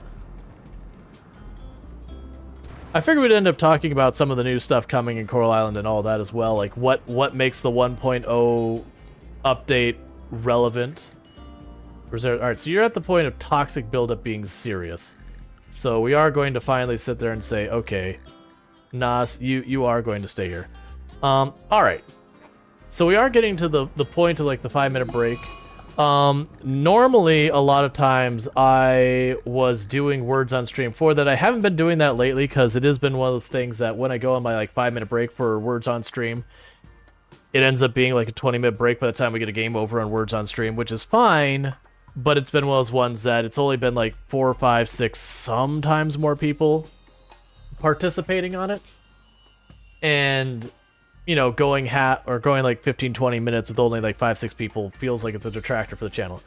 So what I'm going to go ahead and do is I'm going to first go over, for those who are watching over there on YouTube land, I do apologize, but I'm going to be taking down the stream over on YouTube land, so don't forget to like and subscribe and all that. That's because we're going to be coming back and playing a different game, so I can't switch categories midstream on YouTube. Blame them, not me. And I'll be back in a little bit over there. And then over on TikTok land, thank you again for tuning in, all that kind of stuff.